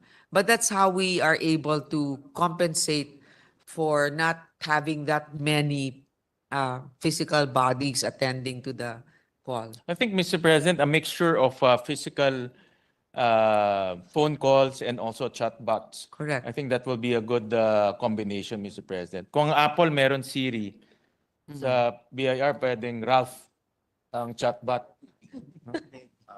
Ang pangalan para matandaan ka agad. Revi? Revi, meron na pa. Revi. Revi. Oh, cute Revenue. Revenue, short for revenue. Si Revi. Oh, Revi. Meron na pala, Mr. President. So, Mr. President, at the proper time, I'll make an appeal to augment the budgets of BLGF, BIR for the proper implementation of the laws that we enacted here, like RP Vara and EOPT, Mr. President. So, thank you to the good sponsor. Thank you, Mr. President, for allowing this representation to propound some question. Maraming salamat po. Thank you for your positive. Thank you, Senator Gatchalian, Majority Leader. President, we have 3 more interpellators, namely Senator Rafi Tulfo, Senator Bongo, as well as Senator Pia Cayetano.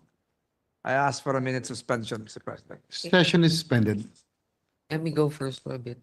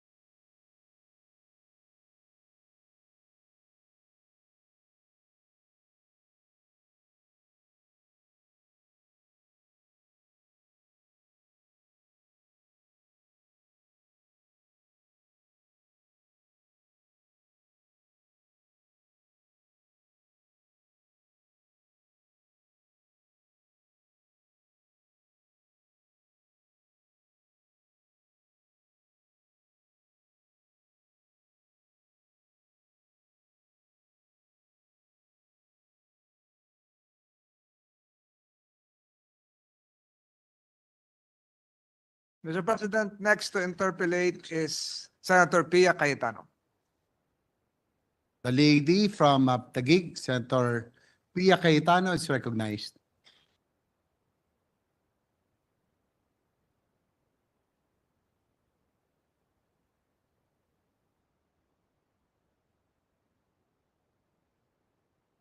Ready to resume? Thank you, Mr. President. This will be very brief. Madam Sponsor, Mr. President, the Secretary of Finance and I have always been allies in public health, especially allocations to the LGUs. We only had differences and very serious differences on the role of tobacco in this country, but I'm not going to go there.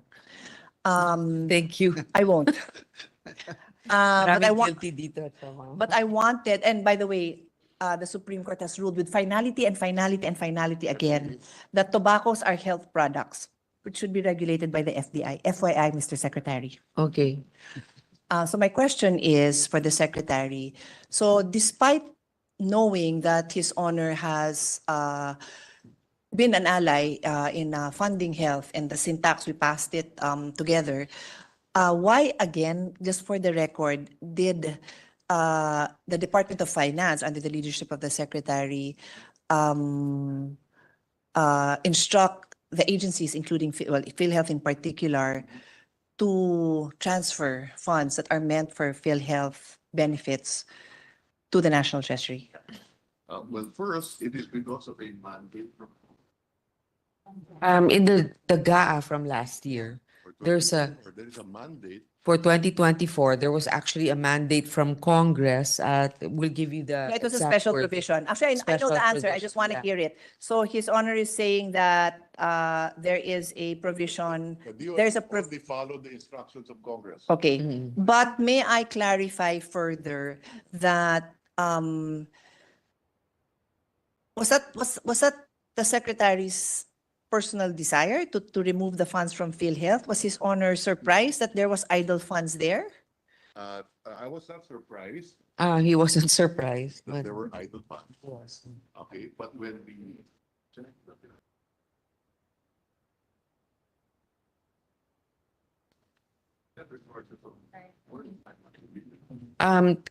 By doing an audit of the PhilHealth, there's about 500 billion excess income of PhilHealth. I mean, Reserve funds. reserve funds that they haven't utilized. Okay. Now, it's not even earning what is considered a respectable Reasonable. amount because it's not even within what do you call it? Sorry, it's the lateness of the hour. It's okay. Within the what do you call this? The inflation. Yeah. To beat inflation. It's earning lower It's- than the inflation rate. Exactly. So so they decided instead of borrowing money, because actually during the pandemic, PhilHealth didn't cover a lot of, like, for example, some of the unprogrammed funds that were funded through the PhilHealth supplementary budget was for health workers. This is the predicament. That's the predicament. One.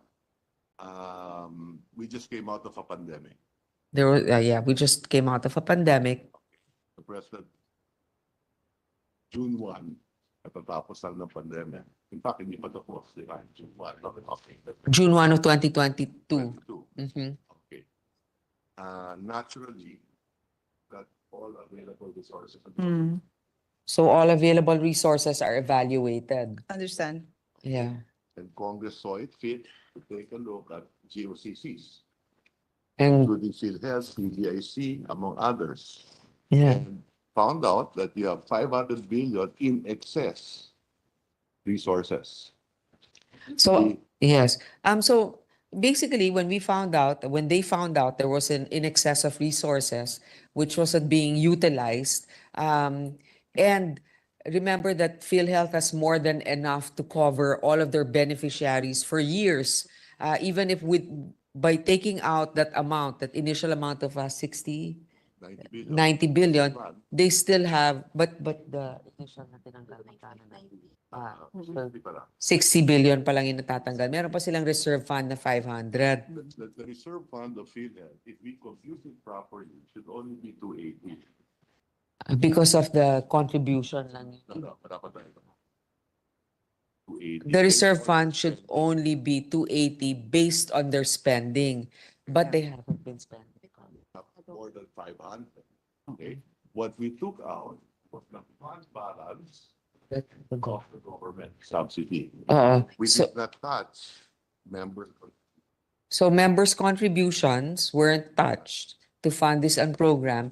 What was taken was the government subsidy portion, Which was not utilized. which wasn't utilized. Now, also for clarity, what gave them the authorization, just for the record again, Mr. President, fund balance of the GOCCs from any remainder resulting from the review and reduction of the reserve funds to reasonable levels, taking into account the disbursements from prior years. The DOF shall issue the guidelines, shall Date yun. In May. issue the guidelines to implement this provision within 15 days from the effectivity of this act. So it's not on a whim. This was actually stated in the GAA. Now, of course, we go back to the One point lang. Because of the pandemic, the government borrowed 7 trillion. because of the pandemic, the government borrowed 7 trillion. And that's why our debt ballooned to 13 trillion in 2022. That's why our debt ballooned to 15 trillion, 13 trillion in 2022. Imagine, PhilHealth did not spend a single centavo during the pandemic. PhilHealth did not spend during the pandemic, Not even one vaccine. not even a vaccine. No, but it's not PhilHealth's mandate to pay for the vaccines. It's The DOH. reserve fund. It's DOH. The reserve fund of PhilHealth is exactly for the purpose of a pandemic. The reserve We fund. have a reserve fund. Mm. So it could be used for that. But again, going back to the commitment of our secretary, he will adhere to the decision of the Supreme Court. Okay, Which, because yeah. actually, Mr. President, Madam Chairperson, as Her Honor knows, I am the vice chair I am your vice chair. So it is not my desire to pose questions, but when I chair the budget of, when I defend the budget of health next week, both DOH and PhilHealth, I will not be able to answer the questions without DOF's presence. So may I ask the secretary to be sure that you have at least a USEC here who can answer all those questions, because we have colleagues who will be asking questions about those PhilHealth funds. I'd like to end on this note. DOF secretary is a member of the board of PhilHealth. So regardless of the provision, and I will be submitting an amendment that the health fund should not be touched for future, not in addition to the Supreme Court TRO, but it's going to be my recommendation that any measures taken by DOF to take excess funds, idle funds, should not include healthcare agencies, DOH and PhilHealth, because the DOF secretary now, because you were new in 2022, obviously, sits on the board of PhilHealth, and you will have the ability to tell PhilHealth now that use these funds properly. Spend it.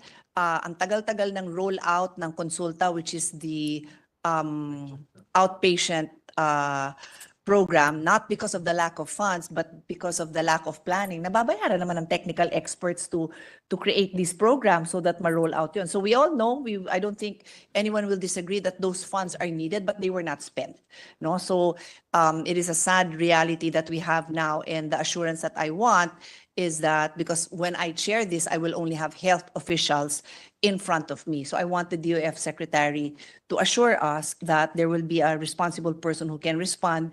And do I get his assurance that moving forward, the work that you need to do to find idle funds should be done at the board, can be done at the board level. I can't tell you what to do, but I can tell you my opinion that do it as a member of the board. Make them spend that money for healthcare. Yun lang naman po, Madam Chairperson, Mr. President. Intend to do that. Yes, thank you for your commitment and recommendation, Senator Pia, Mr. President. Thank you, Senator Pia Cayetano. Likewise, I'm concerned being one of the authors, the sponsor of the Universal Healthcare, and I'm pretty sure also that our Secretary Ralph Recto, being the principal author of the UHC, will not allow that the UHC will fail. I'm sure that through his stewardship, that the Universal Healthcare Law will gain traction, especially the program. Yes, Majority Leader. Thank you, Mr. The next to interpolate would be the chairman of the Committee on Public Services, Senator Rapi Tulfo. Senator Rafi Tulfo is recognized. Next to interpolate our chair of the committee. Thank you, Mr. President. Magandang gabi po, Madam Chair. Tatlo lang po ang issue ko dito. Number one, yung Bugatti, and para makapaganda ka, Madam Chair. Number two ay yung tungkol sa vape. And then number three ay tungkol sa ukay-ukay. Let's start with the Bugatti. No March 1, 2024, BOC seizes 4.6 billion worth of vape products sa ilang mga warehouses sa Metro Manila. Ano nangyari po doon sa mga na-seize na mga vapes?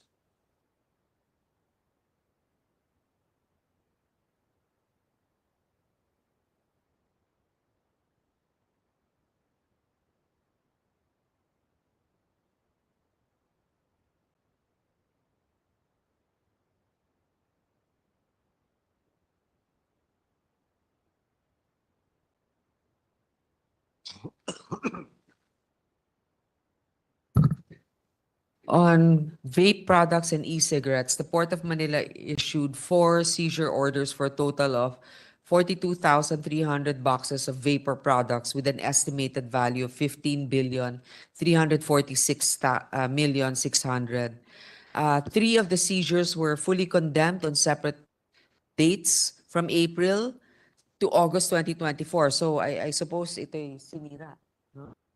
Fully condemned, while the remaining seizure is currently undergoing condemnation proceedings at the Manila International Container Port. 10 seizure orders were issued for various vape products consisting of 15,018 boxes and 50,177 pieces with an estimated value of 1.836 billion.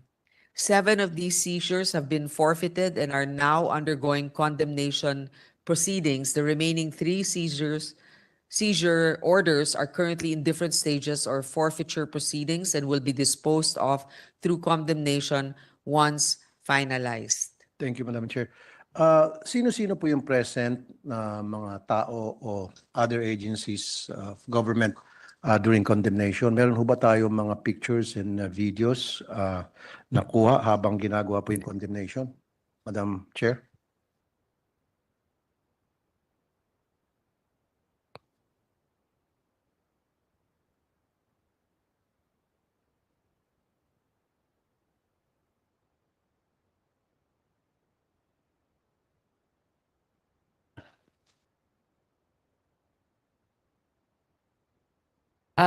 There are other agencies present during the condemnation activity. There are pictures and documentations. It's just not available. Is it okay for our colleague, Mr. President, for those pictures to follow for submission because they don't have it right now? Okay. Okay, Madam Chair. Okay ako dyan, Mr. President. Okay. Recently, nag-ikot po yung mga staff ko at nagbili ng mga vape sa different stores in Metro Manila. At napansin po namin, karamihan sa kanila ay walang mga selyo ng BIR. So meaning, taxes were not paid. Paano ba yung sistema run us through from the time na parating pa lamang itong mga container na naglalaman ng mga vapes up to the time na na-release po ito sa BOC?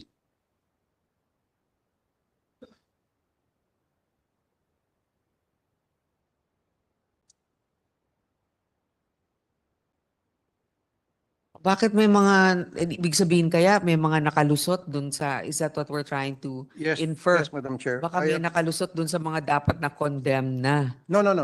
Tapos na tayo sa condemnation. Hindi, pero dapat Pero daw, pwede rin, dun nga sa seizure tsaka yung... tinulungan mo ako gas- rito. Thank you. Oo. Nakalimutan ko na yan, pero tama ka. Hindi nila sinira. Maaaring hindi na sinira at nakalusot Oo. nga. Tama. Thank you. Okay, sorry. If I didn't mean to... So the procedure is, First, they have to buy stamps from BIR. They have- Register with the BIR. dapat mag-register muna sila sa BIR. Tapos bumili sila ng stamps. Tapos dun sa panggagalingan na port, If it's, kunyari galing sa China o kung saan man yon, they install the stamps, sasalpakan ng stamp bawat produkto yeah, and then it's brought to the Philippines. at saka dadalhin dito sa Pilipinas. Correct me if I'm wrong. Ang pagkakaalam ko, yung kargamento parating pa lamang o in-expect na parating yung importer ay magpa-file ng at-rig authority to release imported goods bago ito ma-release sa BOC. Base doon sa bill of lading na meron itong importer from the na ibibigay sa Bureau of Customs. Now, yung bill of lading na meron sila, dadalhin ito ng importer sa BIR and then magkakaroon ng bilangan kung ilan ba yung number of cartons and babes na pinaparating at doon babayarang excise tax and then bibigyan ng number of selyo. Tama ba?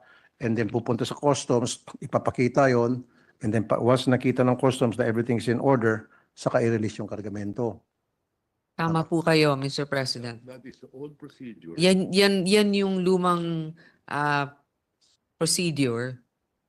Starting when? September ba? June? Starting September? Or Ah. June? Starting June, Nung nag-umpisa po ng June, you cannot import it without the stamps anymore. sa port of origin na po, nilalagyan ng seal, Mr. President. So, ganun yung Okay. sa good. June pa lang. So ang tanong ko po, Madam Chair, bakit napakarami pong mga vape na wala po mga selyo? So ibig sabihin, hindi po siya nagbayad ng tax sa BIR. Ito po yung mga puslit. So tulad sinabi niyo mismo, galing na sa inyo. So maaari ito kasama doon sa 15 billion pesos na mga vapes na na-seize ng Bureau of Customs noon. Na ibis na sunugin, I mean, itinabi at ibinenta ulit. Recycle, parang gano'n. Kasi nga yung inventory, depende nga po sa isusumite sa inyo, Mr. President, na pruweba ng pagsisira ng mga produkto na yon at saka kung sino ang naging saksi sa pagsira ng mga produkto na yun. Kasi di ba, yun nga yung nagiging problema, pati yung mga drugs noon, di ba? Kinukumpiska tapos binibenta ulit. So, hindi natin alam kung ano bang nangyari. Paano nakapasok? Either nakapasok yan or yan yung na kumpiska. Ano bang... From what I know today, Mm-mm. laki na ang pinagbawas ng vape products in the market. Oo. Okay. Now there are now, so in the importation you have the customs, and today even the BIR does raid in all the establishments that are selling vape products. Kung walang stamp tax, included ang BIR. Actually, Warehouses, right? What's the value now of your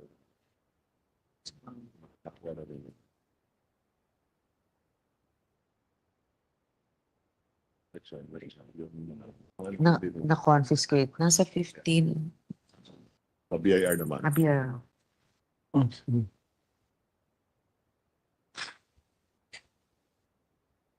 Paano siya magkakakoleksyon? So it could be naman itong info. Yung sarap naman. Siguro, dito lang din sa bagay tayo. Siguro sa action. Okay namin ang Yeah.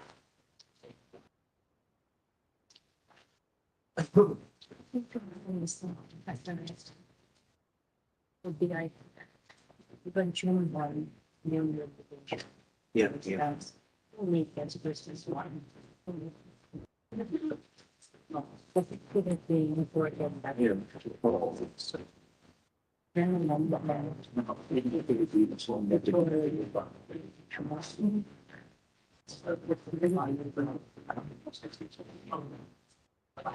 Matagal na siya lang import. Itong physical sa